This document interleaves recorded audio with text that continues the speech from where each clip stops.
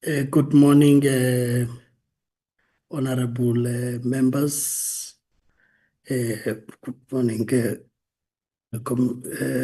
committee support. May I just check? Recording in progress. 9 o'clock. We're scheduled to start at 9. Just to be sure that we have the numbers to start the meeting, but as well as whether those that need to make presentations are already on the platform. Yes, Chair. We have the numbers to can start the meeting. Mr. Mkalipi just called me. He was struggling to join in, but I resent him the link, so he should be joining. And Mr. Murotoba, Chair. Okay, so they are not yet on the platform. Not yet, Chair, but I see Mr. Mkalipi is just joining now. Okay.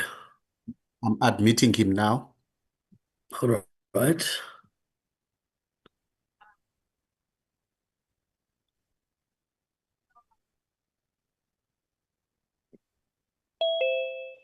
Honorable Basson, I see your hand before we start. Thank you, Honorable Basson. Chairperson. Chairperson, if I can request if we give it 2 minutes. I also had problems to log in. If we can Okay. maybe just give it 2 minutes. Thank you, Chairperson. No, it's fine. Because we also do need those that must present to be in, otherwise we'll have no reasons. But I'm happy that we are all here by 9, especially from the side of the members, on whose instance the meeting would have been organized. Let's start at 5 past on the dot. Thank you.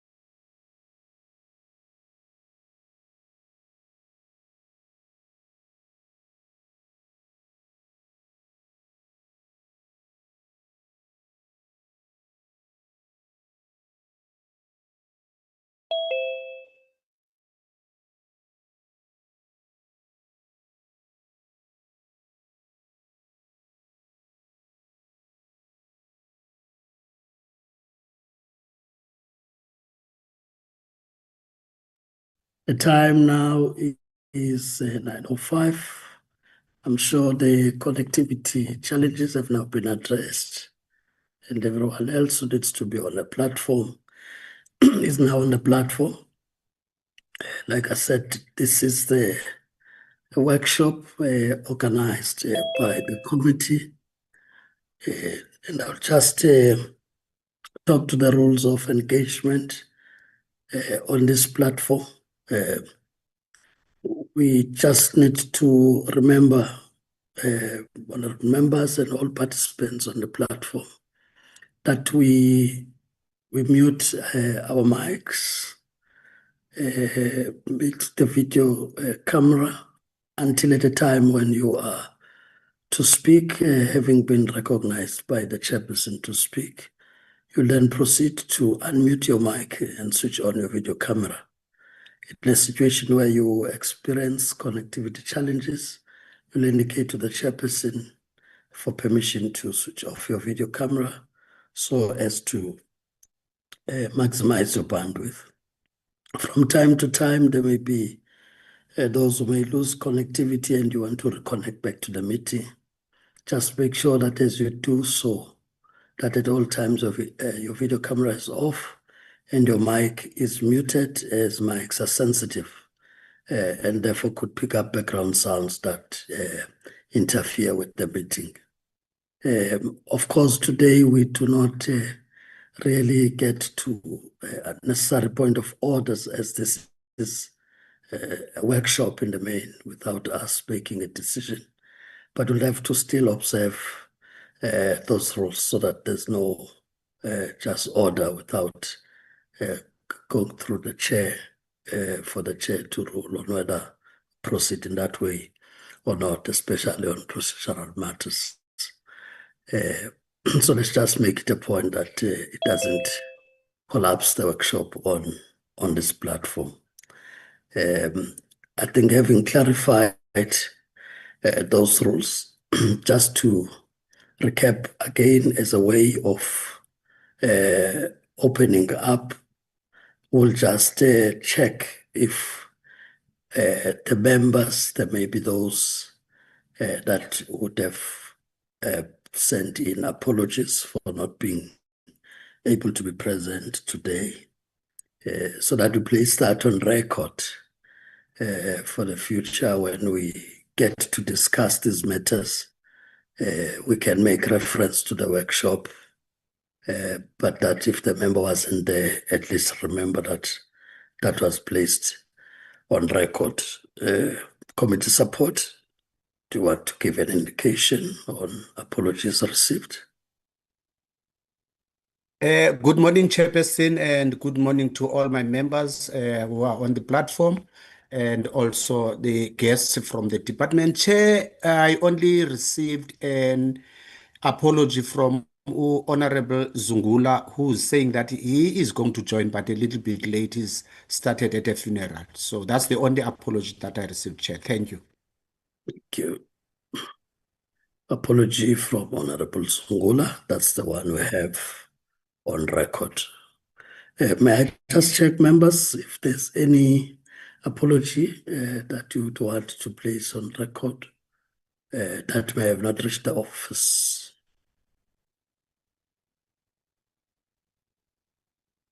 It seems there's none. So I'll take it that we have no objection to the apology of Honorable Zungula. All right, as I open the meeting, let me now officially welcome you, honorable members here present. Let me also recognize the committee support staff that support our work. Let me also acknowledge that the platform also have civil society structures.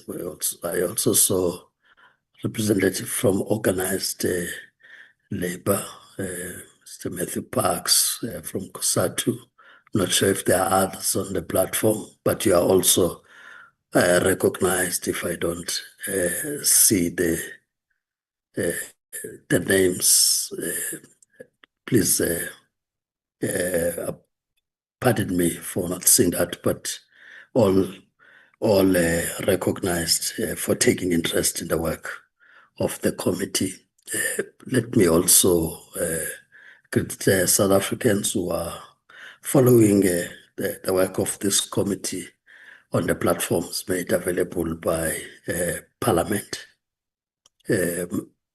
Today, we are meeting as the committee looking at what would be bills that would finally come to the committee, and those that may not be introduced to Parliament as yet.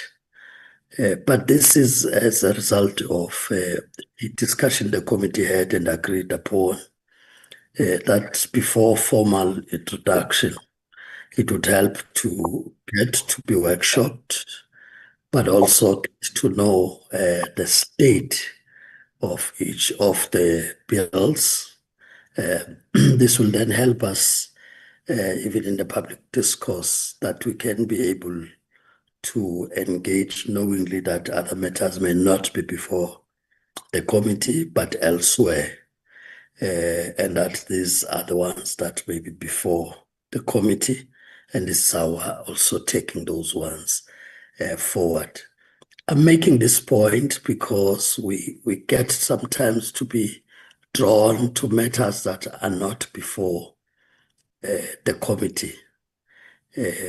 And sometimes if you make commentary on that, it may in a way compromise the standing of the committee, in that once the matters come before the committee, we must not only say we are open-minded, we are to listen to comments from the public and so on, but we must be seen to be doing so also in our conduct, in how we react to these matters.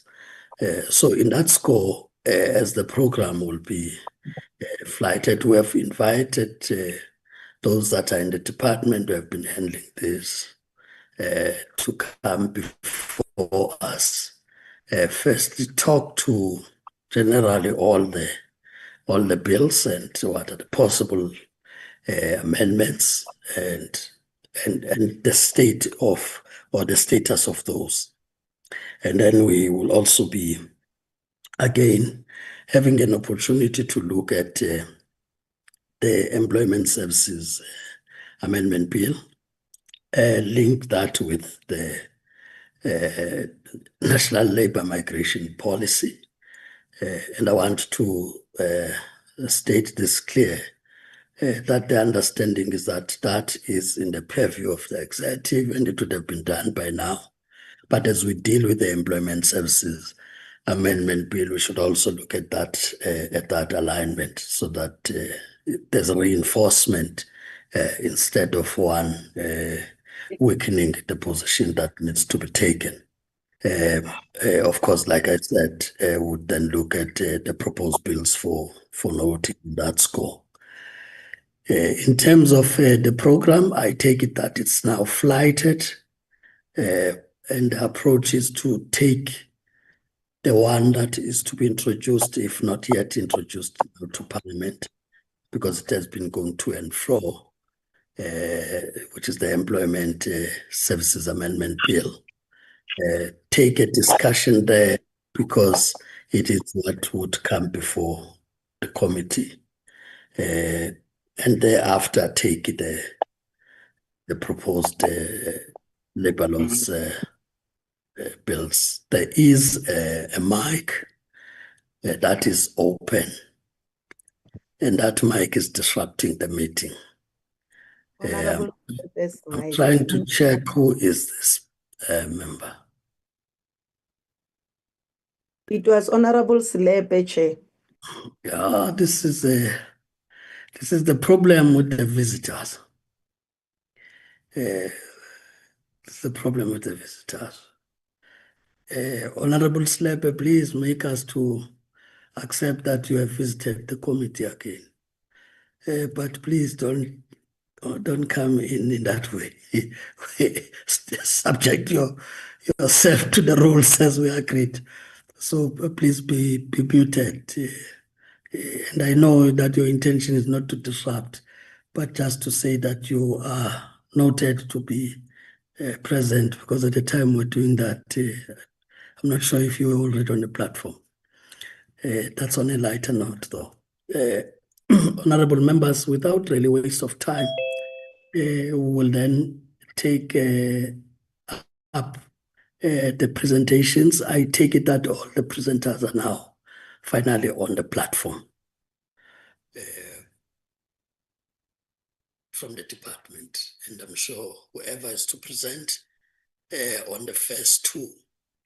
And I'm saying the first two in that I want us to look at both the Employment Services Amendment Bill and the National Labour Migration Policy at once.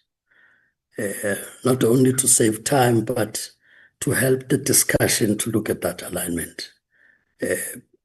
Mr. Mkalipi, I'm sure you are now on the platform, and Mr. Murotova from the department, the teachers. You will Yes, Chair. you'll then proceed on the basis of how you would have planned to assist the committee. Maybe let me establish also just before you come in so that we don't have that problem, whether members, all of them, would have received the documentation from yourselves. Can I get confirmation, honorable members? Yes, we did, Chair. Thank you. We did receive. So, yes, so there is no one who would want to have the document shared only now. So you can then proceed, Mr. Rotoba, platform is yours. I've looked at the slides, honorable members. Surely to put that together shouldn't be the whole day, especially when members would have received the documents.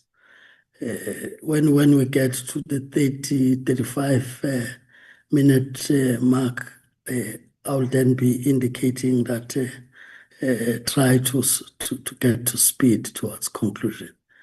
I'm saying on the first part, because we still have another presentation that will come. Mr. Mrotowa, please feel Good welcome. morning, Honorable Chairperson. Good morning to honorable members. Chairperson, I'm on my picture as a video, and I would say with No, we see it's you. You are permitted to switch off, so you did not rent a robot to come and talk to us. Okay. We see it's you, and the voice is you. No. Permitted No, to proceed, Mr. Mrotowa.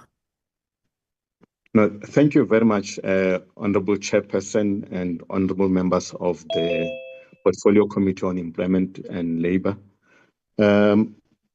Just to clarify a number of issues that you indicated, Chairperson, and requested that we do upfront.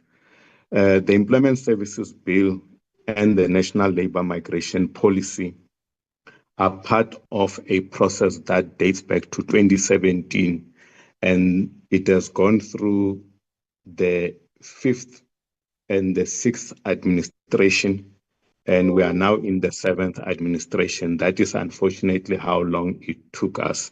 But that is because of the extensive consultations that we had to undertake from the time we drafted a zero draft, a second draft, and did internal consultations within government. We then had to go through the clusters of government. We were told to have bilaterals with various stakeholders, which we did. We then received the various certificates as per the procedures in government of developing policies, both from the presidency's socio-economic impact analysis to check the impact of this policy on the society, but also from the chief state law advisors. Then we were given permission by cabinet to release the policy and the draft bill for public consultation, a process that took about 3 months. And it took almost a year to condense and go through all the public comments, about 662 of them, having follow-up meetings with the various people who made submissions. And then we embarked on a long process at NEDLEC, having amended the bill and the policy, which took us almost another year.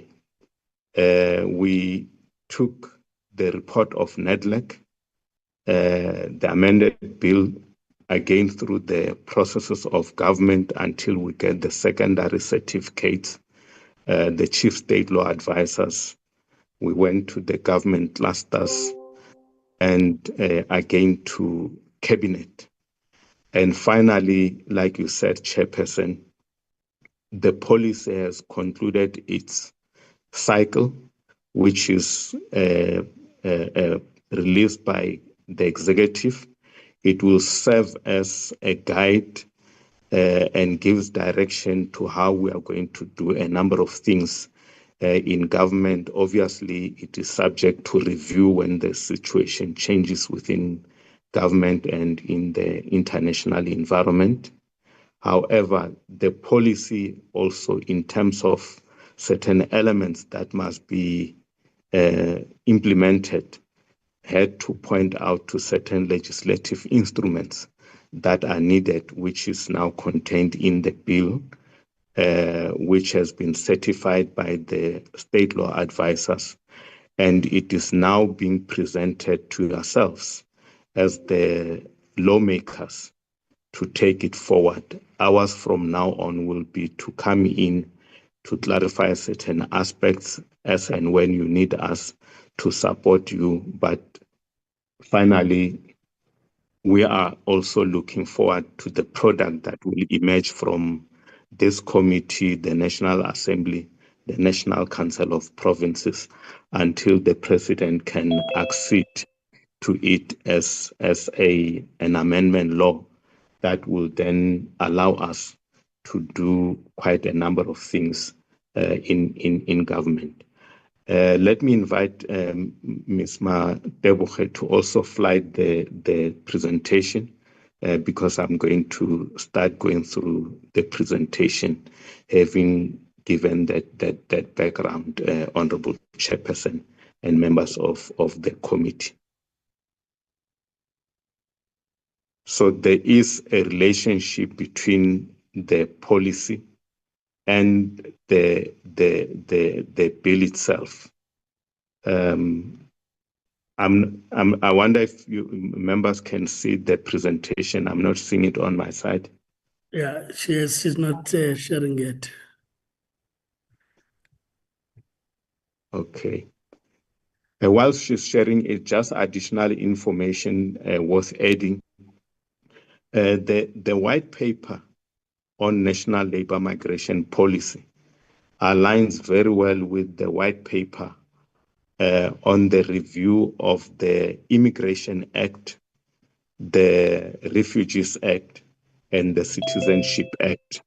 And there are interdependencies, and we are hoping that as you finalize this bill, you will also follow or interact with members in the other committee so that that alignment is ensured and that we can deal with the problem of foreign nationals in our country and make sure that the way they come in and live, especially economic migrants for work purposes, does not undermine the rights of South Africans, their wishes, but also we have aligned with the international treaties, our constitutions and other laws to ensure that they are protected, but done so orderly and in line with the conventions, both at international, the ILO, the SADC protocols as well. Ms. Mateboge, are you struggling to fly the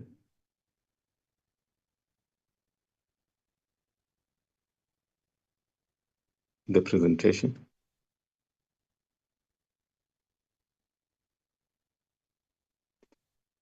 Maybe Mr. Sakasa can assist Honorable Chairperson.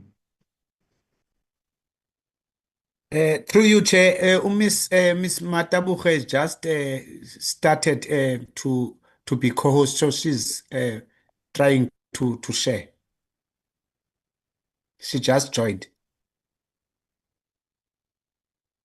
Okay, I'll pause for a minute, Honorable Chairperson and members.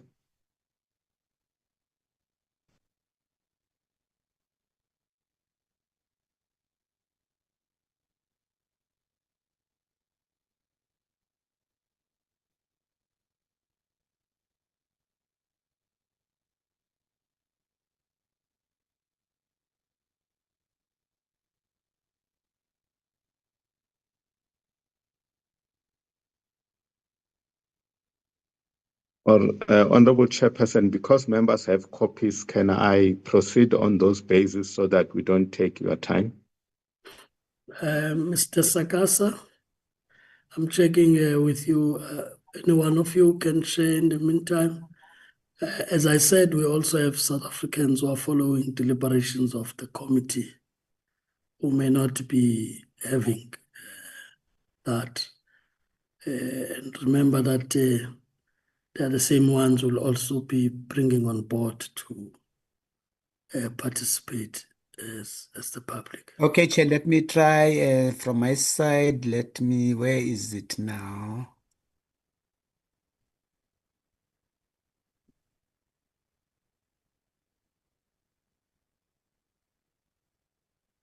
Is it visible, Chair? Yes, if you can just put it probably on a slide mode, yeah, we can see.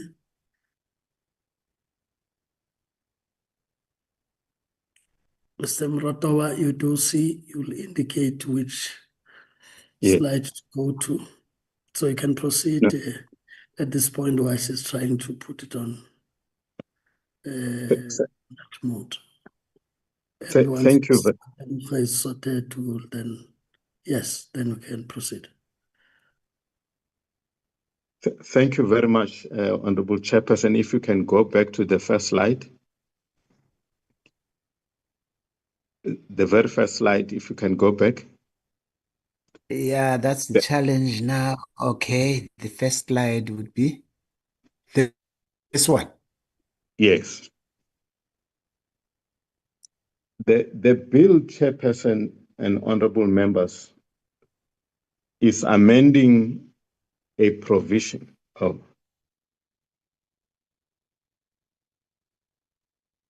okay.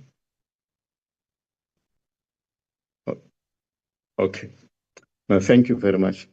The bill is amending the current Act, Section 8 and 9, which was seen to be completely inadequate in terms of making sure that the Department of Employment and Labor can play its role in the migration management and to show orderly movement of people to work in our labor market.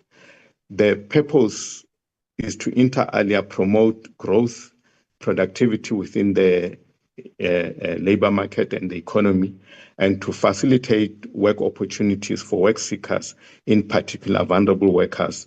And the Act seeks to facilitate the employment of foreign nationals in South Africa in a manner that does not undermine the South African labor market, the wishes of the people locally, including the conventions, and to regulate and operate, to regulate and make sure that the operations of private employment agencies operating in the space is consistent with our labor laws.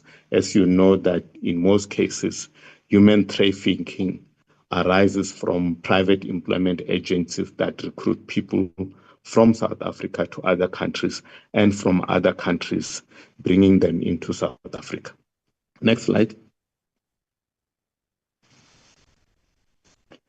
It empowers the minister to make regulations which are going to facilitate the employment of foreign nationals in a manner that does not undermine the current laws, like I said. And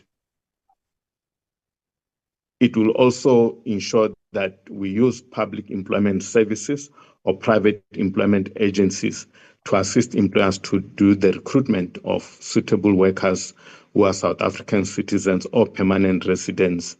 And where they have to recruit foreign nationals, there are certain procedures that must be followed. And the current definition of foreign nationals in the Act includes both asylum seekers and refugees. Honorable Chairperson and members, I will skip slides number 4 to 9, because in essence, those are definitions that we have managed to add. Just slide number 6.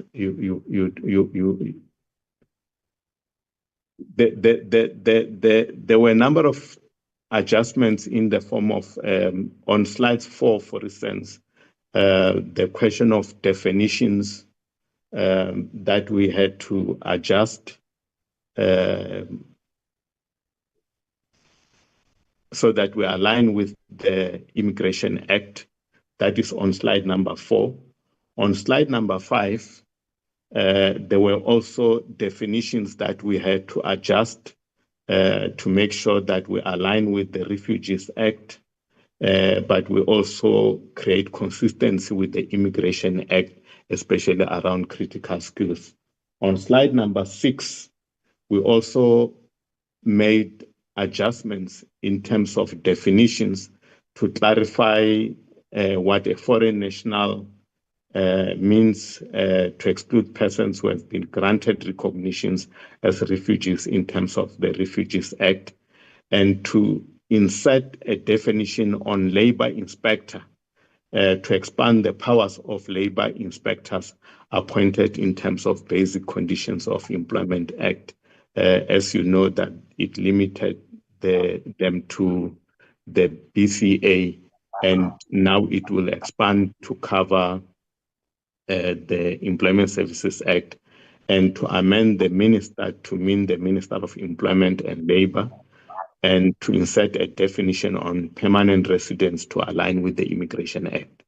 On slide number 7, we also amended the definitions around the private employment agency to include private sector agencies who provide employment services not for gain, the refugees to align with the Refugees Act. We clarified the sector for the purposes of setting thresholds, and we inserted a definition on sectoral determination to align with the Basic Conditions of Employment, and we clarified the definition of South African, covering both citizens and permanent residents. On slide number 9, the definitions, slide number 8. Okay.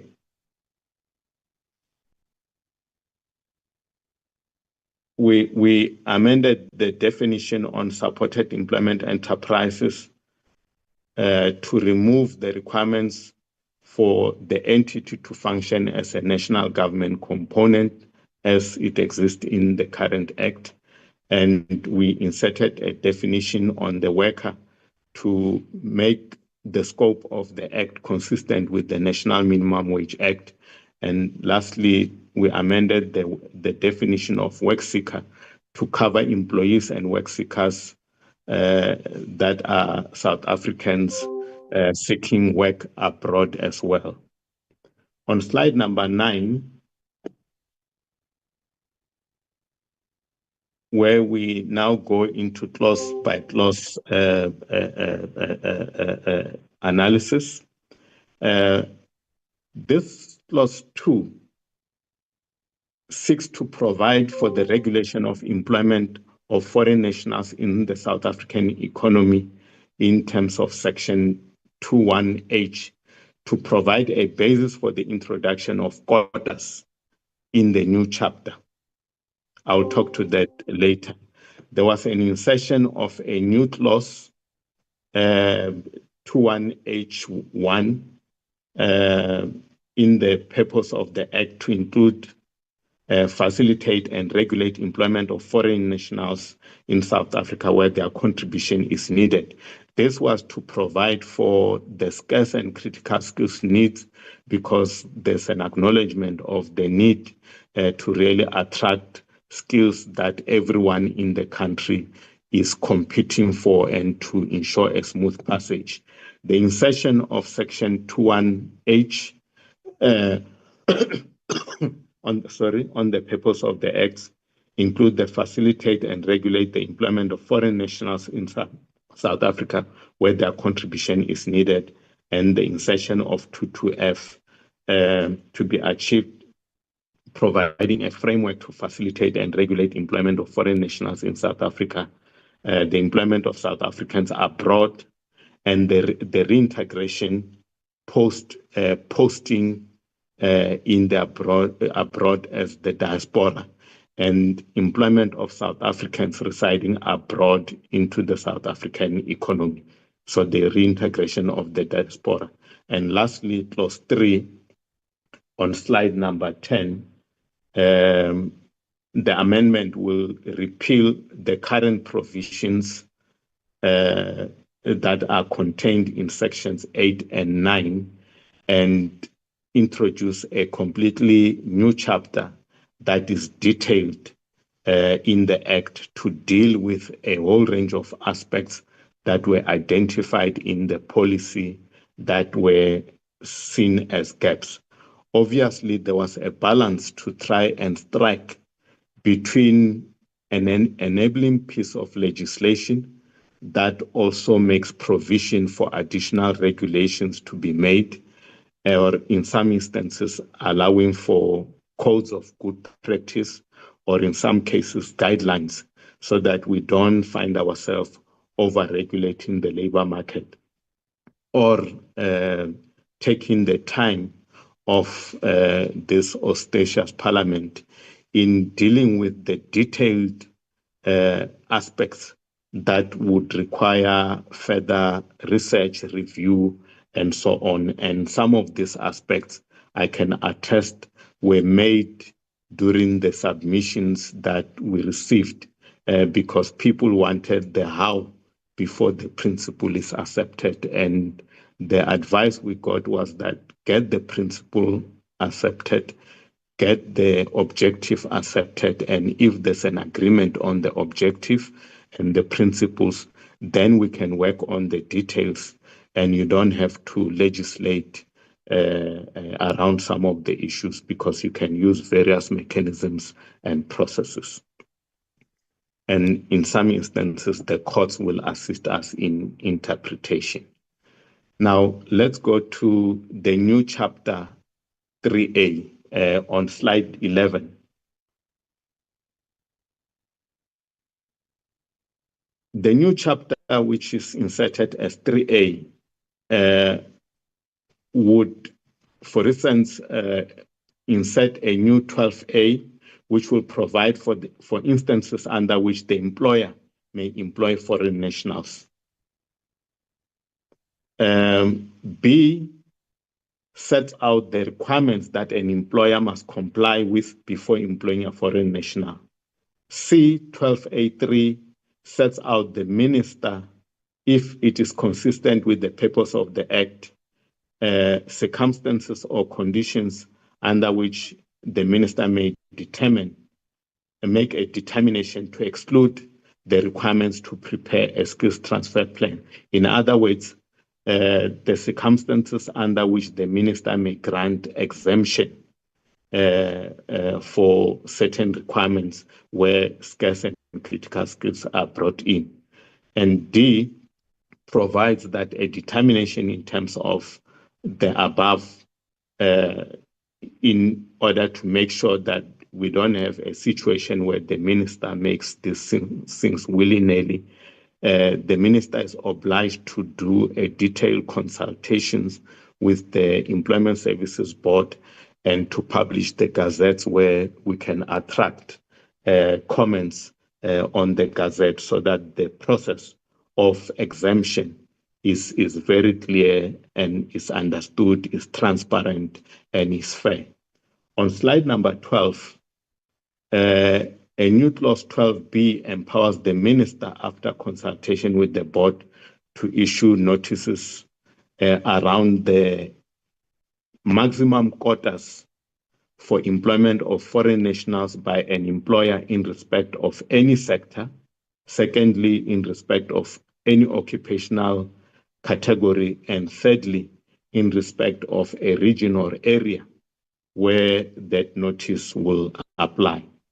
12C empowers the minister to make regulations concerning the employment of foreign nationals, including making regulations on the procedure for applying for an exemption from any provisions of this chapter, and that in doing so, the records that employers must keep are produced and are kept, and that the foreign nationals in their employment align with the permits that they would have been granted in line with sections 8.2 and 8.3 of the Act.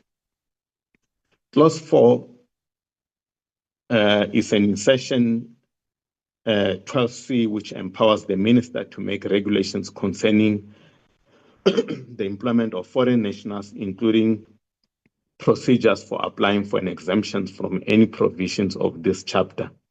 12D provides that foreign nationals hired in contraventions of the South African law are entitled to enforce claims against the employer, which means if an employer has employed a foreign national for years and underpaid them, for instance, there will be a retrospective enforcement of, for instance, the payment of national minimum wage or other applicable requirement. And this section 844 seeks to prevent unscrupulous employers from employing foreign nationals on terms and conditions of employment that are inferior to those provided for by labor legislations and collective agreements. So the labor inspectors and bargaining councils or their agents are now empowered to bring claims on behalf of these workers, documented or undocumented, in the circumstances where these workers are unable to personally enforce such claims. And remember why I'm emphasizing the documented and undocumented. The reason is simply because our laws currently do not distinguish or discriminate against the status of a worker, whether documented or undocumented. So there will be that retrospective claims. If the deportations are to happen, then they will also happen, but they will not necessarily exempt from the employer from complying retrospectively. 12E on slide 14 introduces a new section which prohibits employers from requiring foreign nationals from performing work that is not authorized in terms of the foreign nationals' visa or permit or any statute. In other words, if somebody was brought to work in a mining for a specific area or permit, that cannot be altered. 12, and then clause 5, amendment to section 2. A new DA expands the powers of the Employment Services Board in their role in advising the minister, because this was not initially catered for under the functions of the board as it exists in the current act. And F enables the board to advise the minister on the publication of annual employment services report, which includes sections on matters dealt with above, in other words, on migration related. On slide number 15, The amendment seeks to amend section 23 by substituting paragraph B with a paragraph expanding the provision for the establishment of committees under the Employment Services Board so that they can discharge their functions in advising the minister.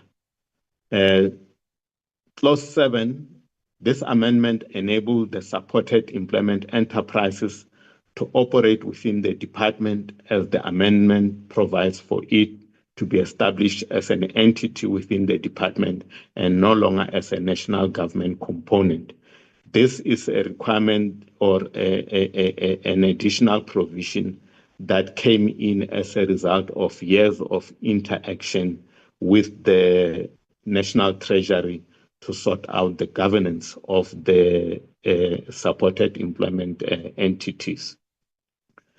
Clause 8 on slide 16 is being inserted to empower the supported employment enterprises to perform any other functions of a trading entity as contemplated in the Public Finance Management Act and subject to Treasury approval. And a new clause 9 will amend by substituting the provisions of section 44 of the Principal Act.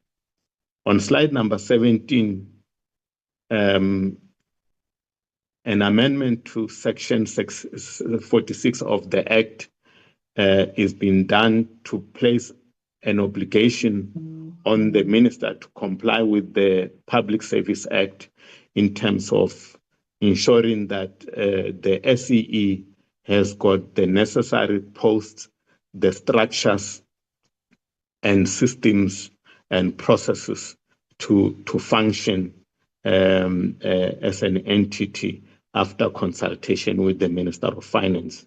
And clause 11, section 47, provides the Director General with a mandate to ensure that the supported enterprises is administered according to the requirements prescribed by the Public Finance Management Act.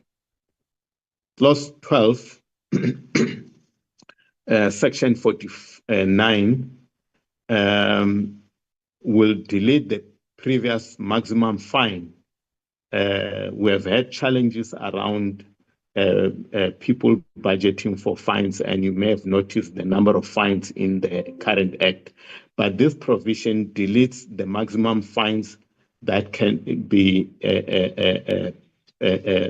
imposed by the court, but introduce a new maximum fine that may, on application by the Director General of the department, be imposed on an employer by the courts for contravening any provisions of those aspects listed in Schedule 3.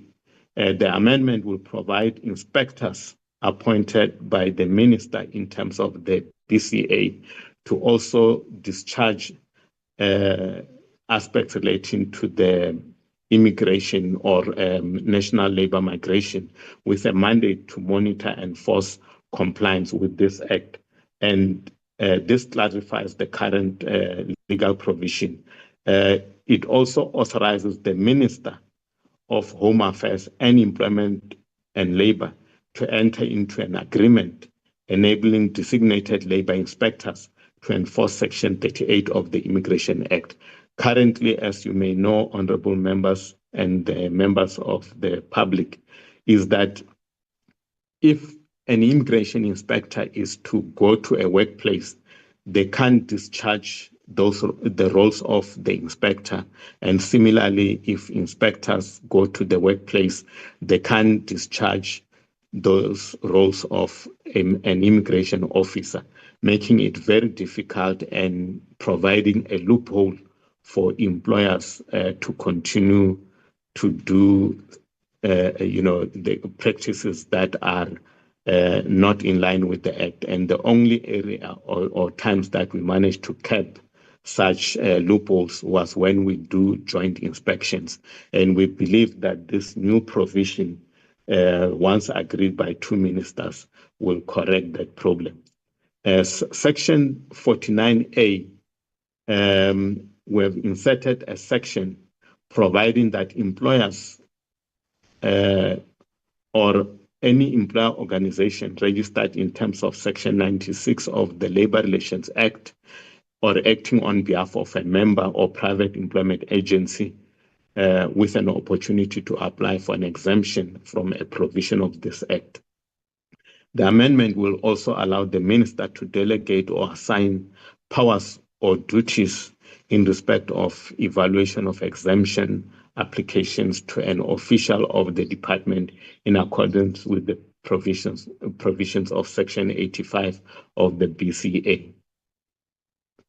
Clause 50 is also amended with a deletion of subsections 4 and 5, which refer to the repeal provisions. And Section 51 will add a list of ministerial powers that may not be delegated to the Director General. The minister's powers, for instance, to set quotas in terms of 12B will be exercised by the minister.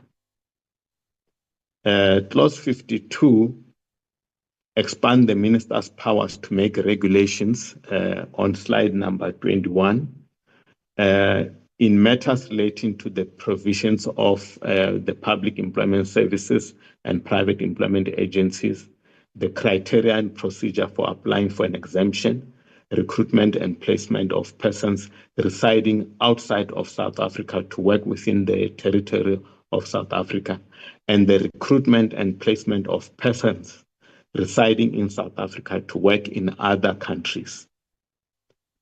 Section 52 on slide 22 is also amended and continues to introduce measures to promote and regulate the recruitment and reintegration of South Africans residing or working in other countries back into South Africa, and the procedure for work seekers and employers to lodge complaints about operations of employment services, and G, any matter necessary for the establishment and approval of supported employment enterprises, and any matters necessary for the administration and operations of SEE, and any other matter which may or must be prescribed in terms of this Act. Clause 17, Schedule 3 of the Act. This amendment will add an extra offense for which a fine can be imposed by the Labour Court in respect of employers who employ workers in breach of the new provisions of the Act. And it will regulate the employment of foreign nationals as in Section 12A. The monitoring and enforcement, this issue became a big issue, and we suspect that this is still going to be a subject of a debate. We had a lengthy discussion at NEDLEC around the good thing on one side of having legislation, but the enforcement being a challenge on the other hand. But we have received counsel that this note, and it will be further debated, like I said, seeks to clarify the position in terms of monitoring and enforcement of the ESA Act, and it will still require some referral between the provisions of the BCA and the Immigration Act. And we also made this amendment so that the minister may appoint labor inspectors to monitor ESA, because initially it was not provided for. And the inspectors so appointed may be generalist in nature, as you may be aware that the department is in a process of recruiting a whole range of inspectors, and depending on our discussions with the Department of Home Affairs, these inspectors, like OHS inspectors, may be specialists as they are given powers to be able to examine records of migrant workers in the workplace, so as to make sure that the cases that we take to court and the arrests that are affected are not dismissed as a result of following the procedures. And if we can go on to the next slide, we have cited a number of provisions in terms of, on slide 25,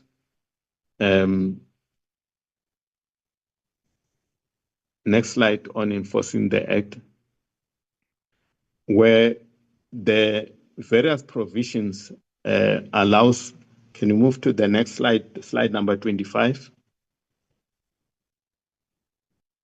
Yes. Where the inspectors appointed to monitor and enforce ESA will be able to inspect documents that employers are required to keep in terms of ESA, including all documents reflecting the foreign national is lawful and entitled to be employment in terms of Section 12A and so on. That the Labour Court is empowered to impose fines on employers who breach various provisions, including employing foreign nationals who are not entitled to work, employing foreign nationals in contraventions of any quota that may be set in terms of the ESA Act. And Section 64 B, which authorizes the labor inspectors to appear in the CCMA and the Labour Court in matters arising out of the BCA, the National Minimum Wage, the UI Act, and UI contributions do not apply to proceedings under the ESA Act. The next slide on departments consulted, slide number 26. I won't repeat what I said. We have gone through a full cycle, which has gone through cabinet, and we have files of submissions made. If you go to the National Labour Migration Policy at the back, it reflects all the submissions made by the various organizations. Next slide on 27, like I initially said in my opening chair, and to corroborate what you said, the journey that this bill has traveled in terms of the necessary approval. And we have a detailed implementation plan. And this is part of the requirements of cabinet when you present a law around how are you going to implement it, fund it, and so on. Now, most of those aspects will be driven from the policy side, but as the law progresses, there will be a lot of pilots that will be running on the sides.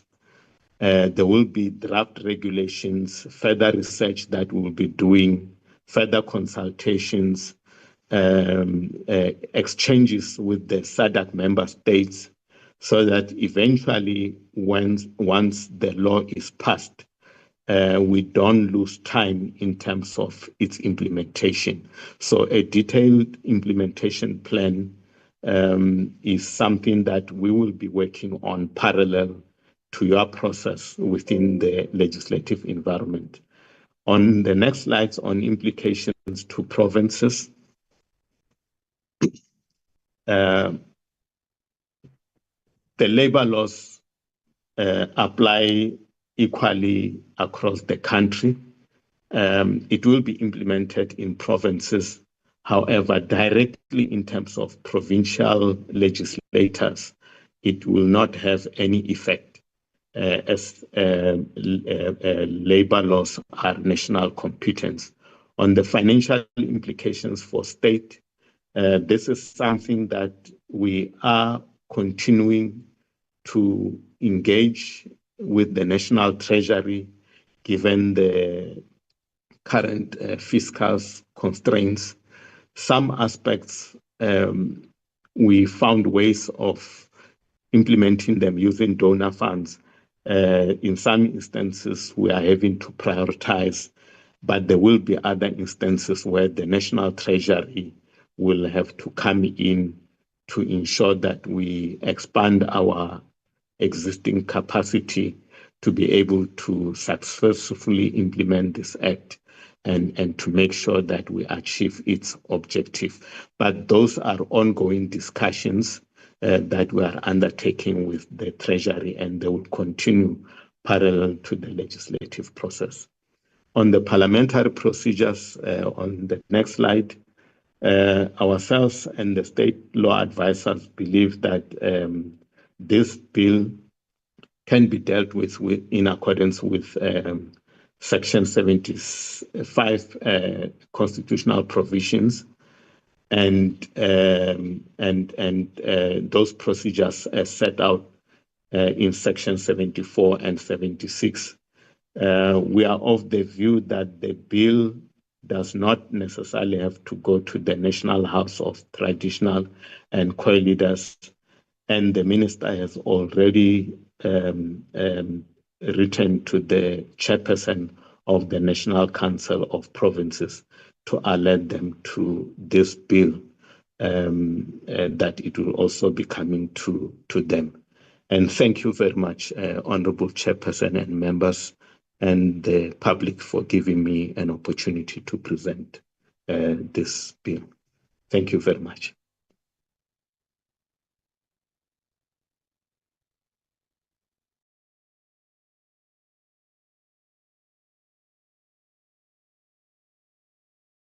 Thank you, Mr. Rotova, DTG. The understanding was that we're clubbing this with the National Labour Migration Policy. If you want to emphasize points on the Labour Migration Policy, I know as you were presenting, you were also making reference that the National Labour Migration Policy takes care of this. It's better explained there. But I'm just giving time to, if you have points to lift up there before we take up a discussion.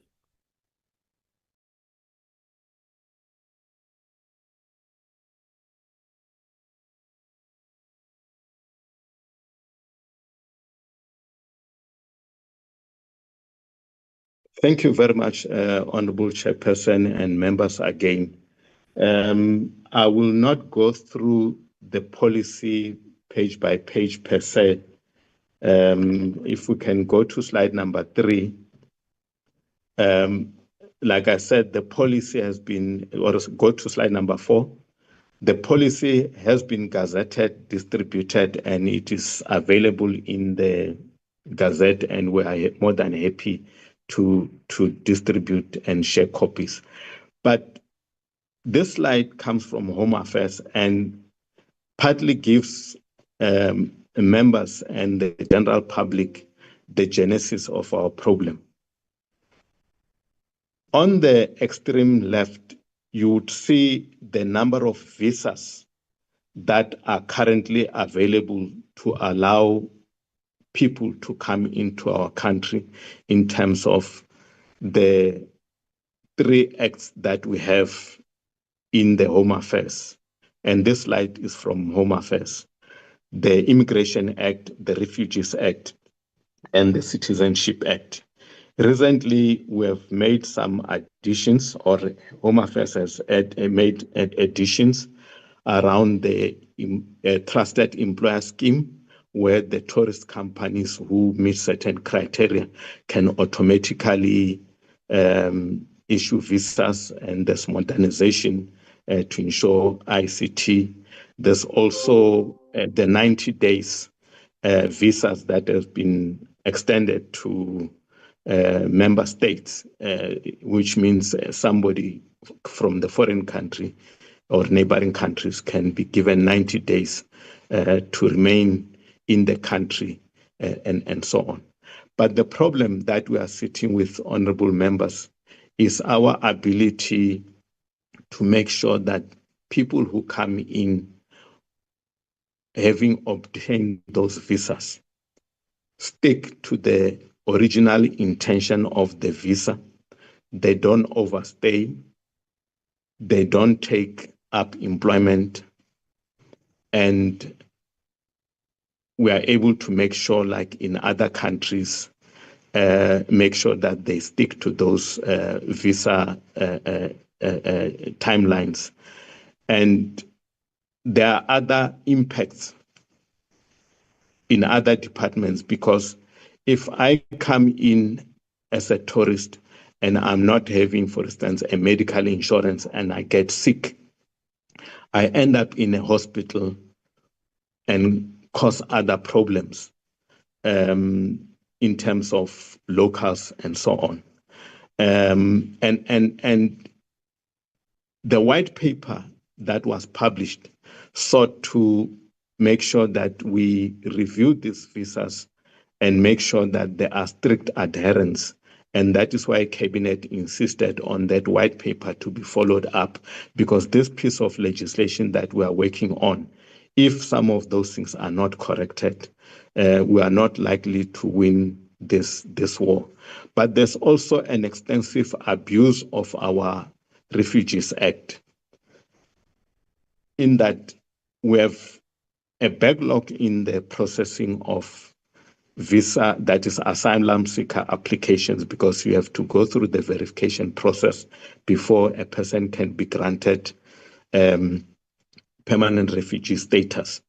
Now, where people come in and they're arrested and they claim asylum status, there are challenges around deporting them, and there are lots of cases that you can go to and check where Home Affairs could not succeed in dealing with those, including ourselves, because when a person is in possession of an asylum seeker document or a refugee permit, they are allowed to work in South Africa, as we don't have camps to confine them in those areas.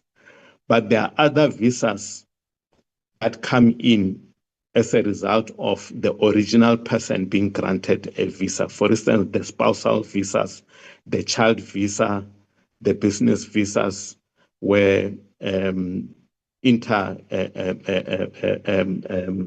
company visas actually operate, and they have to bring in some expertise, and you find that that process cannot be properly regulated. Obviously, there's also another part which has to do with the investment. Those who have money can easily secure citizenship depending on the amount and so on. And we have been working with the security forces here because of the money laundering and a number of other areas. But those are not within the Department of Employment and Labor. But the net effect is that they impact on the labor market. If you can move on to the next slide. This one is just trying to also provide the context. From the 7.6 million migrants in Africa, you'll notice that almost 3 million are in South Africa. We have become the largest country that is attracting the highest number of migrants in the country. Now, insofar as South Africans working abroad, Stats SA indicates about 900,000, that is 0.9 million. But we are having a challenge in terms of giving figures on the undocumented migrants. There are some documents, when you read, they talk about 3 million, some 5 million. Some political parties came with figures far as 12 million. We don't know how they arrive at those. However, Stats SA puts the figure of both documented, that is documented, or those that they interviewed to be around 3 million. But they also concede that insofar as people who overstay and who came illegally, there is a challenge in giving the exact number. And that is why it has an impact in the labor market. Other countries in Africa, we took a sample. You can see, if you take Nigeria, they've got 1.3 million migrants working in Nigeria. They are very strict, but they also have 17 million migrants living and working abroad. And countries in Africa tend to be exporters of labor to other destinations, Europe, South Africa, and so on. And they are very good in protecting the inflow. They limit that to scarce and critical skills where they are required. Next slide. Now, the policy interventions that we made in the NLMP, which started in 2017, deals with very, very complex issues. Migration is not an easy. It raises emotions and so on. We try to strike a balance between South Africans' expectations by introducing quotas like all other countries. Even South Africans that are going to work abroad, they will be subjected to quotas of receiving countries. We won't be able to exceed those.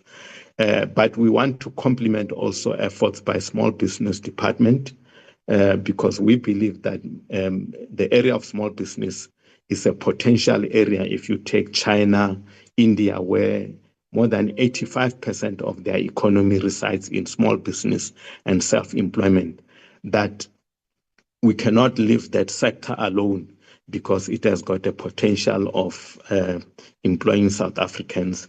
And we also wanted to align with Home Affairs, the 3 legislation, the white paper, but also we wanted to make sure that in line with international treaties, migrants, because there are migrants who come into the country under agreements like bilateral agreements, those that are diplomats and so on, migrants who may have come here as part of scarce and critical skills, and their families are protected in line with the constitution of our country and treaties that we have signed globally. But also we align with the regional integration, the SADC commitments that our country has made, and we promote the involvement of employment of, that is, we promote the employment of South Africans abroad to alleviate local unemployment levels, especially where we have an oversupply of skills, where we have skills that are required in other countries like Saudi Arabia, but we make sure that those processes are done in a formal way. We have lots of South Africans working in Germany, in Saudi Arabia, in Perth, Australia, in New Zealand, and so on.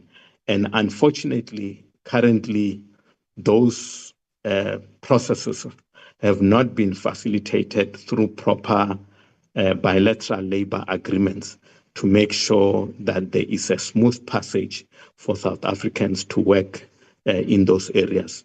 Ourselves, Home Affairs, and our missions abroad get involved when there are wars or when there are unfortunate incidences like drug trafficking, arrest, and so on.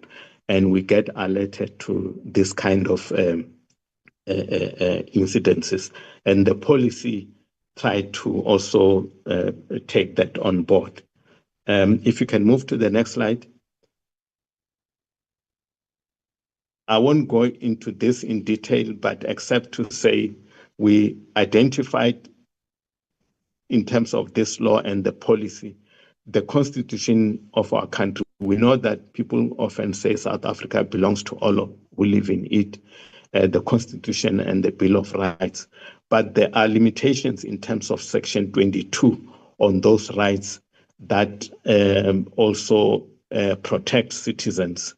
And that is why this bill had to pass that test, the constitutional provision, so that we don't find ourselves doing a law that may not be unconstitutional.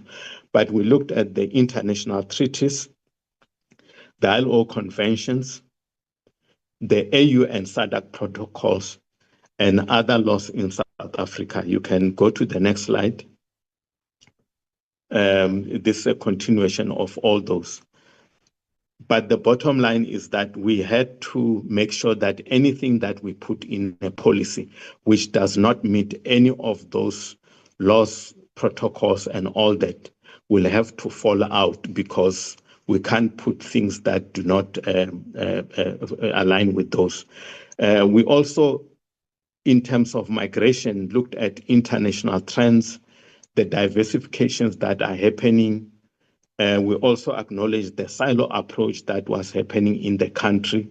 We looked at modern trends and approaches in other countries, especially Saudi Arabia, where they are having decline in population, especially amongst the elderly and childbirth, that they are now embarking on massive recruitment, especially from Africa, given their projections that by 2030, 2050, they will be in serious need of labor, etc. And we also ensure with alignment with Home Affairs and make sure that we ensure alignment with the bill. Next slide. The rationale, like I said, was to comply and adapt with the SADC agreements, the labor laws in the country, and to deal with those areas, especially where we never had policy. Everyone agrees that a lot of people who move are economic migrants. Granted, there may be other people who come in as tourists, etc. But the problem arises in economic migrants. And the agreement that goes back to the SADC 2015 was a resolution to have all these policies. And today, South Africa has become the 6th member state to complete its policy. The deadline was 2019, and it was not met. And other countries are still struggling because they have policies that are predominantly protectionist, and they cannot let go and have policies that align with international and SADC and AU arrangement. So we now have this policy framework, and we are also looking at the migration laws and the bill to make sure that it is consistent with the ILO conventions. If you can move to the next slide.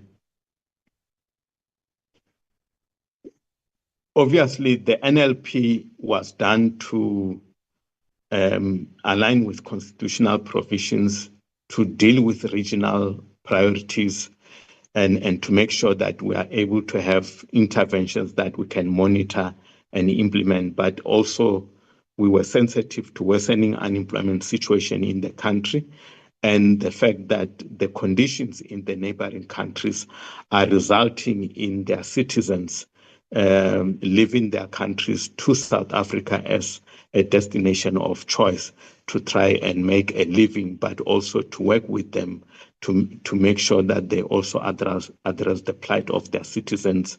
But we also looked at the scarce and critical skills that the country needs to make sure that we have an easy passage. Next slide.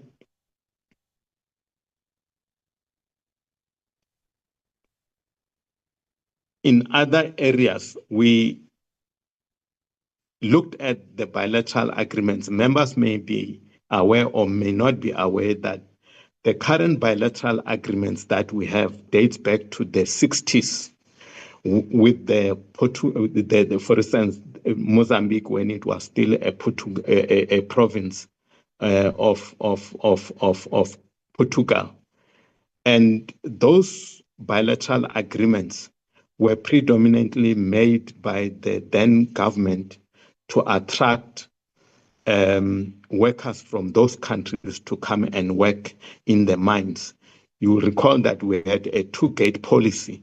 The one side was to drive people from the rural areas and the provinces to leave their homesteads and areas to go and work in the cities and to live in the hostels. And the second approach was intended to supplement that labor through the giving concessions to neighboring countries and making sure that they are able to recruit and deploy large number of people to work, especially in areas such as the mines where gold and diamonds were being discovered under very precarious conditions. And we also looked at the regional interest, and those agreements are not consistent with the Constitution and current trends and have to be renegotiated. We looked at scarcity skills. You can move to the next slide. There are 4 areas simply that are suggested in the policy. The one is labor migration governance and management, which is basically administration, and the data for monitoring and evaluation, which complements administration. And the policy is very strong on 2 areas: the labor migration to South Africa and labor migration from South Africa to other countries. And the next slide tries to go into detail in terms of explaining each area. I won't go into detail. You can skip that one. It's the progress that I've already covered.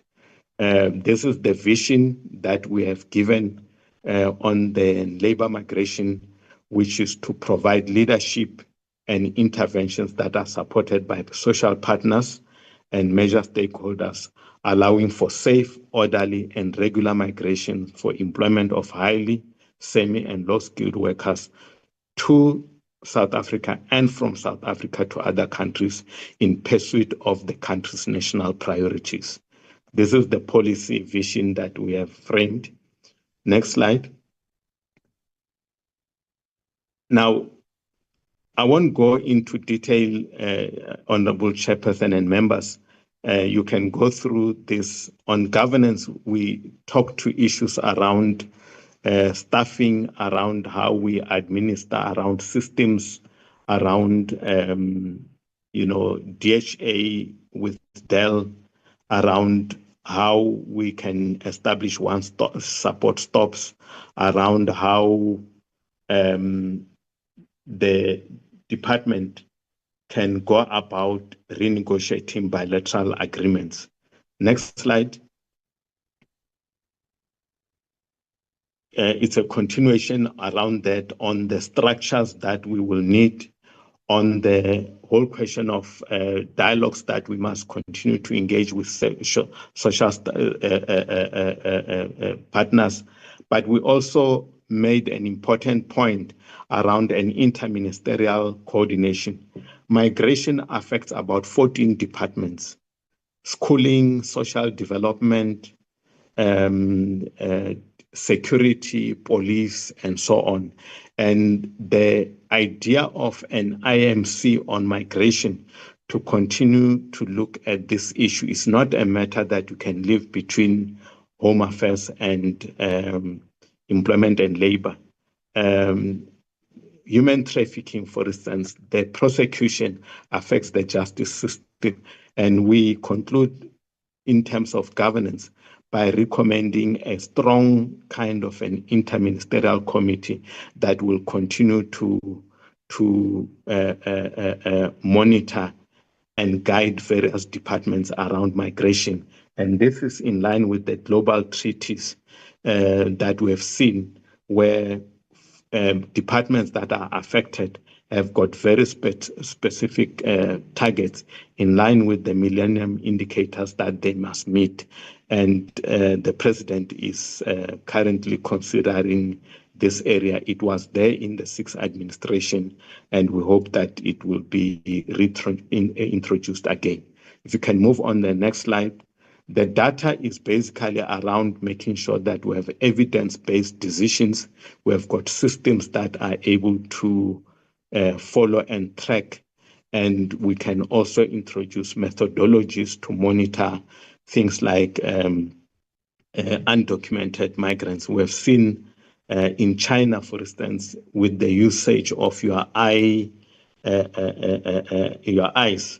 they're able to pick up anyone because of cameras that they have everywhere in the country, that you are not linked to any passport or registration, even for criminal purposes. And with a 1.4 billion, they can track criminals, including undocumented people, within minutes. And we believe that with data and technologies that we can introduce later, we will be able to respond to some of these things much more better and effectively without embarking on kind of practices that are inhuman and so on. The next slide on managing migration to South Africa. There are a number of areas that we identified. The first relates to assessing the labor market, where we look at aspects relating to access, the priorities in the regional frameworks, the skills, the conditions of migrants, their social protections, the labor migration pathways, and so on. By pathways, if we refer to areas, if you go to communities living within the borders, for instance, in the Mpumalanga, the border with Mozambique, and you look at the conditions of the communities on both sides of the borders and so on. There are issues that are big challenges that result in child pregnancies and so on. And in dealing with labor migration pathways, there are certain things that we need to work together, not only across various government departments, but with neighboring countries. If you can move on to the next slide. It talks to attracting and retaining skills. This whole section on the policy is dedicated to deal with critical skills that the economy needs, that the world is competing over, to make sure that we attract those, we provide them free passage, but we transfer those skills that we require to locals. And at the same time, we are able to protect the critical skills that we have developed in the country, and making sure that where they go to other countries, we find ways of negotiating their investment to our current systems, so that they don't just take the skills that we have invested quite a lot. I'm sure you are aware on the amount of monies we're investing in NASFAS, and some countries just wait to pick and choose, and there's no reimbursement to our country. So the policy goes in detail in dealing with those aspects. Next slide. The policy. Next slide.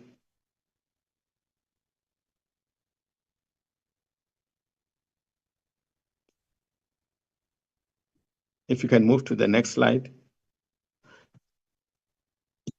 Apart from attracting skilled people, the whole question of documentation management to prevent fraudulent and unethical recruitment is a big issue.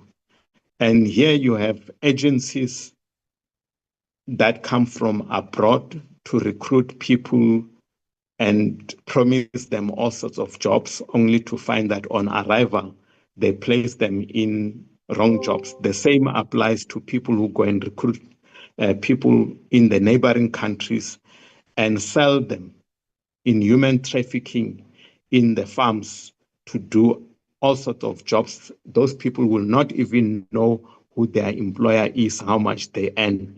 They depend on a labor broker who has recruited them from the neighboring countries, how we go about vetting contracts, fees charged to workers, because a work seeker is not supposed to be charged any fee.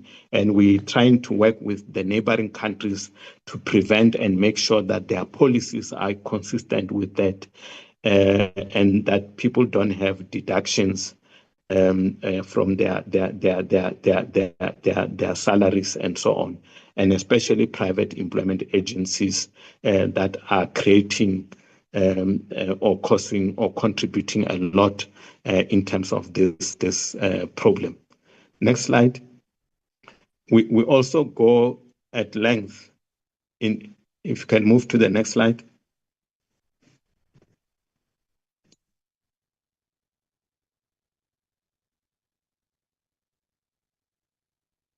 Can you move to the next slide so that I don't leave members behind?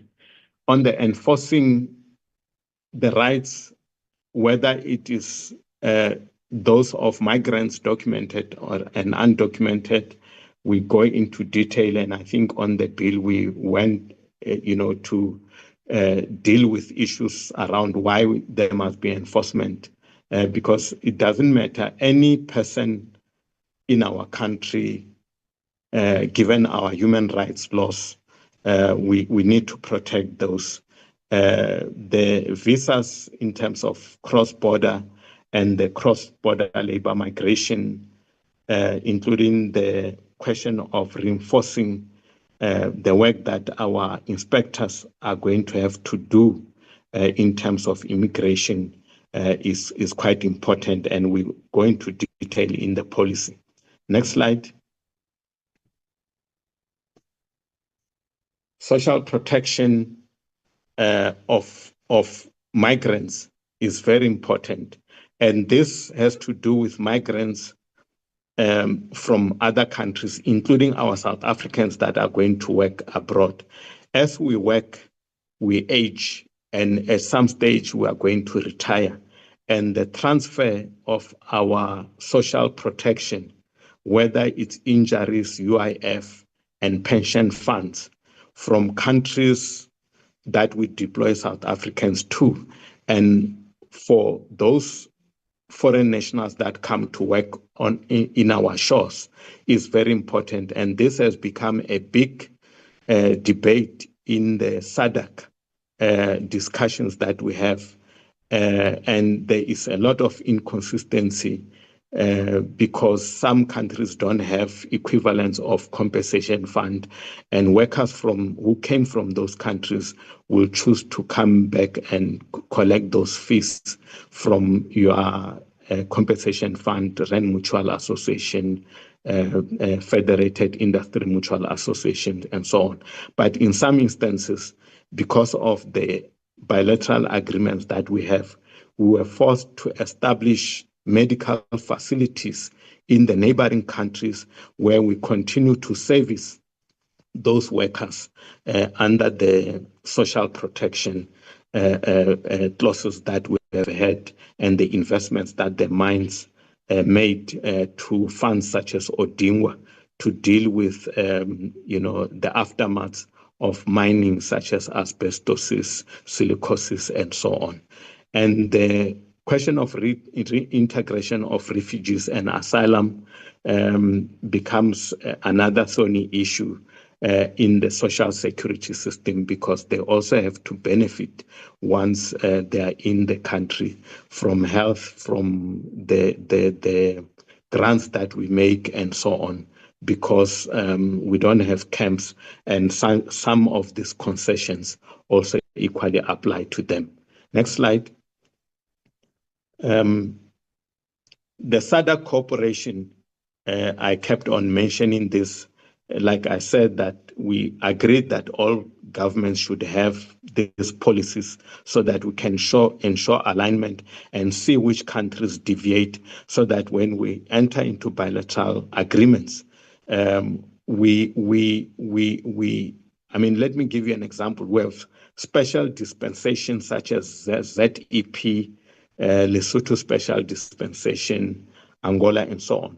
in those countries, you'll find that there are no similar kind of reciprocal arrangements that gives citizens from South Africa special dispensations to work in those countries.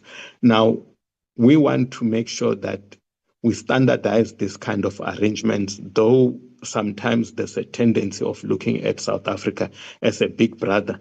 But we believe that there must be reciprocal kind of arrangements in line with the policies and the SADC protocols that have been signed, and that the current bilateral agreements that are not inconsistent with the Constitution should be negotiated and make sure that we have got arrangements that are understood, for instance, between South Africa and Lesotho, and how people are going to move and work in each other country's territories, similarly to Eswatini, Zimbabwe, and so on.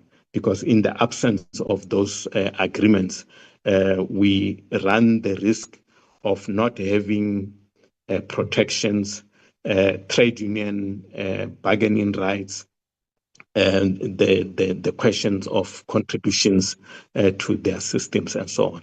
Next slide. You can skip this one. You can go to migration from South Africa to other countries. This is where we deal with how the diaspora, and to prevent brain drain. I gave examples of Germany, UK, where we have a lot of our nurses, so that we can have proper arrangements and agreements with those countries, and the conditions under which South Africans are going to work in those countries, and how the missions can protect them, or if there are challenges, the labor desk in those countries can intervene and say, look, this is not in line with the bilateral agreements. Next slide. We list, you can skip those. Those are some of the examples we put from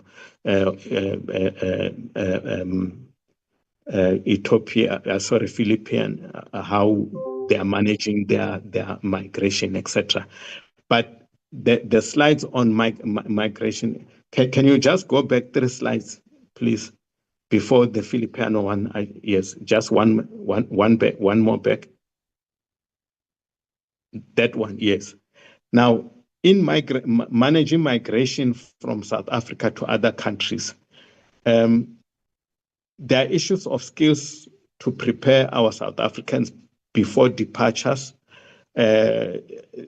familiarizing them with the labor laws, the kind of support packages that we must provide, how DEL and DHA must facilitate their movement, and so on, and how we negotiate and conclude agreements with the various countries in ensuring that South Africans are able to work, but also able to transfer their social security, be it if they get injured, that there is some kind of arrangement between the compensation fund in that country and the compensation fund in South Africa, and that they do not become a burden to the South African system when they worked and got injured in another country, and that the compensation system in that country is also able to transfer emoluments to South Africa. Currently, those arrangements are loose and there is no specific laws, and hence we had provisions around regulations that will deal with that aspect. You can skip the next 3 slides and go to the last one. Yes. Okay, that one. Now, we believe that the policy that we published and that has been gazetted will bring us, like I said, in line with the not only SADC, the AU, but also with other countries internationally, because we are now very clear and certain on how we should be managing labor migration. Granted, the policy will be reviewed periodically as the situation changes. But we have a guide that provides direction to both Home Affairs and ourselves on how we should distinguish between just immigration and employment, and that is labor migration. We have now instruments that will ensure that whatever we are doing is evidence-based and that the decisions are informed by facts and not emotions through the data management. Next slide. We believe that the policy provides guidance on the legislation, like we're now tabled during the parliamentary processes. If you believe that we didn't lift certain aspects from the policy, I'm sure yourselves as parliamentarians will do that, and we will continue to amend legislation going forward. We believe that we managed to align with the various international instruments, the Global Compact, the ILO conventions, and the SADC instruments, and that we have got a framework that will guide the administration within government in the recruitment of scarce and critical skills that we need. And lastly, this policy will serve as a basis for us to be able to renegotiate bilateral agreements that dates back, that are not inconsistent with our constitutions. And I would like to end there, and thank you very much, Chairperson and honorable members, for giving me this opportunity once again.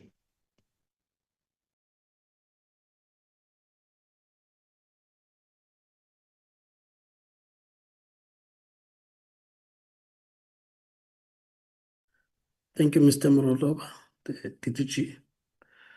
We will now, honorable members, like I said, we have given time to this because, as you already heard, it is now a matter before us as the committee once Parliament makes the referral to us. So it has come to Parliament. So we can then have an opportunity now, if there are clarities we need, if there are comments to make, like I've said, not because we are making a decision, because this is not a formal introduction of the bill. I will now take hands, and committee support will also assist me in case I'm jumping members who may be struggling to have their hands raised. They will indicate maybe just by opening the mic so that I keep that in check. Okay. That's number one. Number two.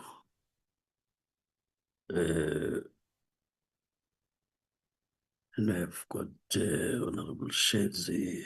That's number three.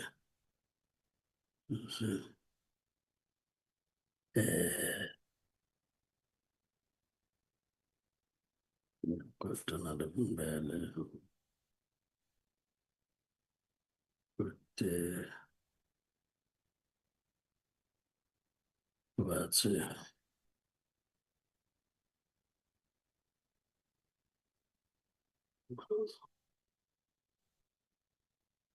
Okay, we'll now take the members as follows. We've got Honorable Nkopane, number one, followed by Honorable Bahrain, Honorable Shezi, Honorable Mbele, Honorable Tubatsa for now. I'll then take the other hands after that. Honorable Nkopane.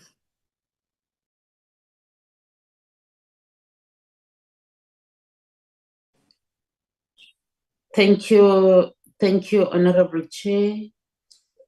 I'm trying today to be in a place where the network is a bit better. Honorable Chair, let me firstly appreciate the reports and the proposed amendments and the reviews that have been done. and all the effort that has been put on these documents. Starting with the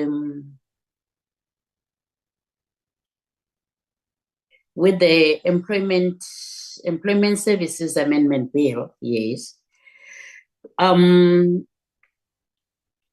I just have questions that need more clarity on these. Question one is, this thing, okay. You are permitted to switch your video when you want to, and then proceed still. But yeah, we can hear you. We're fine. Okay. How will the minister determine the implementation and sector-specific or occupational quotas for foreign nationals? Then the second question, Chair, is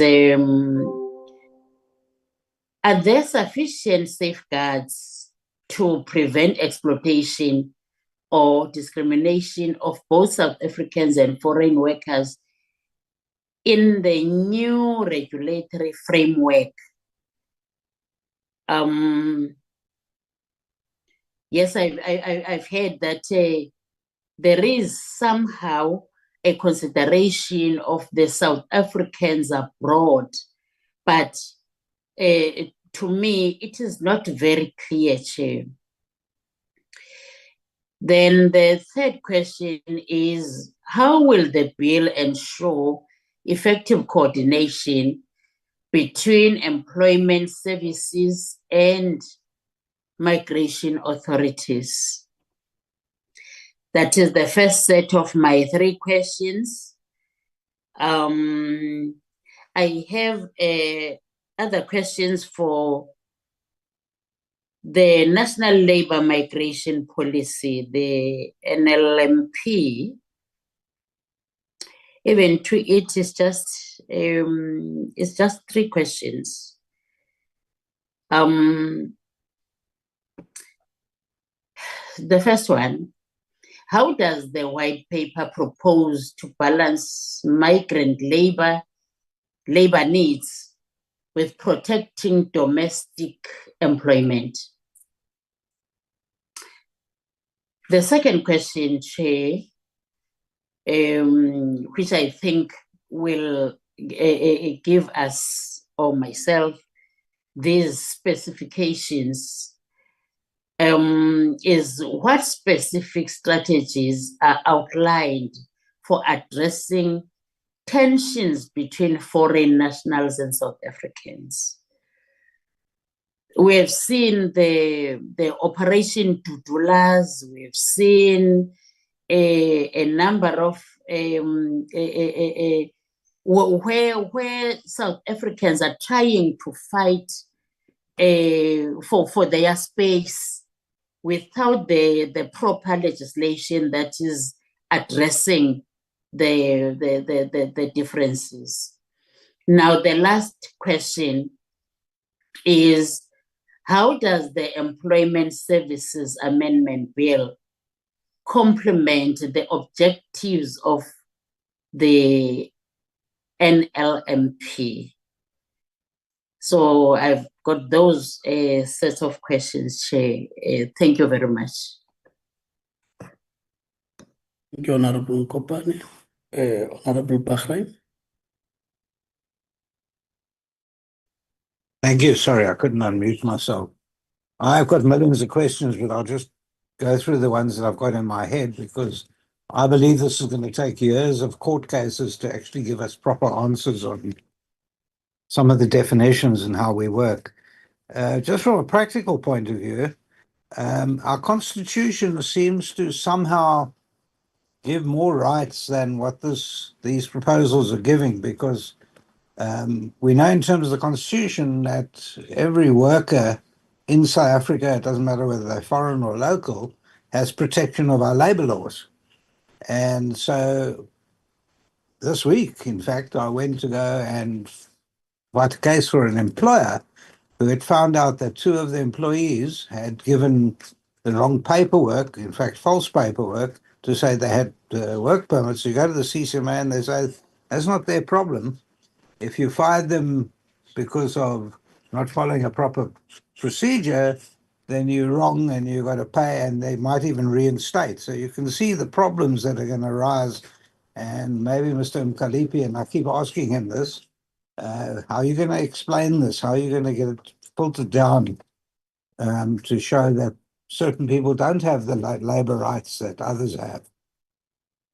The second thing is, when you actually try and get hold of the Department of Home Affairs or Labor to check on papers that people present and say these are legitimate work permits, you don't get answers.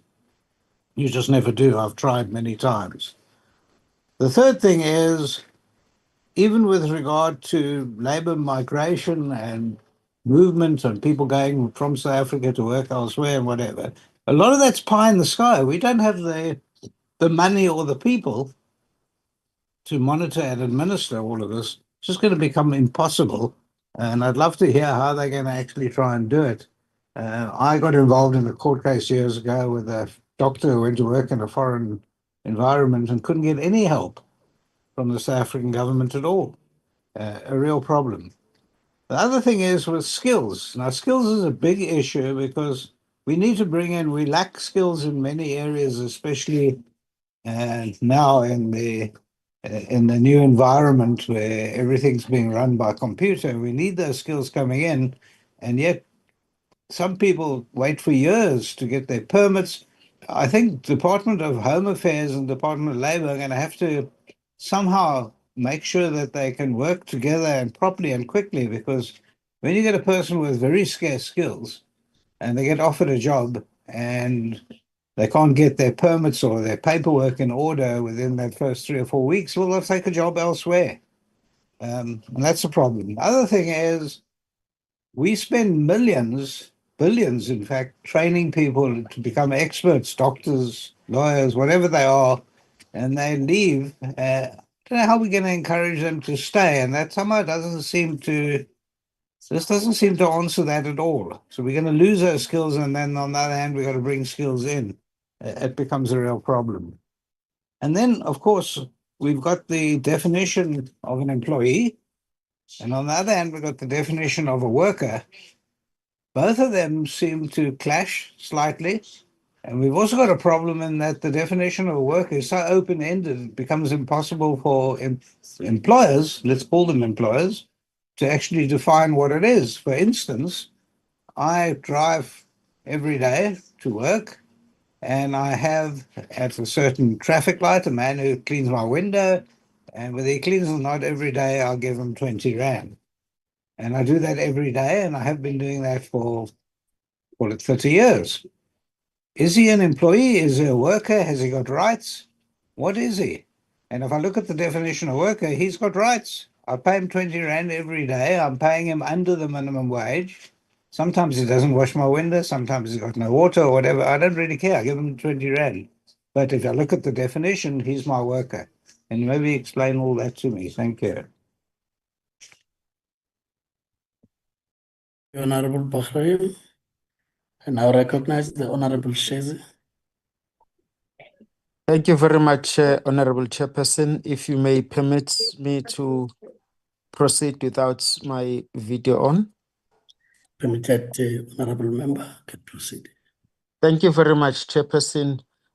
Mine is a more of a question around the immigration or employment of foreign nationals in South Africa under the Employment Service Act, the amendment that we seek to introduce.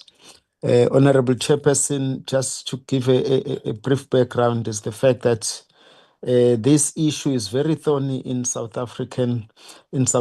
If you've seen the latest drive by MK Labour Desk and the number of thousands of unemployed youth that turns up to submit CVs in companies that have employed foreign nationals, I think it is a really thorny issue that may lead into chaos if not managed properly.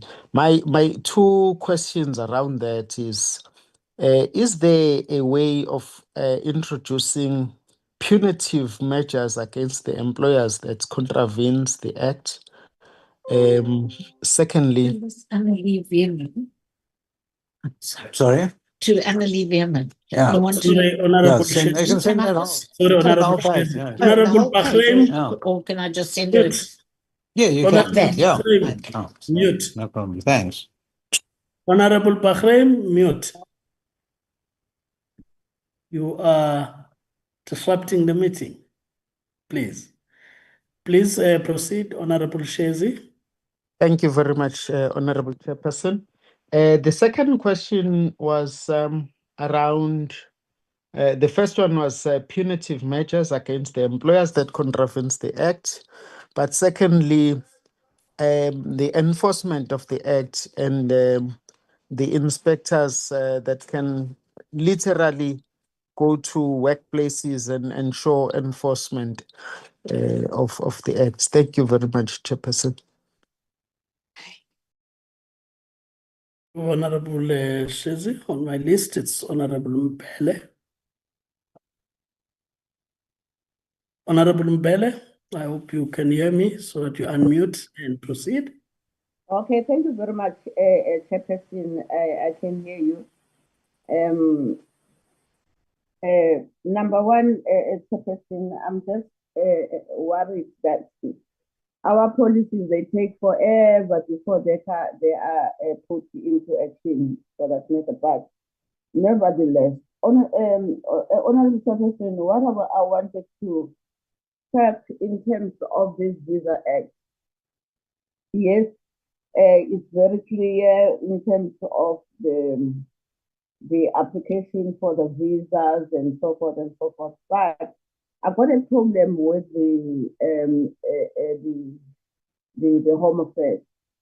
Lately, there is a case that has been there, which is, I don't know how did it happen, that it gives a permission to the people that have left the South Africa via kwamanye amazwe ukuthi they can come back, but we understand as well ukuthi there's a political motivated issue, and especially ngilinka kakhulu nale issue lena efuna ukwenzeka eCape Town yokuthi eWestern Cape la befuna khona ukuba independent.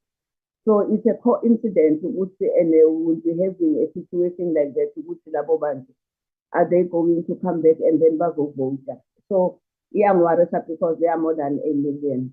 As much as singayibheki thina, but ke izosilimaza kakhulu at the end of the day. Bengithi nje singiyidlulise le ukuthi I hope le visa ene, because I don't want to lie to you. I didn't read it properly because bengikwenye ilokhunjana besibhizi ngenye ilo abangideploye kuyona i-PC.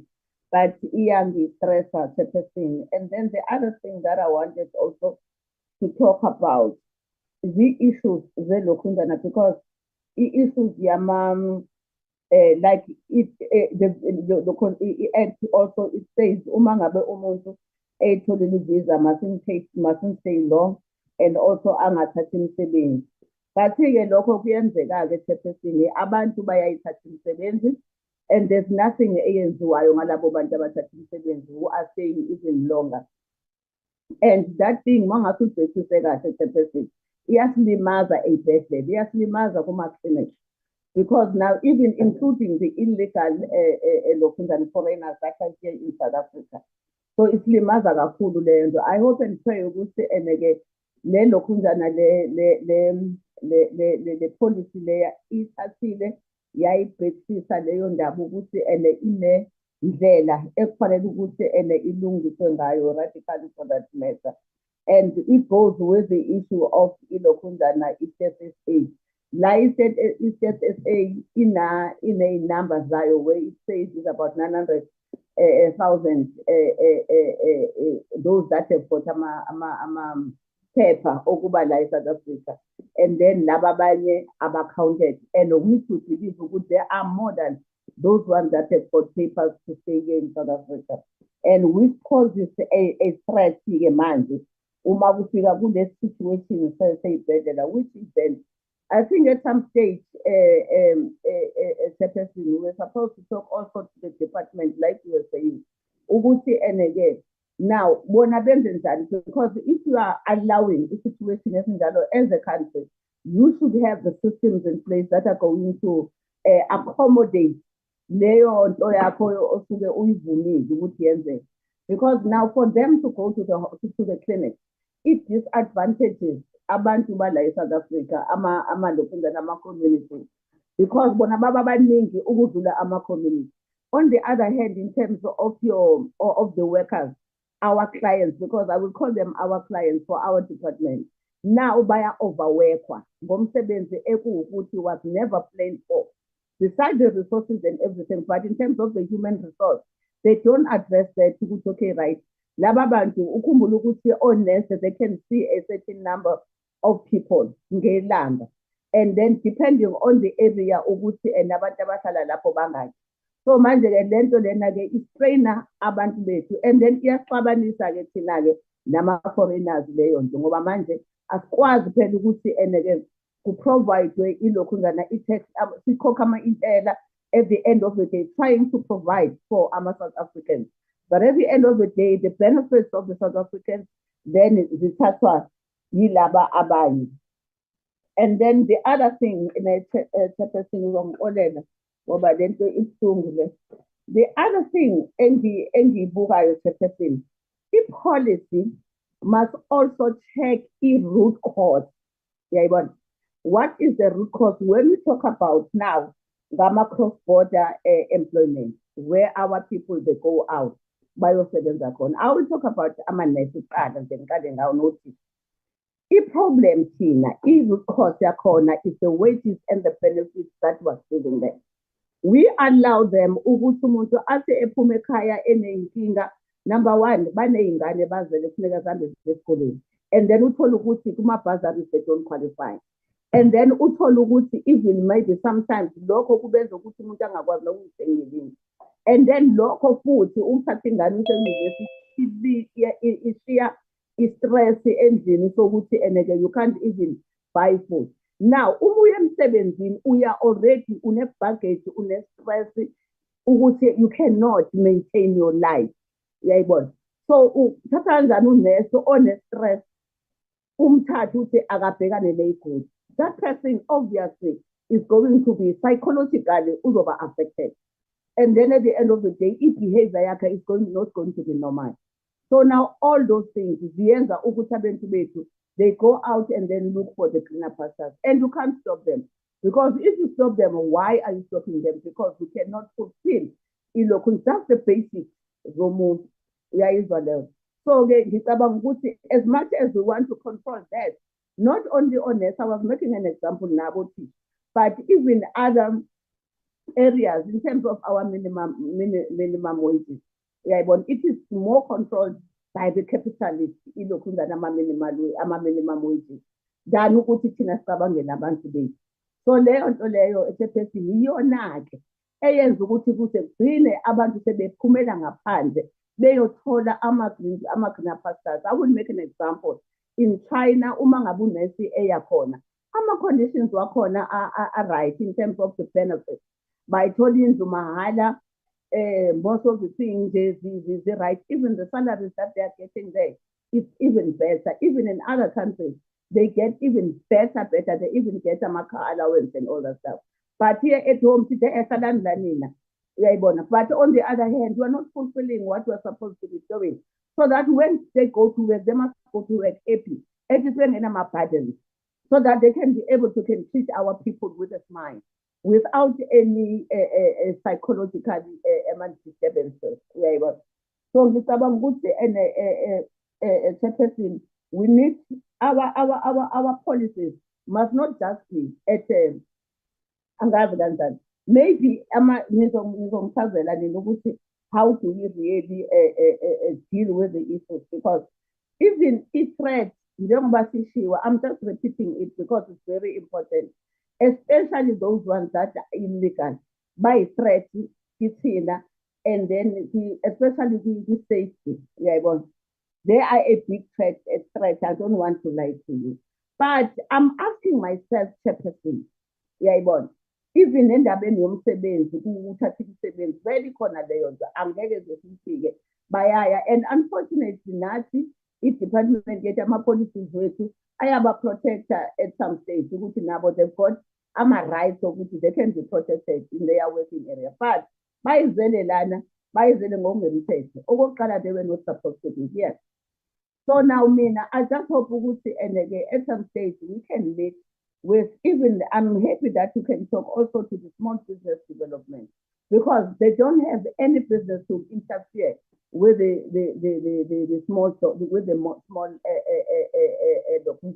businesses. Those businesses are for the South Africans so that they are able to create employment for other South Africans. So now immediately they come to that space, then it's a threat, because it's a threat in the well-being, and then it brings back the poverty to our people. And then even when we talk about the issues of the immigration, there must be some certain control. I just hope I can see the fact if we are saying Abantu they come, we've got the laws that talks to the immigration. Now that talks to the so we should be very clear, Chairperson. Okay, right? If Abantu bangama refugees lana, bangama refugees, where do they put them? Because we can't put them in employment. It is not fair to take the people that are the immigrants. We must build the camps. They must be in the camps. If we are not, we don't have the facilities. Why do we even take the refugees? Because we're not supposed to be taking the refugees if we don't have. Because now that is another threat. Are we saying because we don't have the facilities, so let the South Africans be exposed into criminal acts? Like the issues of the drugs. Those people that are illegal, they are bringing drugs here. Unfortunately, and I don't know, they are also helped by our own people. Yes, Chairperson, I'm sorry ukuthi ngikusho lokho. Lokhu ngikusho ngenhliziyo ebuhlungu, evudikazi, ukuthi our own people and our leaders baba involved entweni ebulala abantwana bethu, ama-drugs. Kubuhlungu. Sesize sinama-commission nje, sinayo ama-ad hoc and everything, just because protecting ukuthi abantwana bathu, they must die. It's so painful. I don't want to lie to you. I have never been so emotional, Chairperson. I have never been so emotional about this issue. We're dealing with the immigration. We're also now, we have to be worried about our children. Abantwana bethu bayafa. We don't have a generation. We don't have youth. And even the work that we're talking about, that we are creating, who are Honorable Bell, I'm sorry if I'm out of order, but then when I show my video as a rule, we have been doing is that must be done. I'm sorry. Thank you. So that we are able to give honorable towards, I hope that phone still represents him. Thanks, sir. Yes. Thanks, Honorable Bell. Honorable Mutubatsi. No, thanks. I'm happy you remembered. It still represents me. No, thanks very much, and thanks for the succinct presentation that was made on the two documents. In the presentation, it was mentioned that the minister has decided to write to the NCOP that this bill will not go through the traditional leadership. I must confess that ourselves as the MK party, we take serious the stature of the traditional leadership. And it will be relevant to ask what informs this, what I can call a bizarre decision, not to have the traditional leadership having a say on this important piece of legislation and regulations. This is informed by the fact that we're also talking about the subjects of this leadership having to go across the borders, and they need to know where their subjects are going and how their subjects will be treated, and it will be fair that they be given an opportunity to can have an input in this regard to safeguard the interests of their subjects. As I said, we take this leadership to be serious. And if it is the view of the minister, I see that as being condescending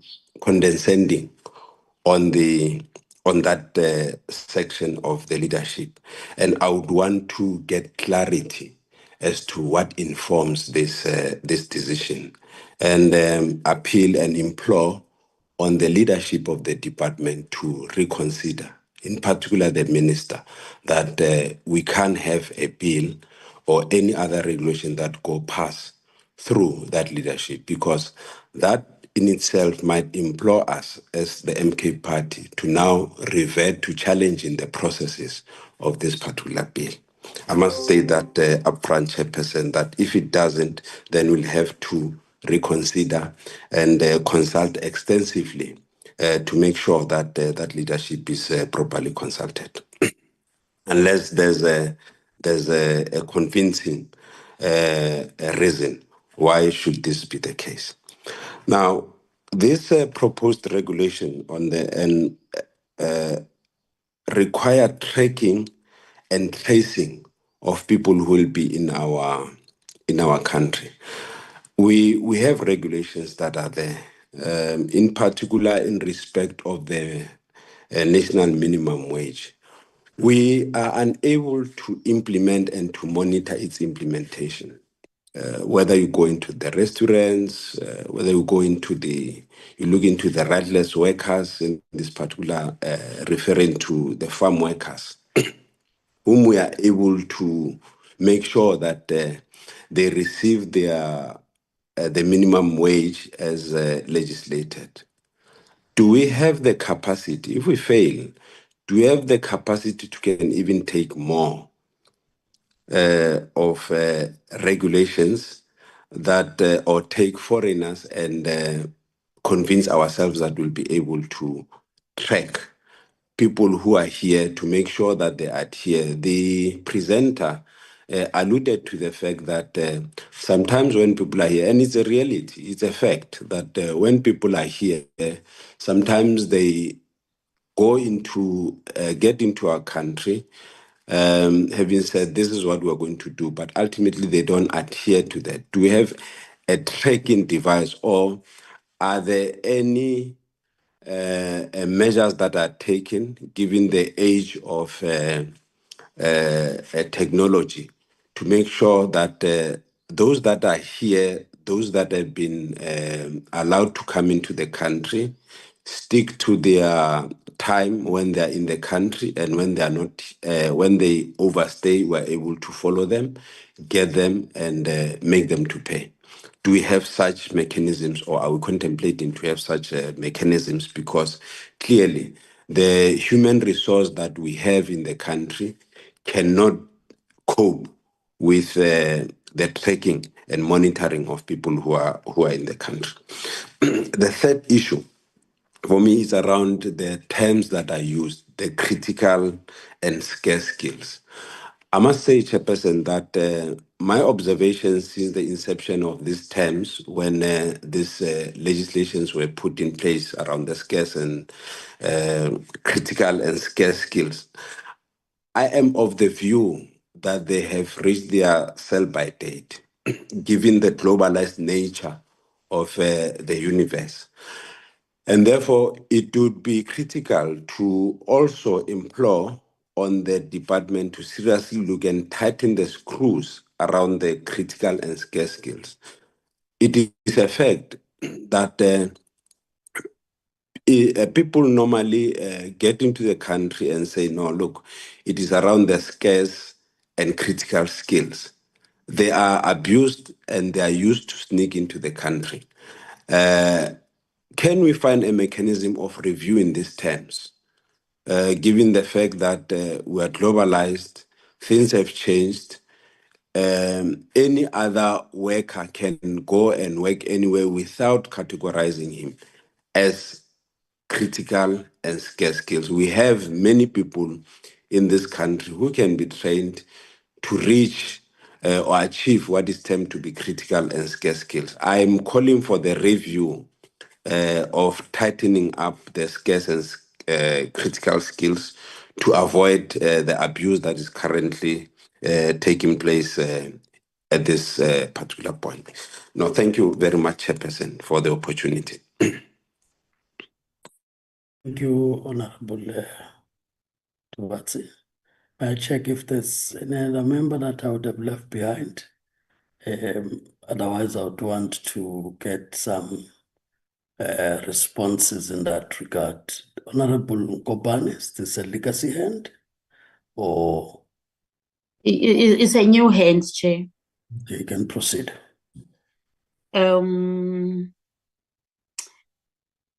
Hey, Chair,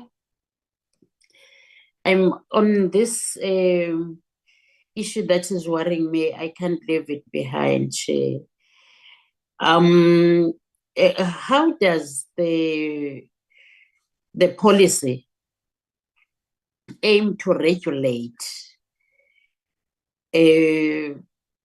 sectors where foreign nationals are predominantly employed, such as scooter drivers in retail outlets? And we've also seen it in the hospitality industry, in our hotels and B&Bs, where you have the staff there, foreign nationals. Sorry.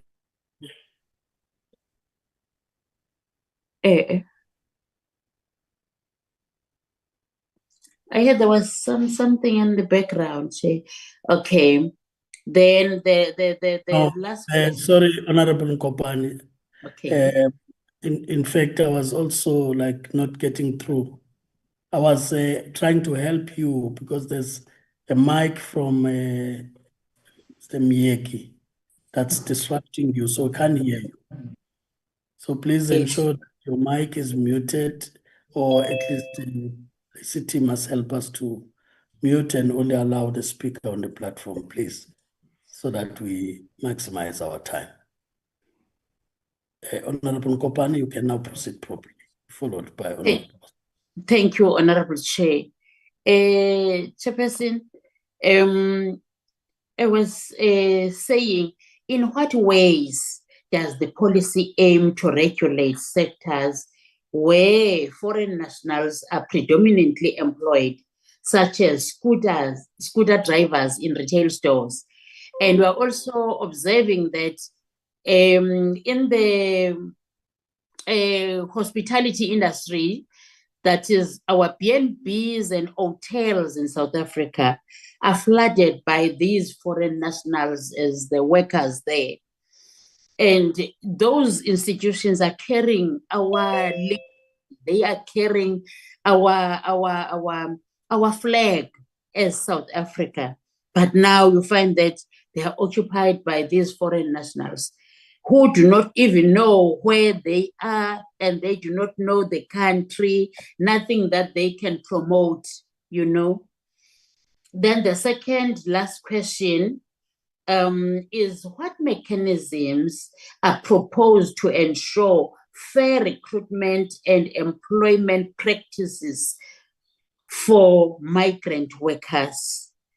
And Chair, it is worrisome, the issue of undocumented foreign nationals, because those are criminals. We cannot cater for them if we are serious about our country and the integrity of this committee and the leadership of South Africa. So the undocumented foreign nationals, those ones should be deported. There's no way. If they're undocumented, they must be deported. We cannot cater for them whilst we are crying of these high unemployment statistics in the country. Thank you, Chair. Your Honorable Nkopane. Last one, Honorable Basso. Thank you very much, Chairperson. May I please request that my video stays off as I'm on the road, Chairperson? All right, you're permitted. Proceed, Honorable Basson. Thank you very much. Chairperson, it's quite alarming for me to hear in this administration that we are still complaining about foreign nationals. In our previous administration, that was our number one concern again. It feels like we're having meetings to have meetings, to be in meetings, to sit in meetings, to report something back to Parliament.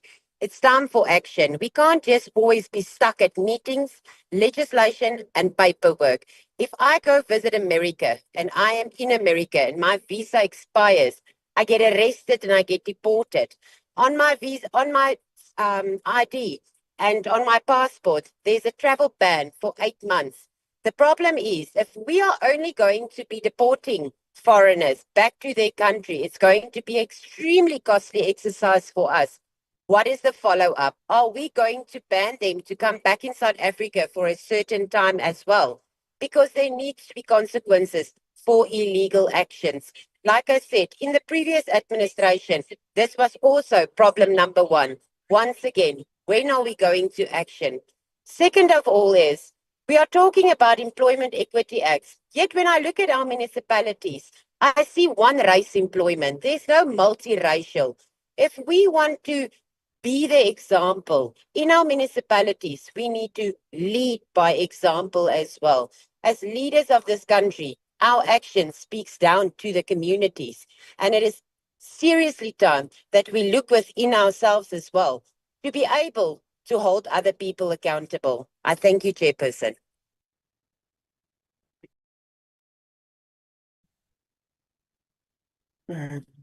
Honorable Mpele, are you raising a point of order?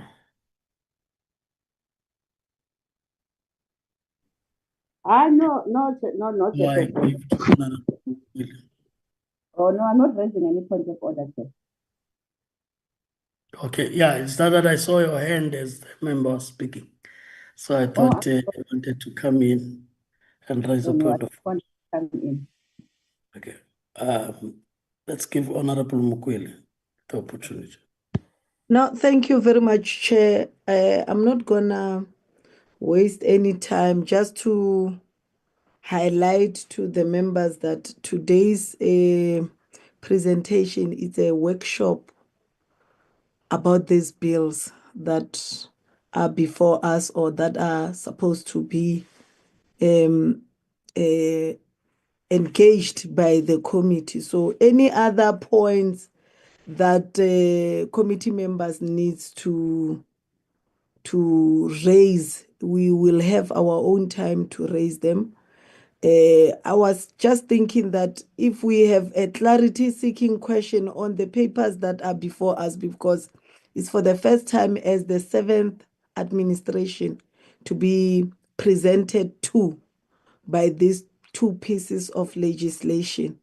So let us allow the process so that we don't dwell too much into things that we as the committee needs to engage on at the later stage. That was just my point of departure, Chair. Other than that, I'm fine with the presentation, as the economic freedom fighters will look into it and make necessary submission if there's a need for it. Thank you very much.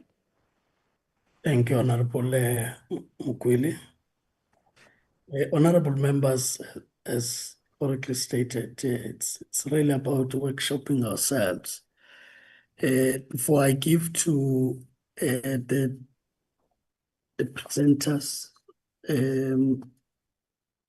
by presenters, I mean both teachers can respond if there are matters that they think it is to respond to the matters you think you can respond to. But Honorable Mukwele, as she said, it's not an introduction of the bill, but it helps us to workshop and be able to think about what is to be done when the bill comes before us. So I would want you, as you do that, I think I just have one issue here, is that given the period of time it has taken, like you've outlined, to get to where we are, where it's now before Parliament. The material conditions on the ground have also changed, and that reading the room gets to be important. So if we can just align the purpose, which is then also the objects, because when taken to court, the test will be what is the object of the law, and how are we taking that forward? And I take it that the amendments that are being made in the main are about addressing that aspect. But it is just a matter that you may want to consider, and whether at this point there's anything you can do about it, or it is the matter then that we'll have to deal it ourselves, that alignment, which is also with the policy, that in the way it comes out, it's as though the real object is to facilitate the employment of foreign nationals. Whereas the policy begins to balance the two, that actually where facilitation is on South Africans that may be moving out, and that can be also recruited back in the country as far as migration is concerned. But on the part of the foreign nationals, the key word, I think, for me is the regulation of that space, not to facilitate how we get them here as the main, or first and foremost as the main task. So you may want to respond to that, whether it's us who can make that adjustment, so that when we deal finally with the desirability of the act or the bill, we can do that having applied our minds properly on that, so that South Africans still have this thing that it's still about putting themselves first. But we do accept that there may be skills we need from outside that may be lacking in the country for us to grow the economy in a way that helps people of the country. That then links to the point in relation to amendments that talk to the minister exempting or not enforcing. Of course, it says for as long as it's in line with the Act, that you can exempt employers or waive. And in fact, I wanted to use the word waiver because the problem you've raised with all the visas with Home Affairs is that sometimes that discretion on the waiver, you just see it in the social media that we've just given a visa for a gardener, as though there's no person who can do garden services in the country. So if left unchecked, it creates that problem. And I'm raising this not on the basis of who's the minister today, but we are making the laws not only for today, but for the future, that we are able to cap that. So if this will be addressed in the regulations, at least indicate that there will be some detail in the actual regulations as to reasonable circumstances that would lead to a minister not insisting on a skills plan when foreign nationals have been brought in. Because for me, I think the key issue here is that you are bringing the skills only because you don't have them, not because you do not have any intention to train your own to have that skill within the country. So I'm just saying that for me it's an important point to make as you respond. Otherwise, quite a number of areas are covered, and some of them you may look at them as giving these rights to foreign nationals where they can make claims and so on.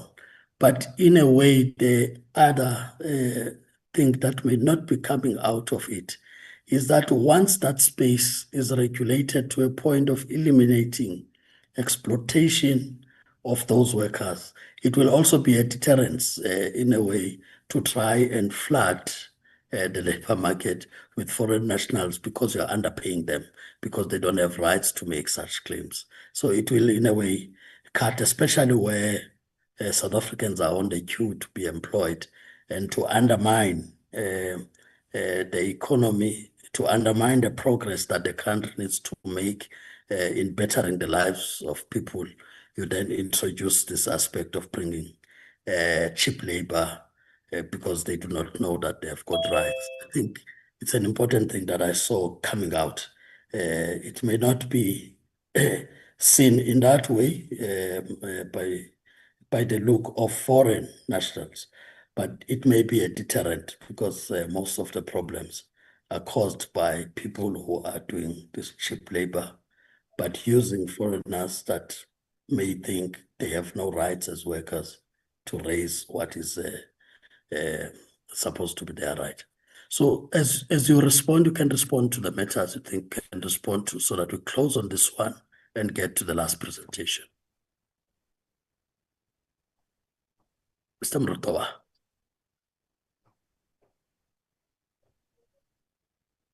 Yeah, Chairperson, the questions are massive. I'll try to navigate through all of them and without going into detail. Let me start off by taking the question raised by Honorable Mukweli, because I tried to clarify that issue, that the policy has been adopted by Cabinet. It has been published, and as we know, the policy has no force, but it serves as a guide and gives direction.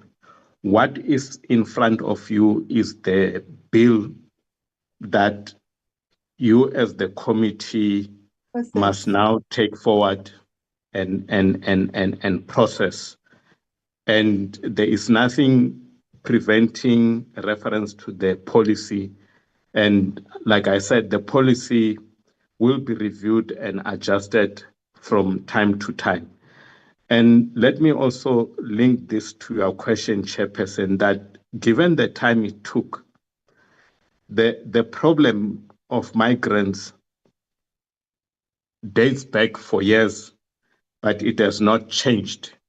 The movement of people in search of livelihood from their country to the next country is something that is also very, very old as part of the history of our country, dating back to 1652 and beyond, that people will continue to move, and people will continue to move in the future in search of greener pastures. There are pull and push factors that forces people to move, and we made a strong point in the policy around that.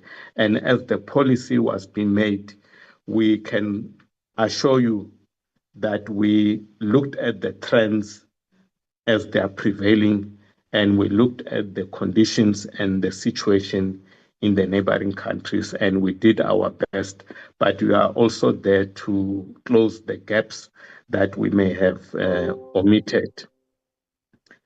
Now, let me go back to the questions in their order, Chairperson, taking from Honorable Nkopane around the minister determining specific sectors. Now, honorable members and members of the public, we refrained from going into detail around some of those things because we wanted the principle to be agreed to. The bill does give an indication that the minister will go through a research purpose, and we have already done that And we also take from yourselves that there are certain sectors that are predominantly occupied by migrant workers. We know them in the construction, in the hospitality, in sectors such as domestic, etc. We already know them, and it's a question of making sure that we have got evidence that we are already gathering, so that when we finally list those sectors, just like in the employment equity, we can then say, this is the situation, these are the numbers, and therefore the quotas that we want would be X, and give the companies or the sectors, that opportunity to be able to move towards that. It's a very difficult thing that we had to strike a balance on, because when you deal with legislation, I'm sure honorable members, what we would want is the principle, and once the principle is adopted in the regulations and the procedures, we will then be able to do that. The same thing applies to the question of safeguarding and the protecting South African nationals. The issue here, Chairperson and members, is that currently it is happening without any form of oversight. And there are instances of abuse. Some South Africans, like Honorable Member Mbele is saying, they live for greener pastures because of them being overworked and all that. But the reality is that there are some laws that trap them. Some of them have worked for years. Unfortunately, they invested in property and other things. They can't take the money out of the country. So they've got a choice of becoming a citizen because their skill is needed. And when they leave the country, they will come back poor because they can't transfer anything out of that country because of heavy taxations and so on. Now, we have a choice of saying, yes, there is this thing that is happening, and in principle, there's a need to really regulate it, or we leave it as is, a free for all, and then what is currently happening will continue as such. Now, again, the detail will be in the legislation. On the coordination, we raised a number of issues. I think on the governance, I did raise the issue of an interministerial. Now, honorable members will know that this is not something that you can put in a legislation and say, thou shalt be. But in the policy, we were able to say, in order to achieve this, we would recommend an interministerial on migration. And it links to a number of questions that I'm not going to repeat. And I think Honorable Mbele touched on some of them, and Honorable Mtubazi touched on some of them. The issue is that migration affects quite a number of departments. And if we are not going to coordinate and collaborate, we will not win. During COVID, for instance, borders were closed. Social development was forced to give them the 350 grants and food parcels, irrespective of whether people were documented or not, because it was a humanitarian thing to do. Now, going forward, obviously, we need to be better prepared, and we then have to make sure that we are able to ensure that we better coordinate. Hence, we said, criminal justice system, security system, all of them in the previous IMC were there because we had to operate together around strategies that are in place to deal with tensions. One of the things that we did even during the hearings, and we have plans in our action plan, because this is something that Cabinet also pronounced on, is that we must continue to conduct workshops and clinics to deepen the understanding on the policy across the country. We have had a big migration dialogue where organizations such as the NTDF, the ATDF, Dudula, and a whole range of formations came together when we presented the adopted policy, and most of them left with a better understanding on what the policy is saying. And they made a call to say that we must go all out in regions, we must go to radio stations so that we can get South Africans talking on the policy, and we must produce booklets and make sure that they are accessible everywhere so that we can deepen the understanding, something that we are working on, because we believe that South Africa should be talking on the policy itself. Now, the question around how does the policy regulate sectors such as scooter drivers and so on. And again, this is linked to your first question, because we know, and for your information, honorable members, currently we have been engaged with Checker 6060, Take a Lot, the Uber drivers, and a number of other organizations that are involved in the business that transport goods, food, and so on. And that is because the kind of permits they had during COVID and certain assumptions that were made in them going to recruit foreign nationals, those permits are expiring.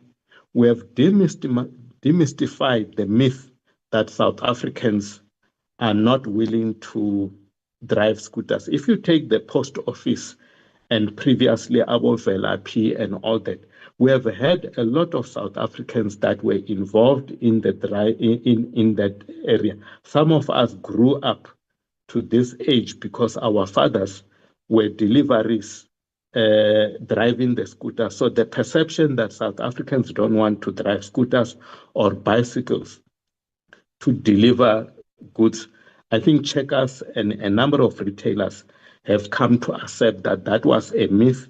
That is something that was sold to them by the people who were keen on bringing in people from neighboring countries with the intention of underpaying them and using COVID as an excuse and making them work unreasonable hours. And I'm sure honorable members will know or may be aware of the CCMA ruling, which was endorsed by which has been taken to courts, that Uber drivers and Taxi a Lot and all these others should be regarded as workers and should be, provided access or should enjoy same rights as other workers, because this was becoming a new area of exploitation of workers using the gig platform. And you may be familiar with the discussions at the ILO as well, to try and come up with mechanisms that are going to protect the rights of workers that we call the gig economy workers that are emerging because they interact with the platform. Now, Honorable Bahrain raises a number of court cases, and we have had extensive process where we collected a number of those court cases, analyzed them to understand what the judges have said when they ruled against attempts, mainly not in the Department of Employment and Labor. The majority of them have been in the Home Affairs side. And they arise from the contradictions between the Immigration Act, the Citizenship Act, and the Refugees Act, and hence the process that was initially initiated to try and review this laws and culminated in a white paper that Cabinet has given instruction that we continue to address them, and hopefully, I hear Honorable Passon is saying this is a matter that has been there. But it takes time, because if you don't have policy and proper legislation, we have gone to courts, and we have lost because the courts have said put proper legislation in place so that we are able to deal with all these issues. We agree that this will require DEL and DHA cooperation in the main. We don't believe that this is going to be just something that is written on paper. And we have seen how other countries have managed. Yes, the question of capacity and human beings on the ground is a challenge. But nowadays, with the use of technology, you can advance. The cell phone companies have developed mechanisms, if they collaborate with government, to can easily track this matter. Almost everyone, including undocumented migrants, have got cell phones and they use the systems that are available. And everyone goes to shops everywhere where there are cameras that are linked to the various sectors that monitors a whole range of things. And the security agencies are also developing those technologies. We believe that the capacity can translate into technology, and we can be on par with other countries and use that technology to be able to immediately track, as Honorable Basana is saying, somebody who have overstayed and immediately make sure that they are ejected and they are banned. Currently, the Home Affairs Act or processes put a ban of 5 years. They fingerprint a person, and that person will not be allowed to come into South Africa if they transgressed on their visa requirements. And I think the issue has been the enforcement. And we believe that we can develop the expertise with time. Expertise is not something that you can easily do overnight. Honorable Mbele, Honorable Shezi raises a number of questions around employment of foreigners in South Africa and issues around the numbers. And I did show you a slide that indicates the documented ones that are on the Home Affairs systems that Stats SA managed to use as a resource, but also equally indicated that because of the porous nature of our borders, currently we don't know the extent of the problem in terms of the numbers, and hence the application of other tools such as technology and so on is what is going to assist us. In the bill, I did refer to a section in detail that, for instance, gave examples of the difficulties and challenges that we are currently experiencing when we enforce. I used an example of an immigration officer turning up in a workplace or an inspector turning up, and how we are trying, or through the bill, intending to make sure that the seamless approach between the two departments and making sure that there are delegations and empowerment in the enforcement of the legislation, including the arrest and assisting the criminal justice system in the prosecution so that they don't just let people live. Honorable Mbele raises a number of issues around the time it took. Yes, we agree it took longer than we anticipated. Like I said, I confess that it started during the 5th administration, the 6th, and even today, because of the complex nature of issues that we are dealing with. And the question of the visas that are granted to people to come and work in the country is something that is within the DHA, and that is why I indicated, Honorable Chair, the need for close collaboration between the Portfolio Committee on Employment and Labor and the Home Affairs one as they finalize the amendments in the Citizenship Act, Immigration Act, and the Refugees Act. In fact, the stakeholders at NEDLEC initially wanted the two processes to be held back until Home Affairs has completed the amendment bill so that they can go together and ensure synergy. But later on, they realized that because of the deteriorating situation, they will let go this bill, but also allow Home Affairs to complete their process and ensure that the bill that they are processing aligns with this one. And I think that is the understanding that we are proceeding on those bases. The enforcement on compliance to visas, I acknowledge that that's a challenge, and I did give examples of technology that we can employ on. I think I touched on the question of the numbers of migrants that we don't know, especially undocumented one.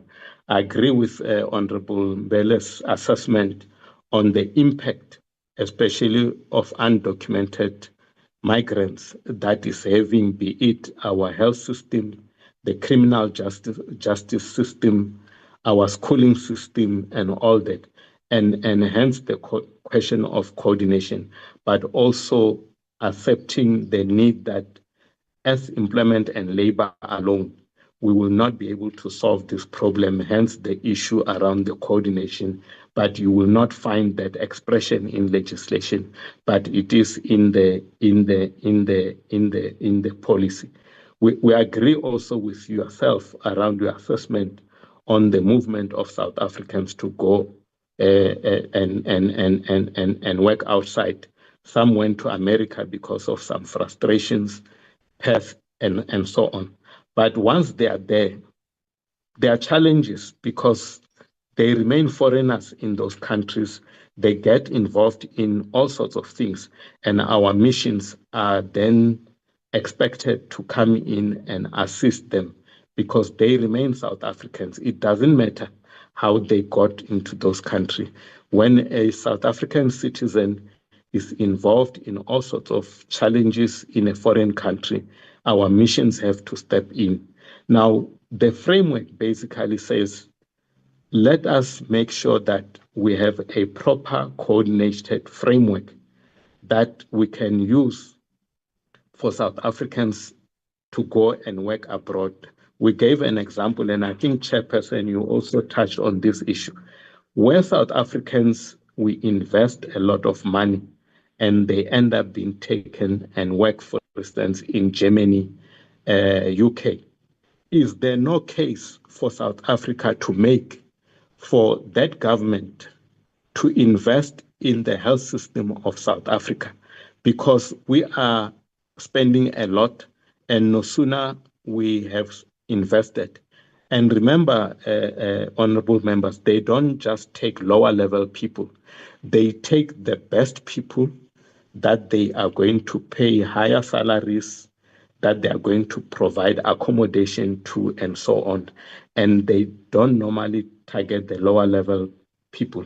And those are the people that we need in our healthcare system, in our schooling system, to take our countries forward.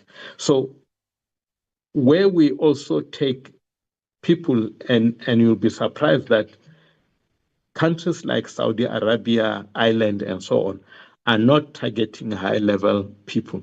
They are targeting our artisans, middle, and in some instances, low-level skilled. Reason is simple.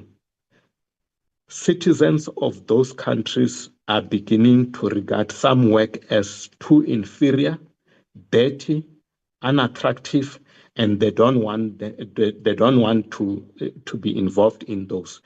In things like frail care, They are refusing to take care of their people.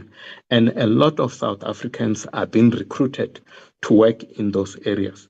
Now, the framework seeks to have proper bilateral agreements as we outlined in the bill that will ensure that South Africans who intend working in those countries are recruited by agencies that we can verify with countries of origin, the conditions of work, including their social security, can be verified with the country of origin. And if there are challenges, our mission will be able to intervene and they can then be deported, or when they come back or should the situation arise where we need them, we are able to have a map of where they are, and we can also provide incentive to attract them and to make sure that they come back to assist us in areas where we will be looking at foreign nationals. And this practice is not unique to South Africa. It's something that is currently common in developing countries, and we have interacted with G20 members and we have looked at their system, and we can confirm that they've got systems in place to deal with matters of this nature. We agree with Honorable Mbele around the assessment on the security threat posed by undocumented workers, etc.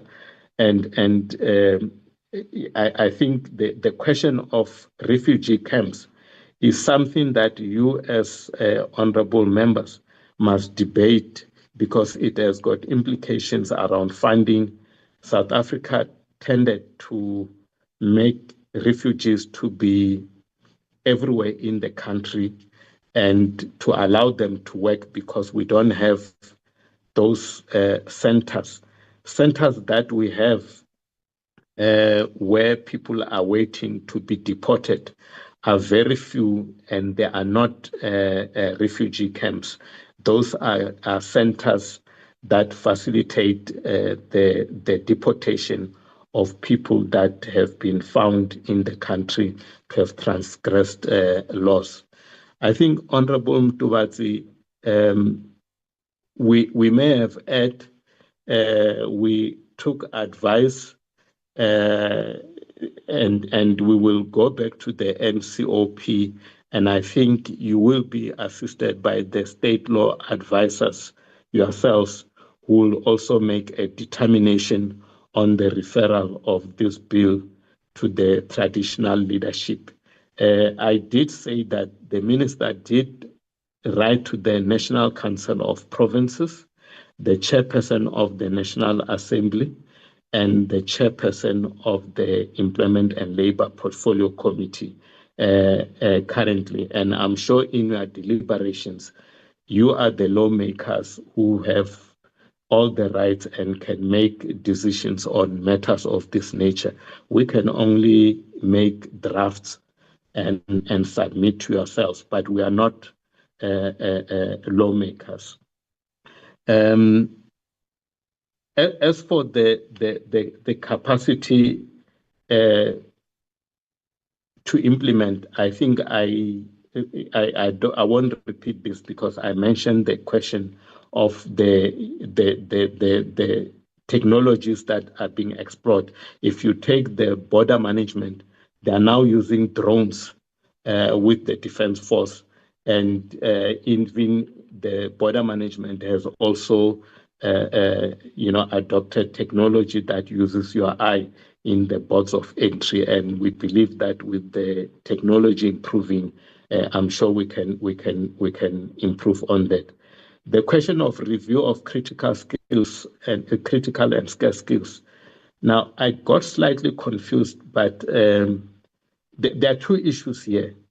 One is that you need a mechanism that will say these are the skills that we need that are very important for our economy to grow, that we don't have in the country, and so on, and that you have a dispensation that facilitate the movement and inflow of those skills, like Honorable Bahram is saying, because there may be other sectors of the economy. We had Kusile, Milupi, and so on, where concession was made to bring some of those skills because they are needed. But equally, honorable members must be aware that there is a lot of abuse and opportunism in the system, where anyone, if you don't have a system to regulate that, anyone can come into the country and any company can make arguments that says, no, we definitely need this person. We can't do without them. Remember, there are intra-company visas that if BMW has a plant in Roslin and wants to bring a certain skill from BMW in Germany, they can easily do that. There are procedures that have been agreed to with DTI that are normally used. The same thing with the sports. There are mechanisms that we use. Education has got similar processes that they follow to fast track the inflow of such people. But if you don't have a mechanism, we may be wrong in the terminology. We accept suggestions. It is not in the Department. It is of Employment and Labor. It is in the Home Affairs.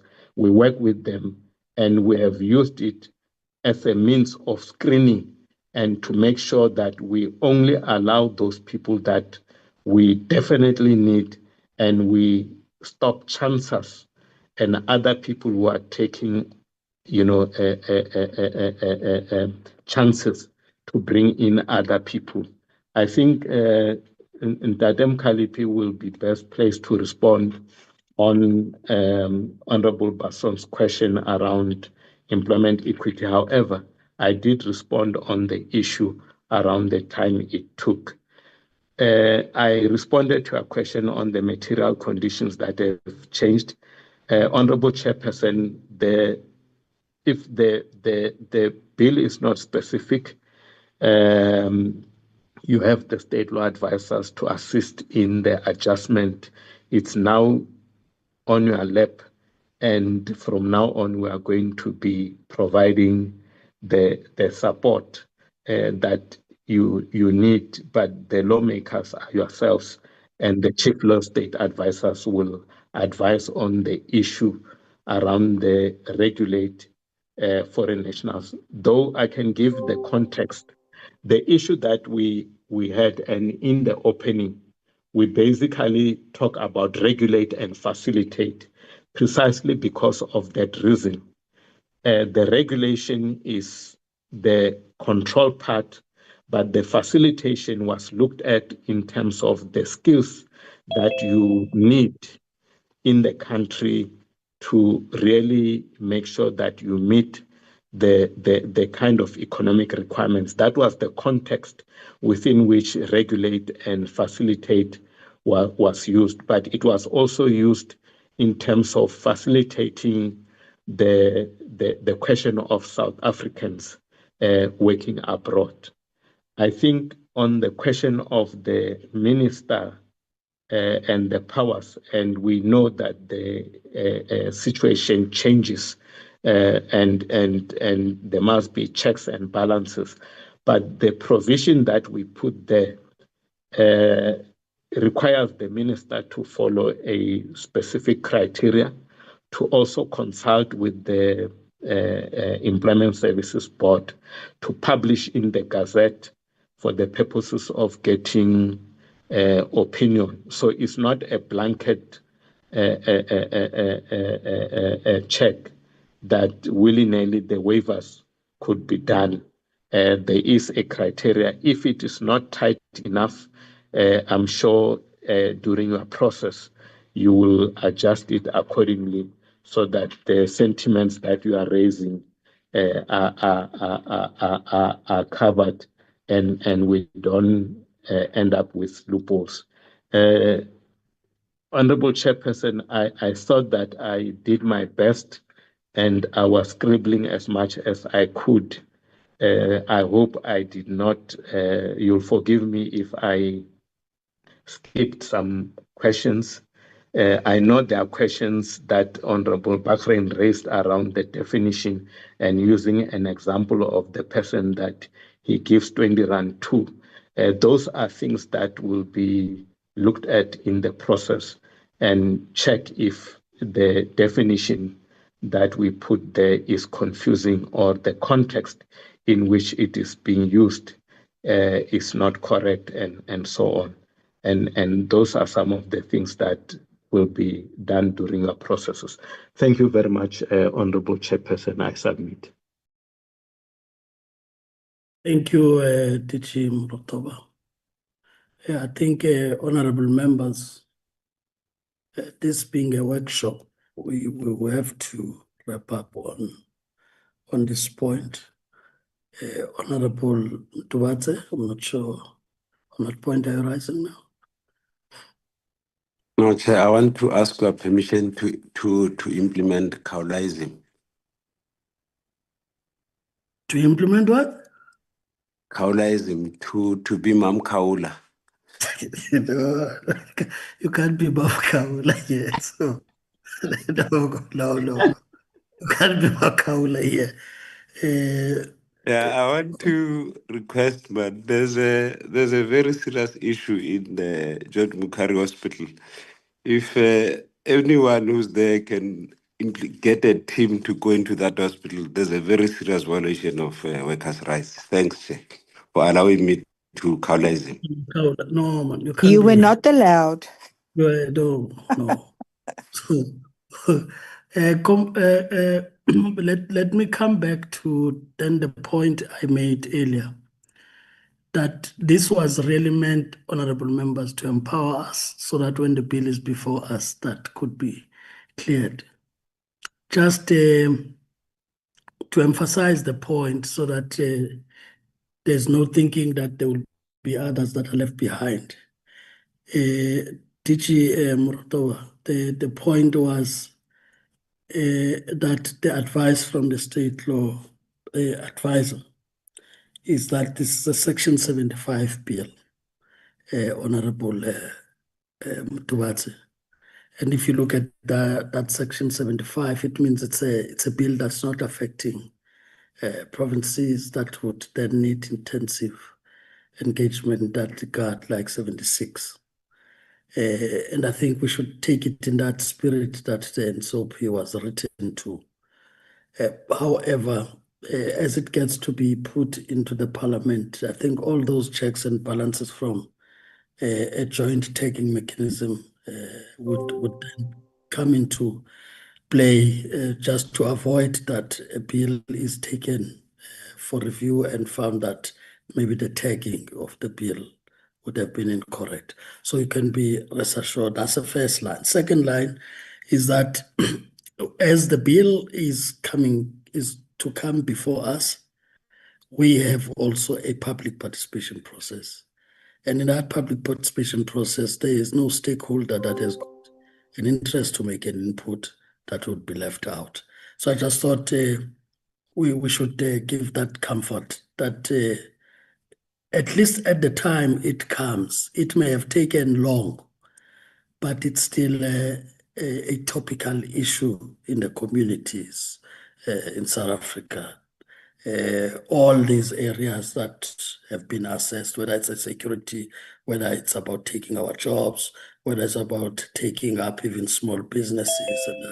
So we as a seventh, a decision in terms of making laws that respond to what South Africans would want to see in that space. So I think I want to put it at that level so that we understand also the responsibility that is now put on us, that we now have to take it forward.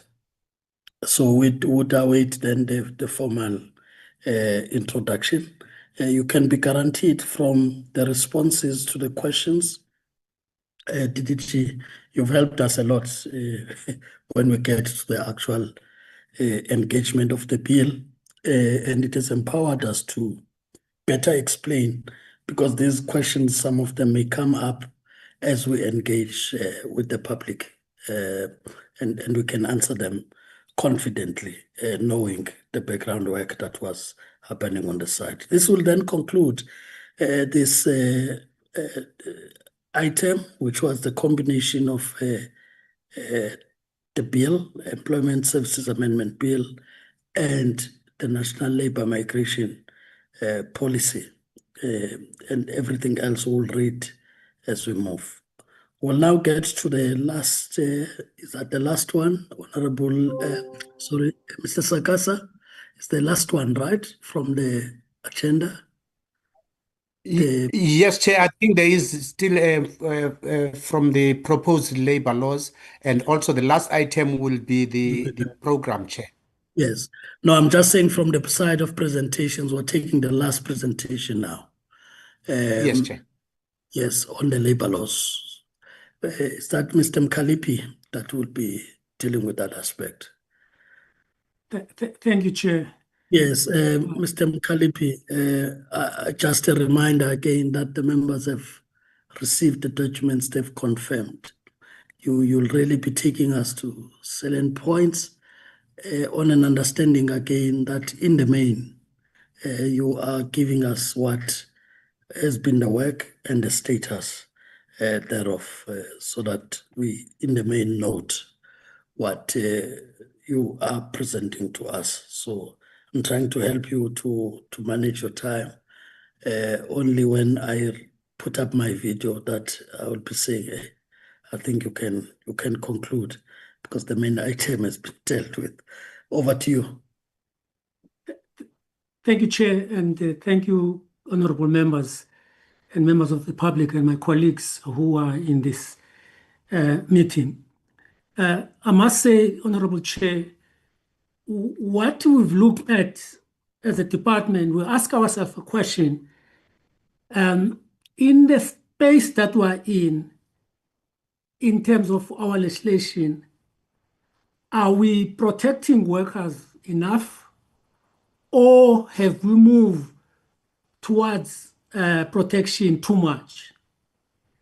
Remember, our legislation, labor law, the intention of labor law is to balance the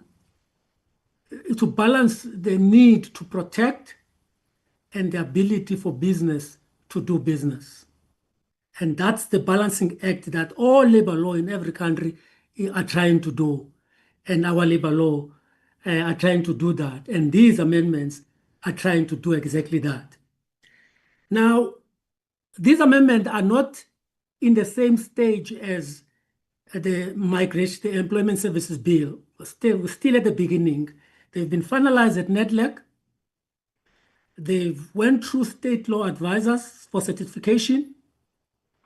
Now we are busy with socio-economic impact assessments, with the intention of going to Cabinet for Cabinet to approve that they be published for public comment, and then after go back to Cabinet for Cabinet to approve to submit to Parliament.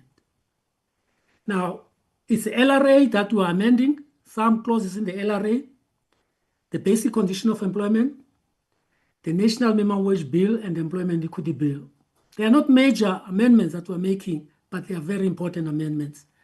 Next slide, please, Tapelo. Now, as I've indicated, that the bills that the laws that we're amending are these four bills. I'm not going to repeat that. And the aim, as I've indicated, is to support the government effort to deal with unemployment, poverty, and inequality. That's what it's all about in these amendments. We want to enhance protection for workers, particularly the most vulnerable workers. I mean, the workers that my colleagues, Mr. Mrotoba and the members were talking about, gig economy, actors, and all sorts of workers that are vulnerable. We want to improve the efficiency in dispute resolution between employers and employees. We want to facilitate compliance for small business with labor legislation. And remember, members, it's not as easy for small business as compared to big companies like Abo Shoprite and the banks who have got specialists who deal with labor law. A small business, if you're operating a business, you employ 2 people, you're a small business, or you're a domestic employer, you don't have those luxuries and those benefits of having specialist HR department. We are aligning our legislation with recent court rulings and labor market changes. There's been many court rulings that interpret our law. We're just aligning that with those. Next slide, please, Matabelo.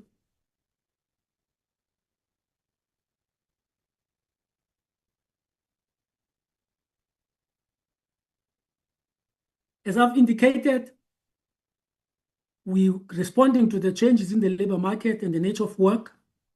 We're dealing with bottlenecks in existing systems.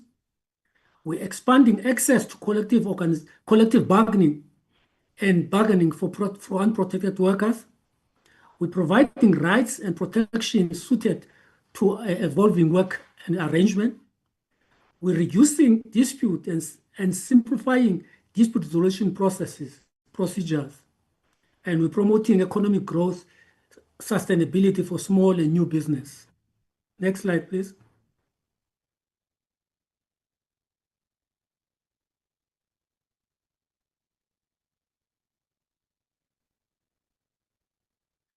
Now, on the issue of simplification of procedural fairness, we clarify fair procedure for dismissal, requiring employers to provide employees an adequate opportunity to respond to allegation. We trying to expedite internal company procedures by reducing dispute over technicalities and lower caseload to the CCMA. We lowering caseload to the CCMA, we limit compensation for unfair dismissal. We kept compensation at 12-month remuneration or at a minister prescribed amount to ensure certainty and discourage forum shopping, that you should not be able to go to the High Court and go to the Magistrate Court and go to the CCMA when you think it suits you. We think that highly paid employees, CEOs of companies, we normally use 2 examples now. We've got the case of the, is it PRASA, not the road accident fund. The CEO of the road accident fund has gone to the CCMA to challenge his dismissal or his non-renewal of the contract. We remember the old case in Old Mutual of the CEO of Old Mutual, Mr. Moyo, going to the CCMA to challenge his case of dismissal. We don't think the CCMA was set up for those kind of individuals who are earning more than anything else for them to be able to protect themselves. And we think that the CCMA is a space is created for vulnerable workers who should go in, and you should not be clogging the system of the CCMA with all the legal representation on these high-profile cases that are in the media that put pressure on the CCMA. And we proposing that access to the CCMA should be limited, and we've put a threshold on that. Next slide, please.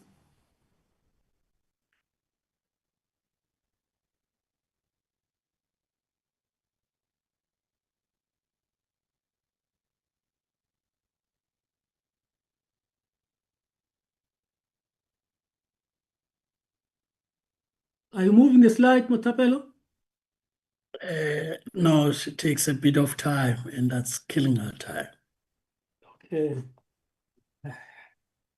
I'll try and proceed in the meantime. Yes. Now, on the issue about inquiry by an arbitrator, presently the current law, an inquiry is when is when an employer there's a dispute between an employer and employee, and in terms of the current law, there must be an agreement between the parties whether the case can be heard at the company by an arbitrator of the CCMA, and the arbitrator of the CCMA hear the case without the case being referred to the CCMA. It's heard at the company. What we are changing there, and that this section was introduced to speed up dispute resolution, so that if a CCMA hear the case at the company, it assists the workers so that the workers can, if they are not guilty of anything, can go back to work quickly. And it assists the company if the workers are guilty of anything, that the dispute is resolved quickly so that somebody else can be employed if the worker must be dismissed. Now, the law requires this be done by agreement between the two parties. We're not changing that. What we're saying, the law should allow that a contract of employment that is entered between the two parties should be good enough to determine how this dispute will be resolved. When I get a job at the department, I sign a contract of employment. My contract of employment that I sign should be able to indicate how dispute will be resolved between the two of us. And that's what this provision is doing here. If employers want to reduce and resolve dispute quickly, and then employees, they can enter into a contract of employment that allow an inquiry by an arbitrator. This is aimed to reduce the amount of work that will go to the CCMA and assist in fast dispute resolution. On the issues about retrenchment and procedures, we've updated the codes on dismissal. That code on dismissal and retrenchment, the updated code, is going to be published, members, because the code does not come to Parliament necessarily, is a tool that is given to the minister to publish. It's going to be published by next week, Monday. And that simplify and tell the market how, and the workers, how to deal with dispute resolution and retrenchment, and simplify for procedure for large-scale retrenchment, and removing mandatory facilitation requirement. For example, presently, if a case, there's a facilitation that takes place and there's no settlement, then the company, after that facilitation, goes to the CCMA. The law requires another facilitation. We're dealing with those issues. We're increasing severance pay. Presently, severance pay is 1 week for every completed of service. We're increasing it to 2 weeks completed of service. And we're improving efficiency of bargaining council. We're extending. Presently, members will remember in the Metal Bargaining Council, if it was not for this provision of the law, it would not exist today, because there was no agreement to collect levies between employers and employees. And therefore, then the union was able to request the minister to keep the agreement that exists going. The problem with the provision of the law now is that the minister can only keep it going for 12 months. We're increasing that to 36 months to give stability into the bargaining council. We're proposing, members, we know this is a controversial proposal that we're making, that small business, startups that are 2 years and less, if you start a business, the chances of failure in the first 2 years are great. It's just like a baby. First 2 years, the chances of that baby getting sick, getting all sort of sickness, pneumonia, and all of those issues are great. That's why there are regulation to immunize and give certain medical assistance to babies. The same apply with startups. We say startups should be given a space to be able to stand on their feet. And we say 2 years of exclusion if they employ less than 50 employees. 2 years of exclusion from bargaining council agreement, not from the minimum wage, from bargaining council agreement, to give them that space. And those businesses must employ less than 50 employees, must also not be business that have been in existence. Therefore, you can't break up a business and claim this protection. Next slide, please.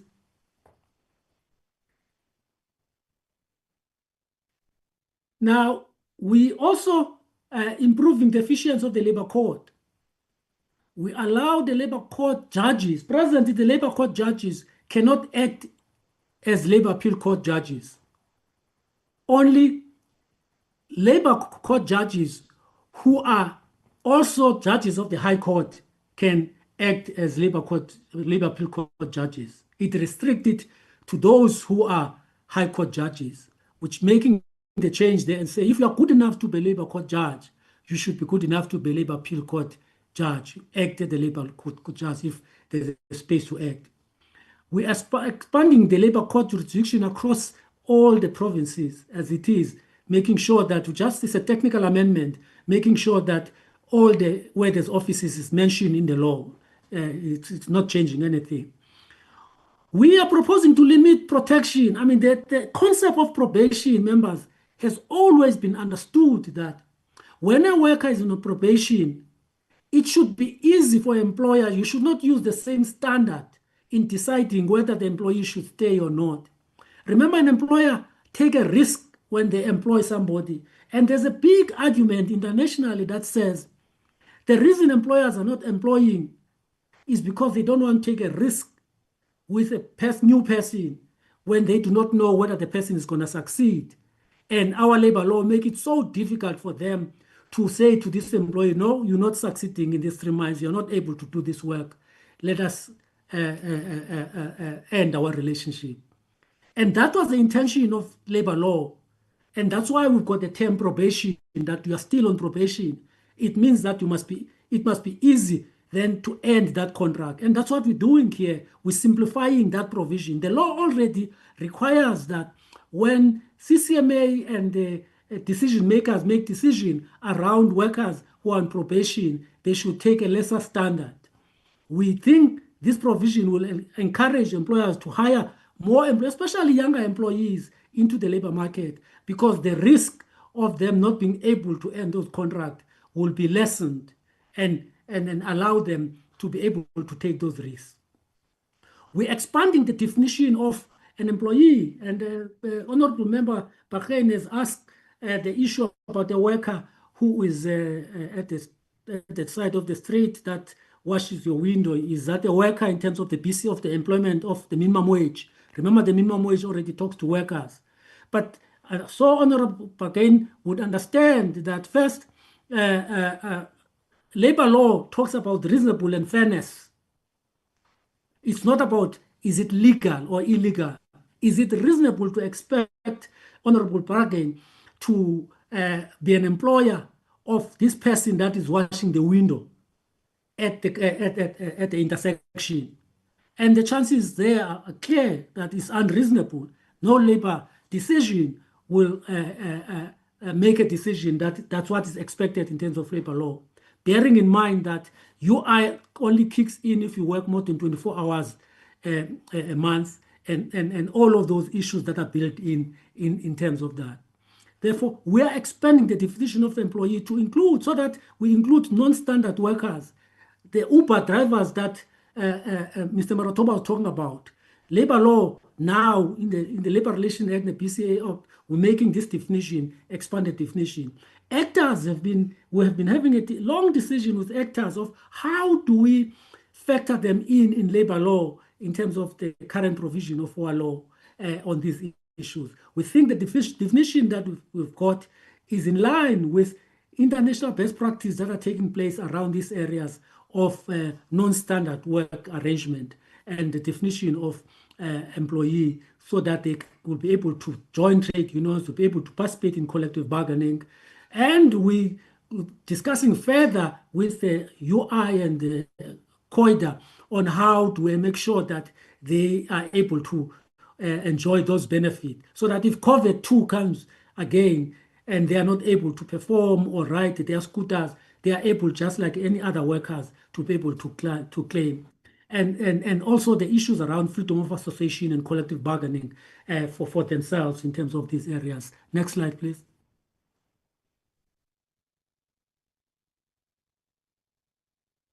Now, we changing the jurisdiction of the bargaining council so that they are able to have the same jurisdiction as the CCMA. bargaining council to resolve dispute under any employment law, reducing CCMA caseload. Presently, bargaining council can only deal with dismissals. And we say if the CCMA is allowed to deal with those disputes, why can't bargaining council deal with the same dispute that bargaining council deal with? We're making that change, and we believe that will reduce the CCMA caseload in this area. And the issues about resolution of procedure, including compliance orders and enforcement, the rules, the CCMA must be able to develop its own rules around these areas, and we're making that clear in the law. We dealing with another limitation in terms of protecting public labor institutions from liability for damages. We don't want commissioners to be at risk if they make decision and public and bargaining council that they can be sued for damages. And if a company does not comply with the CCMA order, and we ask the sheriff to go out and attach, and in that process of that attachment, damages take place, we don't want sheriffs to say we want huge securities because we don't have liability to enforce the decision of the CCMA. Therefore, we're giving them liability in terms of the law.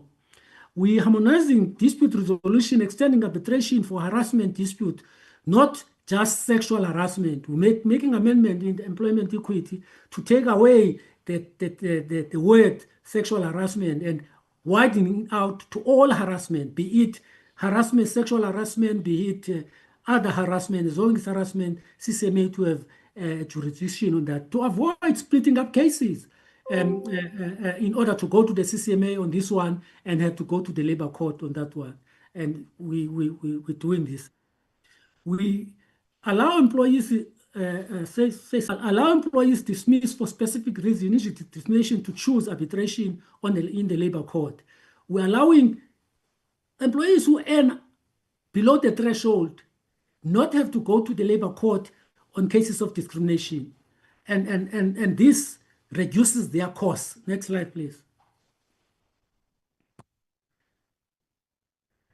As I've already indicated, severance pay dispute, we granting CCMA the rights, the jurisdiction to deal with all dispute, including severance pay disputes, instead of having to take them into the labor court. This is in line with rulings of the labor court to prevent, again, claim duplication and splitting of cases. Now, on the issues of impact on job creation, the code that I said would be published on Monday, Tuesday, is simplified code of good practice for small business dismissal to encourage job creation. It deals with these issues. It deals with the new issues of less business who are less than 50. It deals with probation, and as I've said, it will be published by next week. The code, not the amendment. Next slide, please. The issues around compliance order and enforcement, we clarifying the process for inspectors of issuing compliance order under the national minimum wage and the BCA for arbitration with the CCMA. We also allow condonation for late appeals. Remember, if inspector issues a compliance order, the employer must apply to the CCMA, and there are timelines in the Act by what time. And we're saying, but if the employer can show good cause, if the employer says, well, I couldn't apply because there was a fire on my company during that time, and I was not able to apply, that's showing good cause why they didn't meet the deadline. Now, presently, the law does not allow that. We think it is good to have a provision that show good cause. We're making it clear that if an employer does not comply with the minimum wage, on the amendment to the minimum wage, and there are penalties in terms of the minimum wage, those penalties are not for fiscals. It's the employee who has not been paid the minimum wage. It's them who has lost opportunity cost, what we call opportunity cost. If you are supposed to get 100 Rand today, you don't get it, you get it in 2 months' time. You've lost opportunity cost. There could have been what we could sell in the company bargains, and where prices are down, where you could have used that 100 Rand to buy food and do something for yourself when things were cheap. Now you're getting it 3 months down the line, and the prices have changed. That's the opportunity cost that we're talking about. Therefore, when an employee is not paid the minimum wage, the penalties that are lined by the inspectors must be paid to the employees, not be paid into the fiscals. And that's the change that we're making in the national minimum wage. And bargaining council must be able to hear claims of non-payment of amount for low-paid workers. If workers have not been paid their wages, and there's no CCMA offices in that, the bargaining council should be able to hear a case of non-payment of wages in their sector. This is in their sector, whether those workers are union members or not. Next slide, please.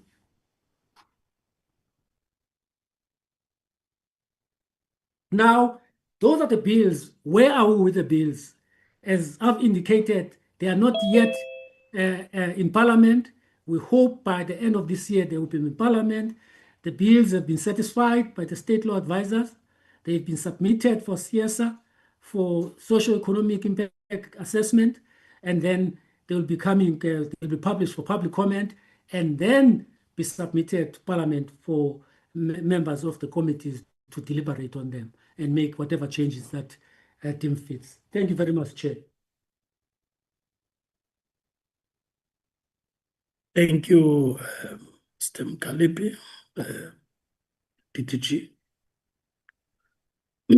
Honorable members, that's the presentation. As I said, we just need to remember that is at a particular stage. So the questions of clarity are also limited in that we should also allow the process of cabinet and be able to deal with them as they come before us. But the information, as I said, it's important for us to be able to engage even in the public space, because sometimes these matters get drawn into that space by different actors in the space. May I then check if there are those that have quick questions to put up with this understanding, as I said. I see. Just take the names down then. We've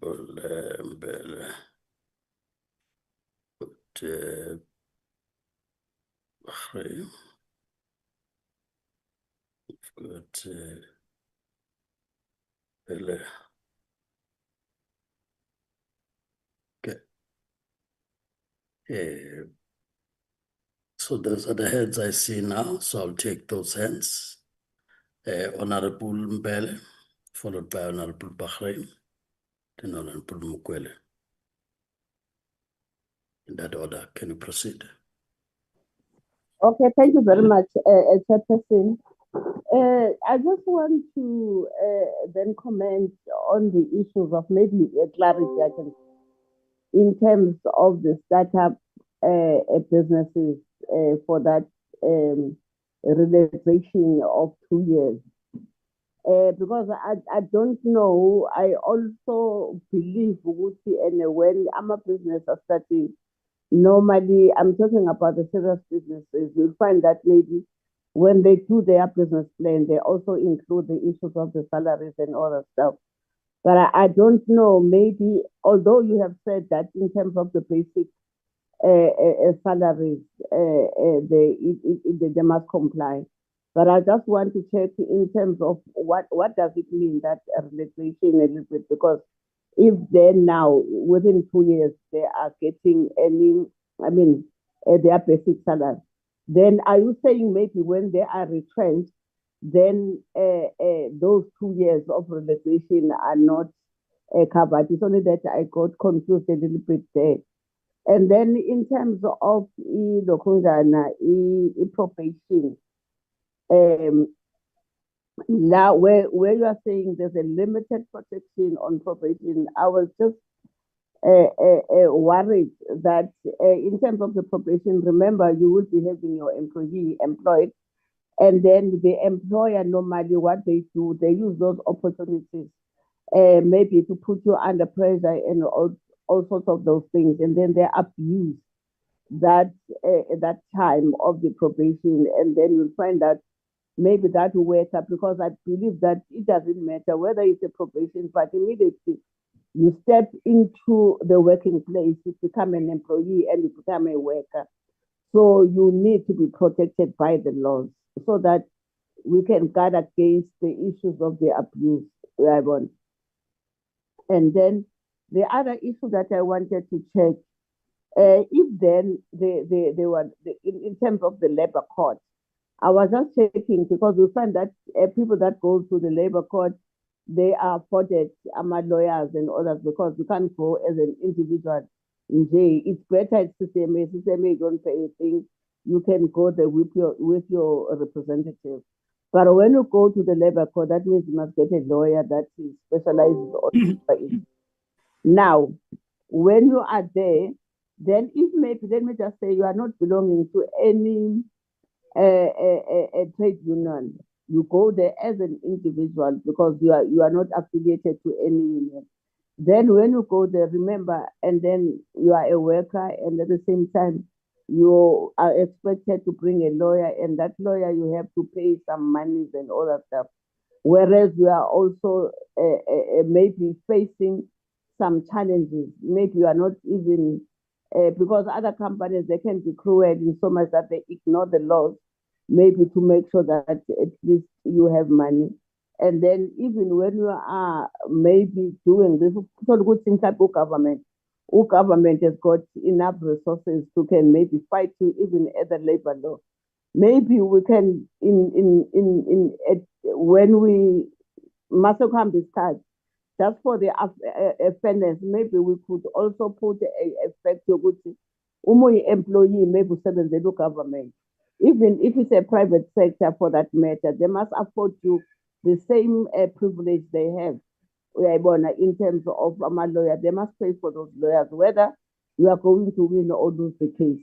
Because now we tend, as the employers, ukuthi sicindezele abantu, because siyazi ukuthi we can afford ama-lawyer ngemali zama-taxpayers, and with the very same person that was also paying tax when the person was working.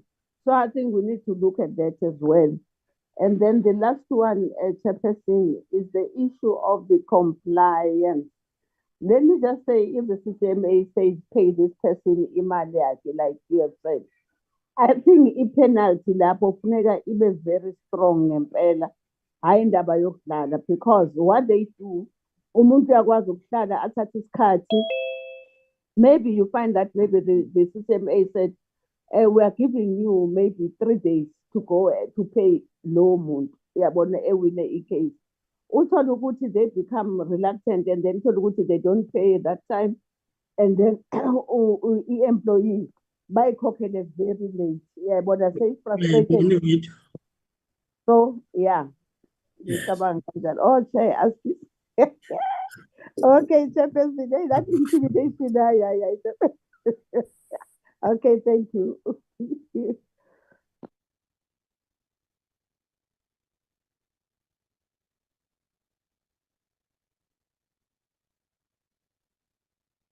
Honorable Bahrain, you're still muted. It's your turn. Or let me then pass to Manish. Thank you. I got you. Okay. I'm still alive. Thanks. Okay. Sorry about that, Chair. I just my thumb is too fat. I put 2 buttons on one go. I apologize for that. Thank you for that report, Mr. Nkalipi. First of all, I must just tell you this morning at about 11 o'clock, I received the Code of Good Practice dismissal that's been issued. Government has sent it out. It's been distributed. All the radio stations have it, so people are phoning in with comments, etc. But on the whole, the Code of Practice dismissal, signed off by Minister Meth in August, actually is a pretty good code, and I think it's a forward-thinking code, so well done on that. Secondly, I must just say, when you say that people can put in their contract of employment that they must go to arbitration at the employer's premises, it's probably good for the employer, and It's probably better for everyone concerned. I think it's better for the CCMA anyway, because they have all sorts of constraints. But couldn't you make a small charge to the employer to actually have that at their premises? You know, there's traveling costs, there's recording costs, all that sort of stuff. It probably would have been wise to ask employers to pay something. And I don't think any employer, unless they're really small employers, would complain about that. The charges wouldn't be enormous. Just probably something that you would do. The other thought you would have is I can't imagine the trade unions are too excited about that, because when you sign a contract of employment, you don't really have all that much bargaining power. You either want the job or you don't want the job. I'm not complaining about it, but I can't understand why the trade unions haven't raised that issue. It doesn't seem they ever raised that issue, which is quite weird. The other thing is 2 weeks per year of service for severance payment is going to add another dampener, another constraint on job creation. I can bet my bottom dollar we don't have any statistics, obviously, we won't have for the next few years, but I can promise you that many employers won't want to keep people on too long if they're going to be paying 2 weeks per year of service. Just something that ought to be watched in the future. Looks like it might go through, but you ought to watch it. In terms of the constraint on high earners not having access to the CCMA, I think it's good. I think it's very useful and probably forward thinking. I'm just not so sure it's constitutional. There probably will be a constitutional challenge to that in due course, but also worth watching. The Labour Court and the constraints on judges being able to be in the Labour Appeal Court and whatever, that's all controlled by the Department of Justice, not Labour. I presume that's all in consultation with the Department of Justice. Let's get some feedback on that, as whether the Department of Justice are happy with that. In terms of the jurisdiction for bargaining councils, I don't think it's fair or even right, and probably wrong, for a bargaining council to determine its own jurisdiction. It would have to go to the CCMA. I, for one, would never allow the bargaining council itself to determine their own jurisdiction. That sounds like sending a fox to go and watch the hens. Doesn't make any sense. But thank you for listening to me. Honorable Bahrain, Honorable Quilly. Thank you very much, Chair, and thanks Ndade Mokalipi for the presentation. I've got some few comments to make and clarity-seeking questions. My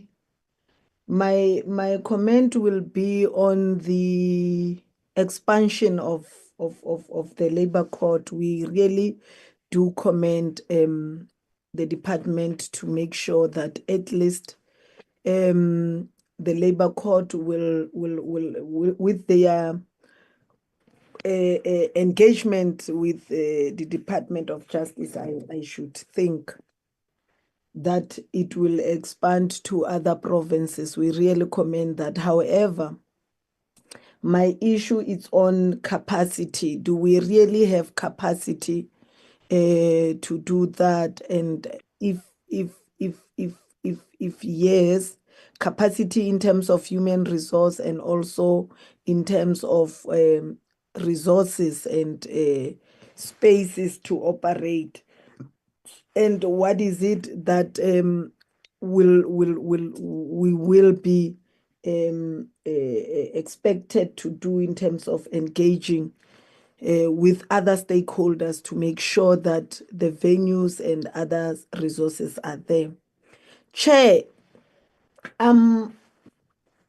there is this thing of CCMA. When I was busy doing the oversight, one of the provincial commissioners asked me a question as to whether the services of CCMA are for free.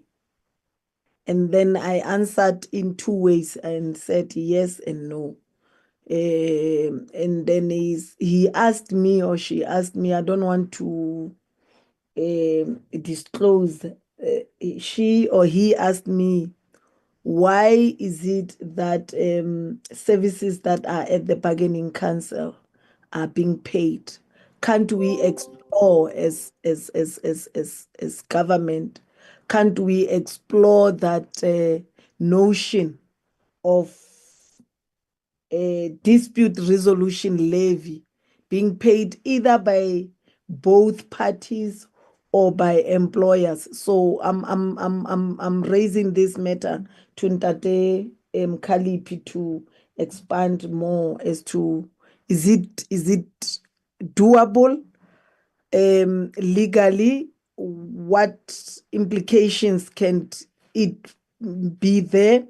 And also legislatively, how can we navigate around that so that we don't pamper the CCMA with so much pressure and we don't have capacity, but we can, as the CCMA can self-sustain itself if there's a levy. So I'm posing this to you, Ntate Mkalipi, to advise more.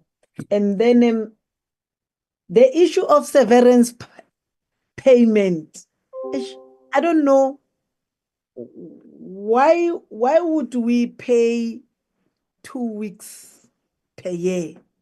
What ke eng se se etsang gore re patele 2 weeks? Why can't we just pay for what a person have serviced? Is there any legal implication if we say Tebogo has worked for 5 years? So when he goes to pension, or when he goes for whatever reason that made us a retrenchment and stuff like that, the employer must pay 1 year equals, now it will be 1 year equals to 2 weeks of his or her monthly income. What makes us to pay that? Why do we legalize that payment? What makes us to do that? My last issue, Mudula Stilo, it's on contracts, to say the contract must stipulate the disciplinary. Look, that contract, they say sign on a dotted line. And imagine a layman who to sign on a dotted line, a fixa signature, and then only to find out that the disciplinary processes does not favor a particular person.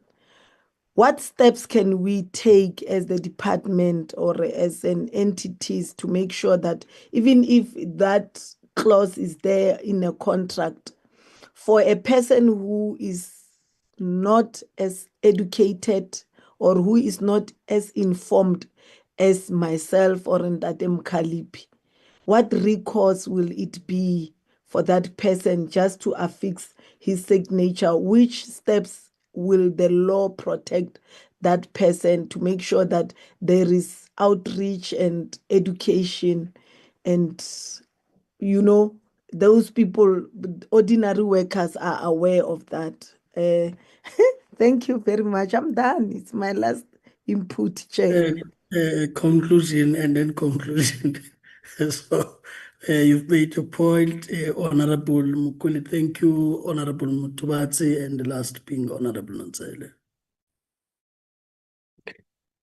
No, thanks very much, Chair, for the opportunity once more, and welcome the input. I want to borrow from the Department of Home Affairs because they issue the birth certificate and they also issue the death certificate. Wouldn't we consider a system or an act that says when contracts are to be signed in any employment, they must go through a commissioner who will look into whether that particular sector is compliant in all and sundry, making sure that an employer is protected.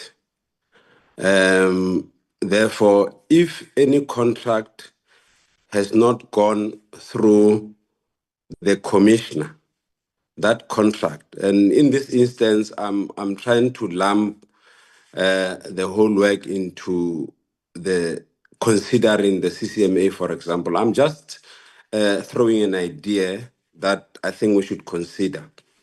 That's fine. And a sector, a company can employ people, but at the end of the day, that particular contract must go through a commissioner in the CCMA, for example, and then that would be said to be a relevant or an authentic contract that has been entered into by the two parties. I'm not I'm not excluding the fact that, and I'm not ignoring the fact that there will be other issues that will be involved in terms of capacity, whether we'll have, but I'm saying we must actually begin somewhere in terms of protecting the workers. And this will maybe perhaps assist in the questions that members have been asking in respect of protecting workers. So that when we have employed, when they go into the CCMA, when there's a dispute, it will be on the basis of that commission saying we have ownership of this, we have protected these workers, and this is what has been transgressed. And I think that will help. It's an idea that I think we must consider, but I'm submitting that it be considered. I think members in the department will look at how that can be worked around. The second issue would be around the sitting of the labor court. Justice delayed is justice denied. So is the saying. And I think colleagues would agree with me that many a times the labor courts, because of limited resources and many other issues that are involved, it takes about 3 to 4 years before those can be resolved. Sometimes people even perish before their cases can be heard, and their siblings or their children are left with nothing. Now, wouldn't we consider CCMA offices to be some of the areas where the labor courts can sit? I'm bringing this particular aspect because the centers that have been identified, not, ignoring the fact that there are also resources that are involved, as other members have said, but this will help us to facilitate the long process where workers will not get justice at the end of the day. And we put restrictions in terms of the limitations of the period. And also, some of the individuals or some of the unions, I know for sure that they struggle, some of them, to pay the labor costs.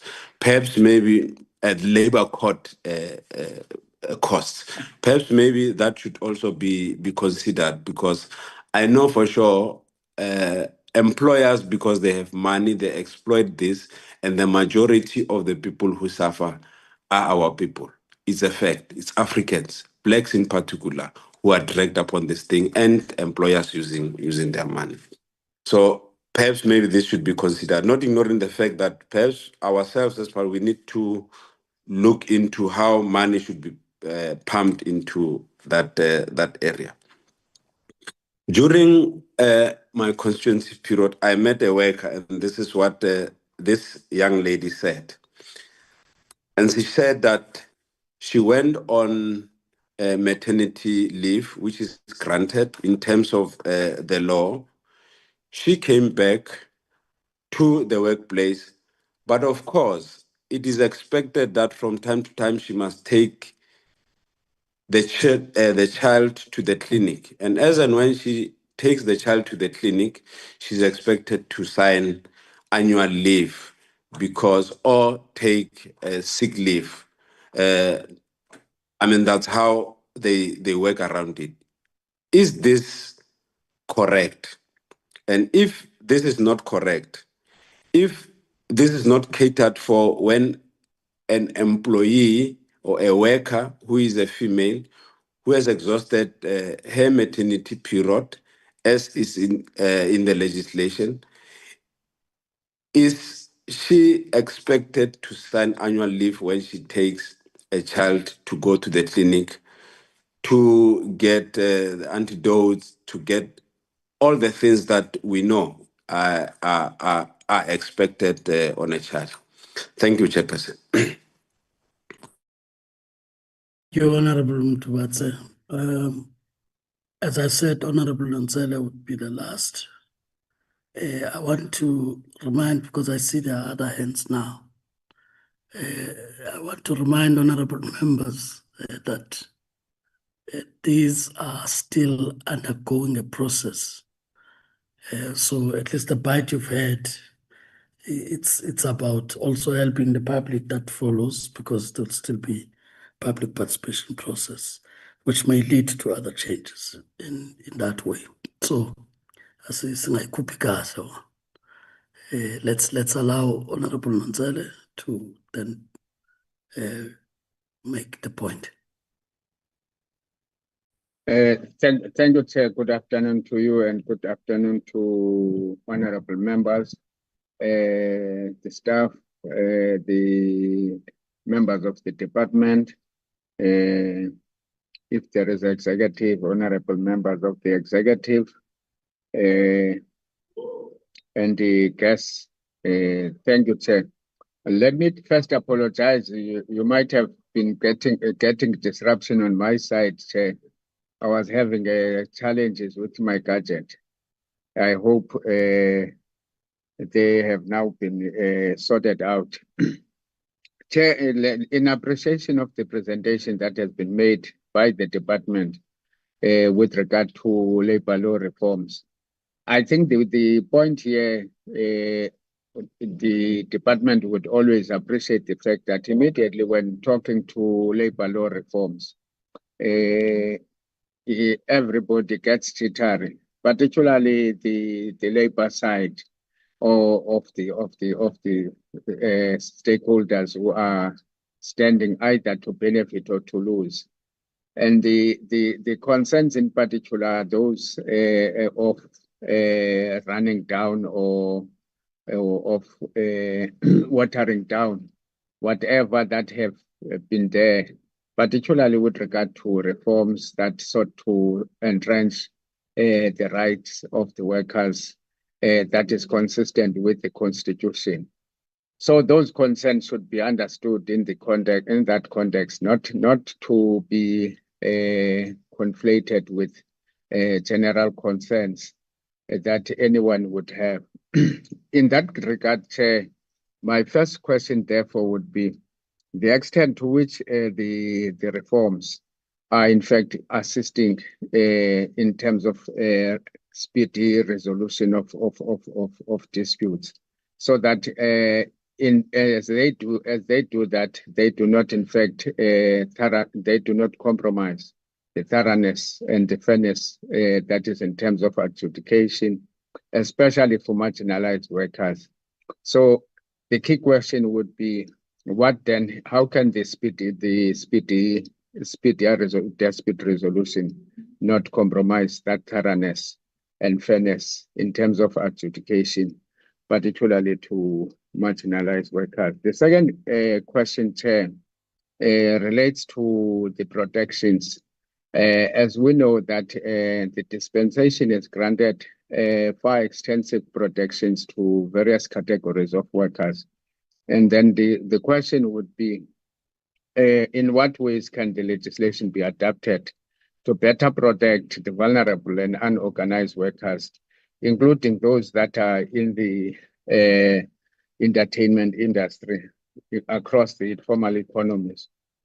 as you would understand, Chair, that we've come across on many occasions where workers who are in fact in the informal and organized sectors are in fact exposed to the vagaries of being unprotected.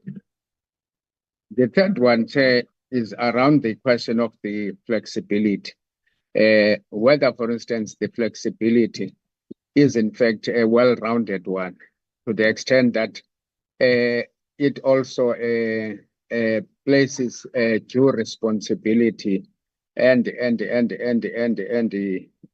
understanding also from the employer side that they can in fact have flexibility with the need to ensure that there are stronger protections against unfair dismissals and as well as job security, so that the flexibility is not looked at on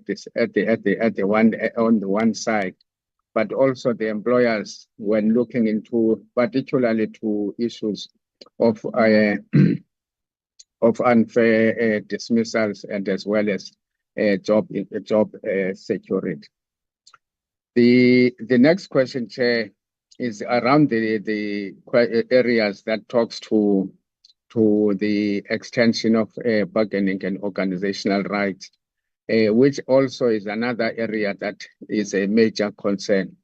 And the question reads as follows, I would put it as follows, that how does the reforms addresses the resistance from business interest to extend bargaining and organizational rights for more categories of workers, as in fact currently is the situation where in fact you would find many of the workers, save for where in fact workers benefit because of the extension of the bargaining agreements, because they fall within the same sector. But there are those who in fact find themselves falling outside. So those are the areas that one would be talking to. Chair, I will come back, Chair. I've got two more questions to raise. I can hold back. I can't hear you, Chair. That when I put the video on, it means you must try and conclude.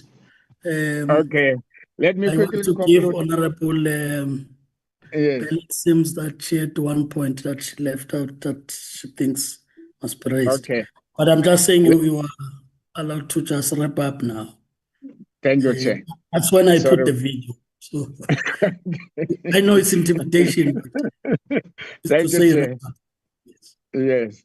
Thank you, Chair. Then the next question would be, what strategies can be implemented to prevent potential erosion of workers' rights during the legislative enforcements on the one part, and also during the judicial interpretation, that is of phases? The last question would be, how should monitoring and oversight mechanisms be strengthened to ensure that the reforms promote genuine social justice principles as intended? I think the final one talks to the overall or the overarching principles that I've raised earlier on. Thank you, Chair. Thanks for your indulgence and allowing me to conclude. Yeah, thanks, Honorable Ansele. I did hear your your point about the gadget that was messing you up from participation. But I think it's just that I have to do what I'm supposed to do to just get the meeting back to track. As I give, Honorable Mpele is indicating she had a point that she thought would have been left out and wanted to be clarified on. That minute, Honorable Mpele. I hope you hear me. Yeah, thank you very much, Chairperson. Yeah, there is a point that I left behind. You know, Chairperson, I think maybe even with our policies that esizowazisa nale mithetho le yonke lama labor laws, it must also apply with our government entities and also with the municipalities. And also even us in our provinces or maybe nationally in all government spheres. Especially in the municipality, that is where the abuse is happening, and also ukuhlukumezeka nje ithi ngisho okwabasebenzi. There are so many things that you find out ukuthi they are happening in the news, but even with other compliances in terms of our department, including ama-pension angakhokhwa omasipala awabantu, and then kuningi nje, there's a lot of non-compliance in our own government. And on top of that, bengizocela mina ukuthi those that are really attracting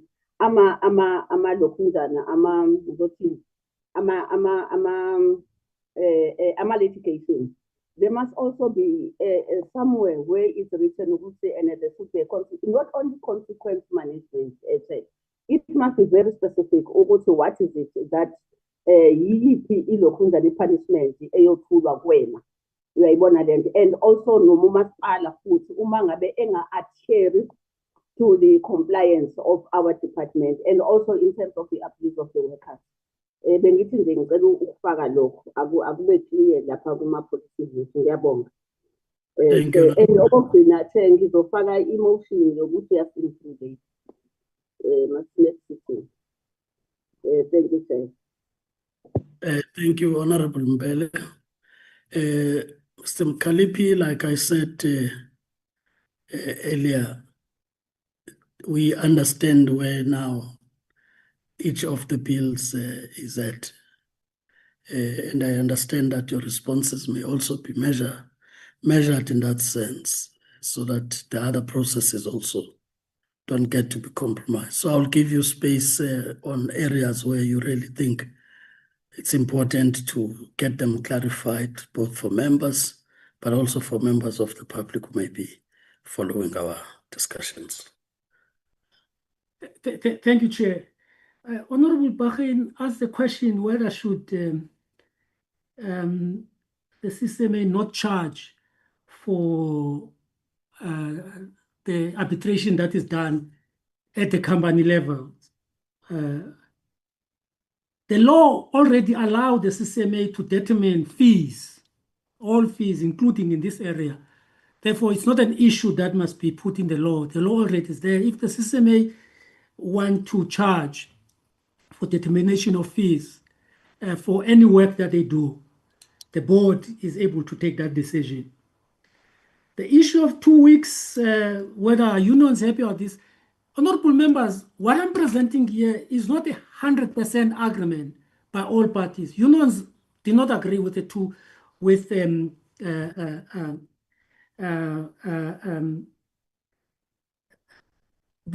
first one. They did not agree with this issue of putting the agreement in the contract of employment. Unions don't agree with that. Employers don't agree with the 2 weeks increasing the minimum wage, the retrenchment to 2 weeks. Therefore, as a department, as government, we have got to decide what is best for society. As I'm saying, the unions don't agree putting an agreement in the contract. The employers don't agree to increase the minimum wage, the retrenchment by 2 weeks. Now, the issue of the constitutionality of the limitation, we're confident that if it goes to the Labour Constitutional Court, we're confident that we are able to sustain and defend it. We've consulted widely on this issue. We're confident that we'll sustain it. But that's the nature of the beast that we're in, Honorable Pagrain, that labour law is a concerted area. There will be challenges. And let's leave the Constitutional Court and whichever court want to decide on this constitutional to make that determination. If they make the determination, they make our law richer. But we think from our side, we are. Now, we're not asking bargaining council to determine their own jurisdiction. We're giving bargaining council jurisdiction. They still must be registered by the CCMA, accredited by the CCMA. But when they are accredited, they should not be limited only to dismissal dispute. That's what we are saying. Therefore, we're not asking them to determine their own jurisdiction. The jurisdiction is going to be given by the law and the accreditation by the CCMA. The Honorable Mbele, we need to clarify this issue. All our labor law applies to all companies, including government and municipalities. The only areas that are excluded is the army, the intelligence, those exclusion, and secret service. Those are the exclusion. Every other institution is affected, is covered in terms of our labor law. Whether they comply with our labor law and they are challenged, I mean, we've got many cases that has gone through the bargaining council for municipality, and that has gone through to the labor court, that are decided in the labor court by parties. Now, on this issue of pension, members will remember that the minister has published a notice indicating her intention to withdraw the restriction of inspectors to enforce the BCA around that 7-day period when you deduct money from workers. When must it reach the administrators of pension and provident fund in order for inspectors to be able to enforce this section? That's issue. The issue about the 2 years that we're talking about for startups, that they must not be party to affected by bargaining council agreement. The retrenchment is not affected by that. The dismissal, fair dismissal is not affected. All of those issues are not affected. The only thing that we're saying, wages will be determined by the minimum wage. The bargaining council for the 2 years wages are not going to apply to them. But all other rights that are in the BCA, that are in the Labor Relations Act apply to all of them. Now, labor law, members, is a very delicate area. You've got to balance, as I've said, the needs of protection and ability of business to do business so that the economy can grow. Therefore, labor law should not be overboard on protection. It should not be overboard on business. Both, I mean, I've said this when I started. That's what is important. You need to balance it, give enough protection, give enough leeway for business to operate, because without ability of business to operate, protection is meaningless. Now, the issue about protection that is raised, protection on probation, and the issues around about legal representation, why legal representation is not paid. Shouldn't we make a law to ask companies to pay for legal representation in the labor court? And the CCMA is free, and we don't think that we can sustain any legal provision constitutionally that tells employers what they need to pay for. If you want to charge fees, that's a different issue. If you want to have fees charged for accessing services, you can do that. But you can't tell employees and employers what is it to pay. And that's the issue, that the problem that will be in terms of this issue. Whether our penalties that were inspectors for non-payment are strong enough, we believe they're strong enough, they must be implemented. But if members believe that they are not, then members could make those changes. Honorable Nodong suggested that does the labor have capacity, the labor court have capacity.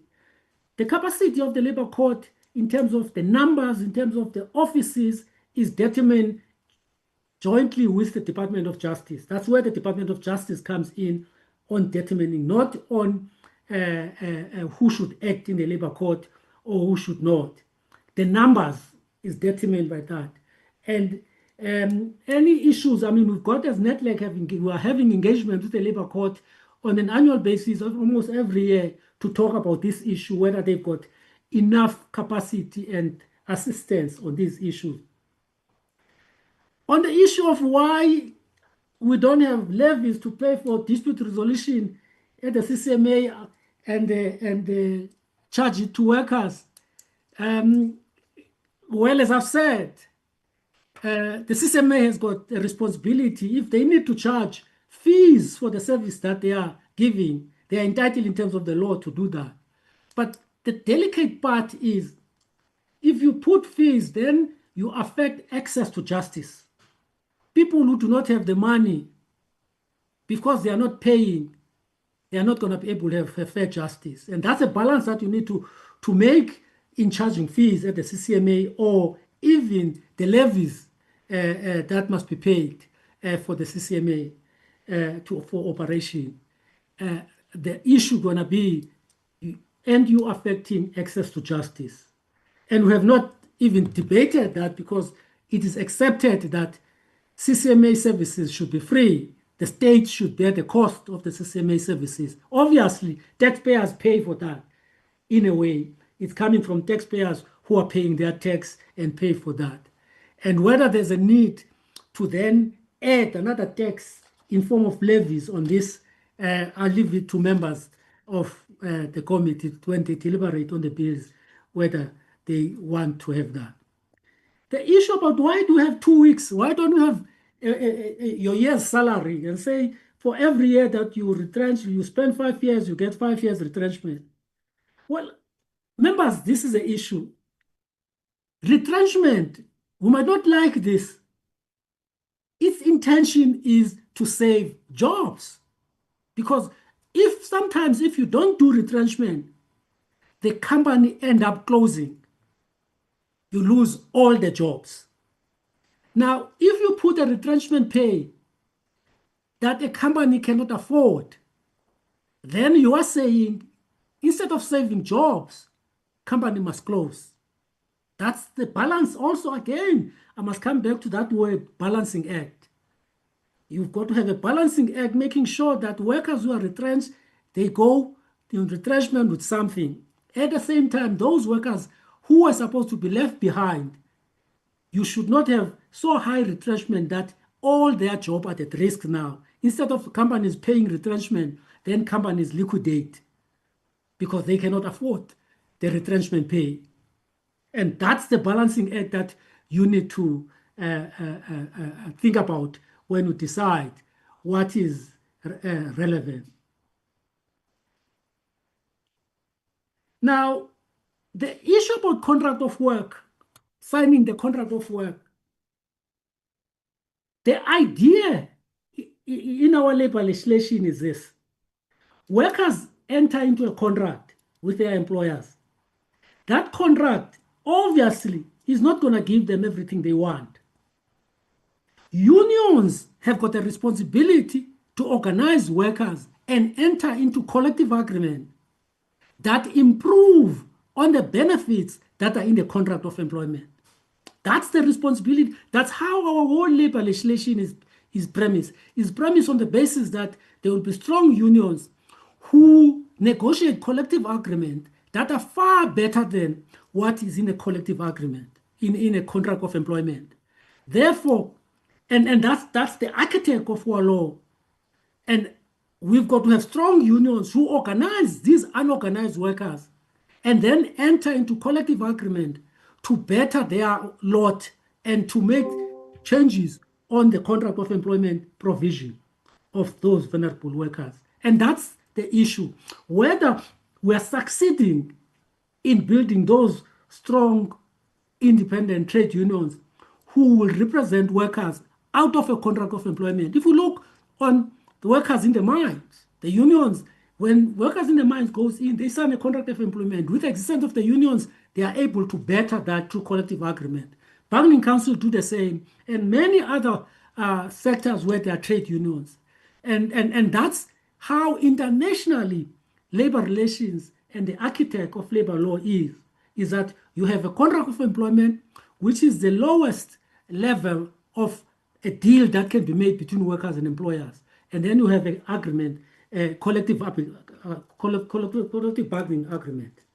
Honorable Tubase raised the issue also about this issue. Why can, before an employee signs a contract, must go to a CCMA in the commission? Now, again, it comes back on the balancing act. We want to make sure that business is able to do business. Now, if we do that, I foresee sitting here a long line of employers waiting for contracts to be signed by the CCMA to employ these workers. And the end result of that, employers are going to say, what the heck, why am I doing this? If I'm not able to employ people, I must first get a contract signed somewhere. And we don't think that will be good for job creation. It won't be good for employees themselves who want employment. And that's why you can't have, if we want to change a contract of employment, we think the contract has got not good benefits or it contravenes the law. The workers are entitled to go to the CCMA and challenge the contract if the contract contravenes the law themselves. And as I've said, the unions, their role are to take workers out of a contract of employment into a contract, a bargaining council, a collective bargaining agreement. And if we enforce that employers must first go to a commission of the CCMA, it will be very negative for employment. It will cause unbearable delays and unemployment in many companies. And employers will just say, will make it take the easiest decision and get not employ workers. The issue about the CCMA office be the same as the labor court, in where the labor court is. There's this separation of powers between these institutions because the labor court must assess the CCMA work. And it might not be a good idea to have the CCMA and the labor court at the same time, the same place, when the labor court must assess the CCMA work and see whether the CCMA have taken the correct legal decisions. Now, on the issue of the female worker who's taking their child to hospital, now, is it right for them to take their leave? If they've exhausted their family responsibility leave, which is in the law, and then the law requires that they can take their leave, they can take unpaid leave, and that's the arrangement in terms of the law. There's no requirement in the law that forces employers to pay for workers who are taking their children. Obviously, if workers are dismissed because they've taken their children, the CCMA will look at that case and assess it on the basis of fairness and make a decision on those bases whether the employer acted fairly on this. But yes, it is allowed. The employer can say to employee, you've exhausted your family responsibility leave, you've exhausted your annual leave, now take unpaid leave to deal with this. Can do that. But a sympathetic employer would say, no, don't worry, I'll go in and pay. But in terms of the law, it's again that balancing act, members. You can't have a law that says that if you are female, you've got a child, then you should be able not to be at work as long as your child is sick. What does that do to female workers? What is going to happen is that employers are going to say, why should we employ female workers now? If there's that situation when I need production and they are not here because of this, not blaming them. Those are unintended consequences that in some of the legislation, in some of the decisions that we take, that we need to take into consideration. But in terms of the law as it stands now on this area, employers are entitled to say, no, you've exhausted the time that the law gives you on these issues. Now, on the issues that Honorable Mtele is raising on how can these changes not take away workers' rights, this is what we've been stressing, that this is a balancing act.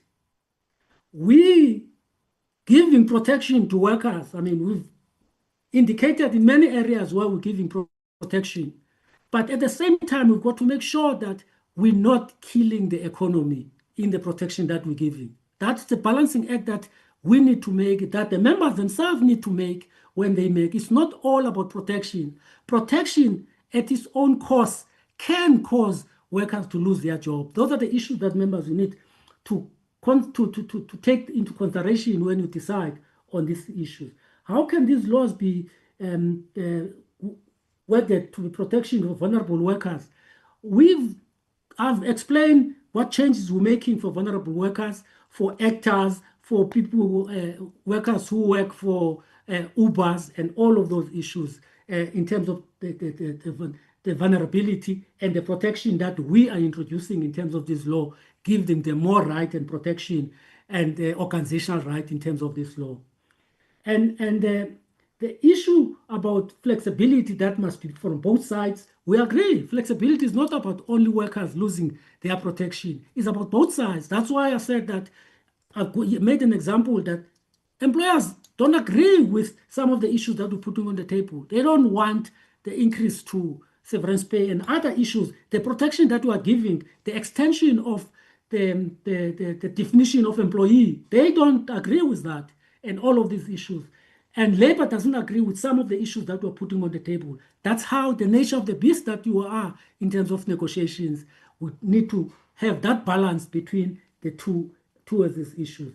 How does this reform address resistance by business on extending the rights of vulnerable workers? As I've said, business have got the right to say, no, we disagree. As I've said, they have disagreed on retrenchment pay, that right to give workers 2 weeks retrenchment pay. But it's on the law, although they disagree with it, because we think it's a good policy position that the government is taking.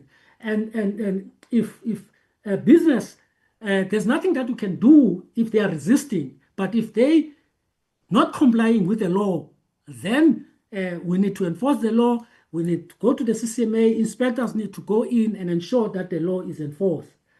On the issues of what strategies to prevent erosion of workers' rights, the only strategy that we can talk about is to look on what is allowed by international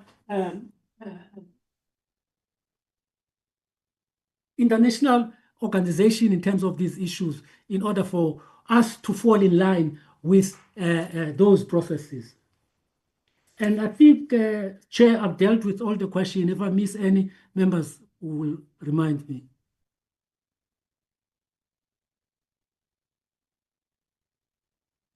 I think you've made the point, probably the issue about the oversight, which was the major question that takes into account everything that has been raised. How do you ensure that this now would be implemented and that there's no abuse in the process? Honorable Tuvatse, not sure what's your hand about. On what point? No, Chair. I want to put everyone at ease, especially Mr. Mkalipi, that I understand where it's moving from. We are making suggestions that should be considered, and all this is not closed. And the suggestions that we are putting here should not actually come as if he's defending, because you see, when and just a minute, Chair. You see, the issue of that is raising on the children. One of the starting points of the aims of these changes is to combat inequality. And in the workplace, it's a fact that the trade union movement has lost its teeth as we speak now. And workers currently are vulnerable to the employers who have money. That is a fact. Fact is, an employee, and it bleeds me when ourselves at the level of the state, when we tell a woman who has suffered triple oppression at this point in time that, no, look, if it happens that you have exhausted your days when an African woman has to raise a child and make sure that he's healthy, when he has to go for injections that we know that has got an impact on his growth, and we don't defend that particular child, I don't think we can take that hard line. We have got a responsibility to make sure that we come up with laws that are going to defend and make sure that that child grows accordingly, having received all the acknowledgements that are expected. So I just felt a bit harsh in the manner in which we are responding on these matters, especially on those two, in respect of the children. and the women who suffer on a daily basis because they are unequal at those places, and it is necessary that we make an intervention. So I'm just saying that this is a debate. We are throwing these issues, and we shouldn't be sounding like coming from our side and from the side of the state. I see the camera check. I'll stop Yeah. there. Yes, you said a minute. I can see if I don't cap, you may think we are already discussing the bill. Of course, on Mr. Mkalipi, not sure if you want to speak to those 2 points. Like I said, there was a question on oversight and the question. I think now this was just the clarity. You are free to respond or not to respond to it, because we'll still have to put these ideas through during the participation process. Chair, I'm not sure the question of oversight in terms of how are we going to make sure, or the committee oversight. I missed that question. Zele, you can repeat that question. That was the last one, which takes in.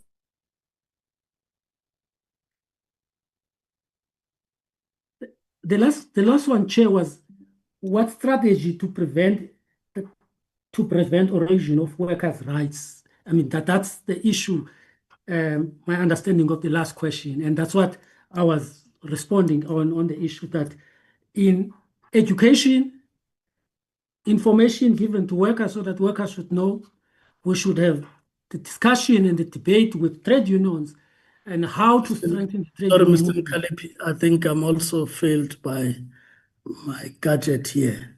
Oh. I think that because I was trying to indicate what I'm referring to, sorry. The question was, how should monitoring and oversight mechanisms be strengthened to ensure that the reforms promote genuine social justice principles as intended? Yeah, you've covered me, Chair. That's the question.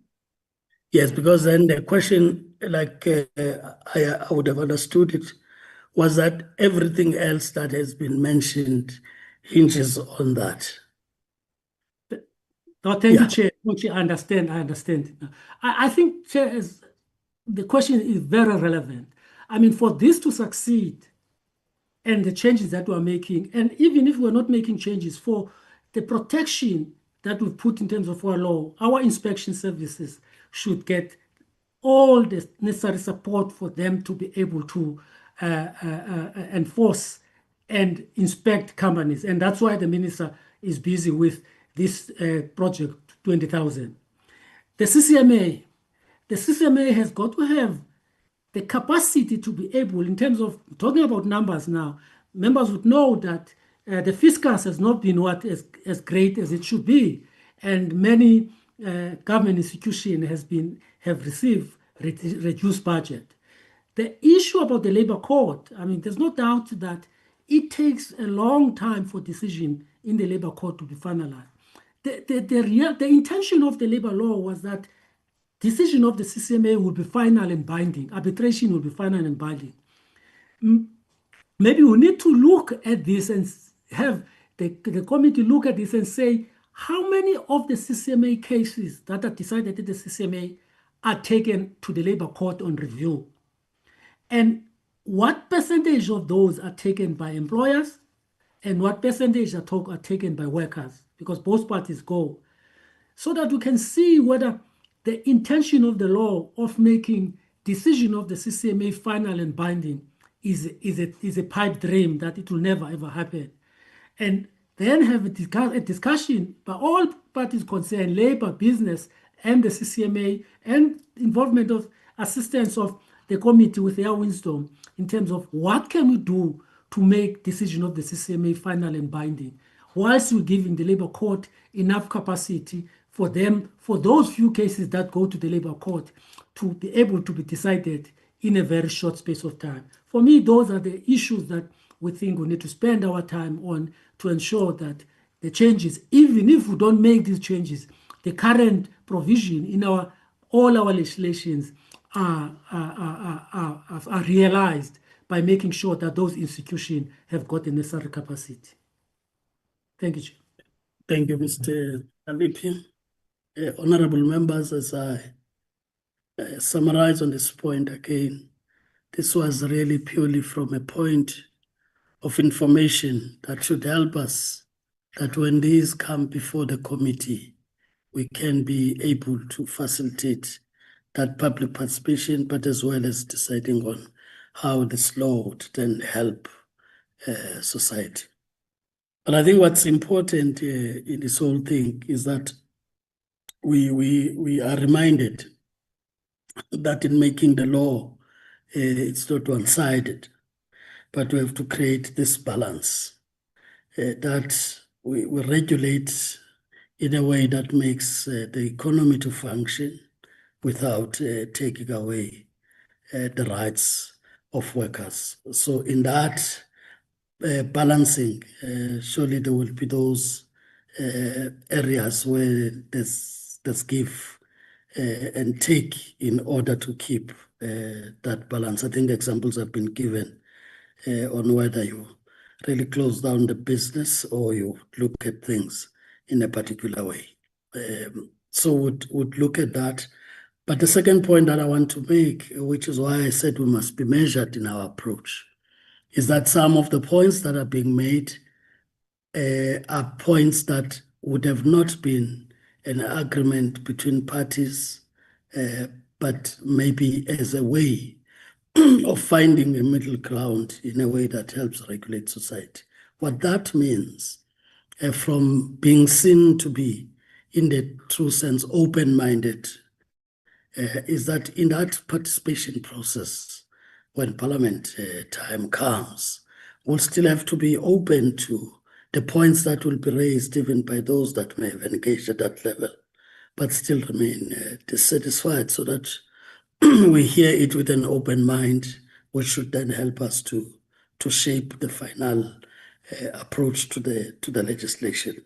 So I thought it's important that all the time we must put this across so that it doesn't look like as members we've already adopted particular positions before we actually deal with the law once it comes before Parliament. With that, I must say once again, thank you, honorable members, for your participation, but also thanks the department for making themselves available to DDGs who have led the presentations to help empower the committee without the pressure to make a decision, and that they will still be coming before the committee even better when they will be introducing the bills formally, because they would have taken into account also the deliberations we've had in this workshop, the concerns we've raised, and will better articulate as they come before the committee. So thank you. Would not want to keep you on the platform, having done this sterling job. If you want to leave the platform, would allow you to leave as we get to the last item, which is that of the committee to approve its program. But if you want to stay, you can, as this meeting is open to members of the public in any way. Committee support, can you then take us back to the agenda?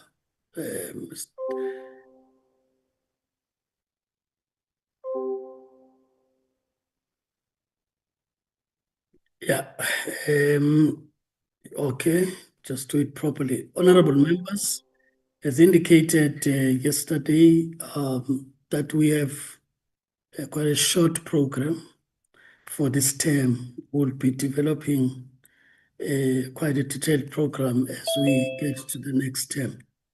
So I just thought it's important to raise that point. For that reason, in the study tour that we've spoken about, which should help us make the comparison in terms of what others do. In this case, we're looking at a BRICS country, Brazil, that's almost our own level of looking at things with regard to positioning of the UIF and the compensation fund. So that would not be in this program, but also because there was an issue about the budget, as well as the limitation in numbers. And I'm sure if honorable members would remember, whilst we were dealing with the strike plan, Honorable Zungula raised this point that he was in another committee, and then it would appear what was presented there was that study tours are separate from what has been allocated. So these are matters that then need follow-up so that when we come back to do a longer program, we are able to look at that.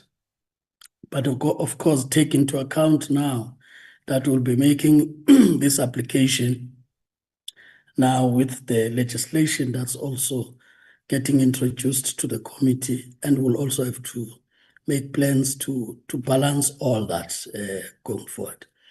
And therefore, for that reason, as I give to the committee support to briefly speak to the program, is that we have taken that into account. That's why you do not see even the Q4 and the annual reports.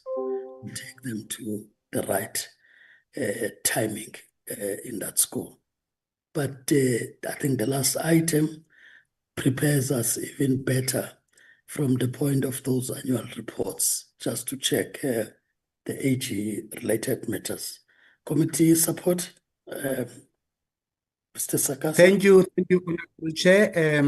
As you have mentioned, Chair, we are only on the third term before us, which only started this week. It's only for 3 weeks, Chair, as you can see. It started. We started yesterday, the 3rd, with the strat plan, and today, the 4th of September, was the workshop. So we are now, Chair, left with 2 more slots, which is the 10th of September and the 17th of September. On the 10th, Chair, which is next week, we will be expecting the department to update the committee on ICT challenges and interventions that they have. And also, we ask them to report back on the employment working group, which they held in July. I think it was in George. We are still waiting for them now to prepare those presentations. And then the last slot, Chair, which will be the 17th of September, in this particular term, Chair, will be the briefing on consequence management cases, which were noted by AG and which were reviewed by the department as well as the 2 funds. So what the department has, what plan do they have for those consequence manages case by case? So those are the 2 main items that we have to look at in the next 2 weeks, Chair. I will pause there, Chair. Thank you.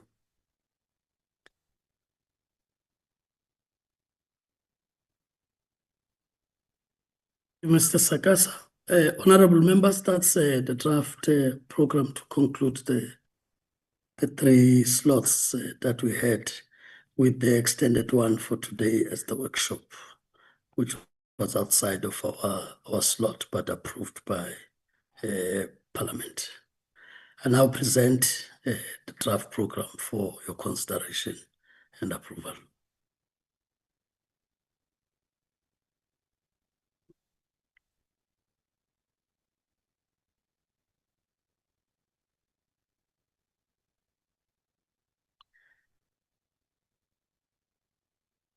I hope I'm still audible. So if there is nothing to raise, at least let's get it for purpose of record, a formal mover and seconder for the program to go through, so that we proceed with the other meetings that we need to call. Honorable Kopane, I see your hand.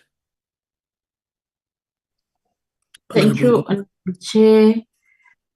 Noting the dates and the items and activities that are supposed to be undertaken, I'm satisfied with it. I therefore move for the adoption of this plan.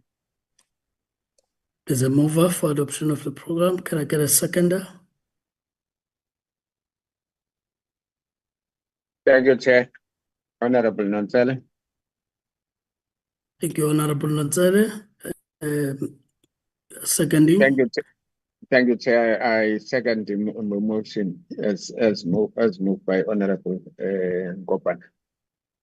Thank you, Honorable Nontsele. I take it that because I saw a hand and then it went down. Can I then get to know if there's any objection in us adopting the program? So the objection, so the program is agreed to.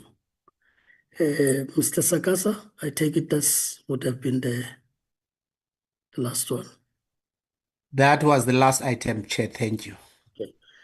Thank you, honorable members. Let me then, as we get to the adjournment of the meeting once again, thank you for doing your part from yesterday and today.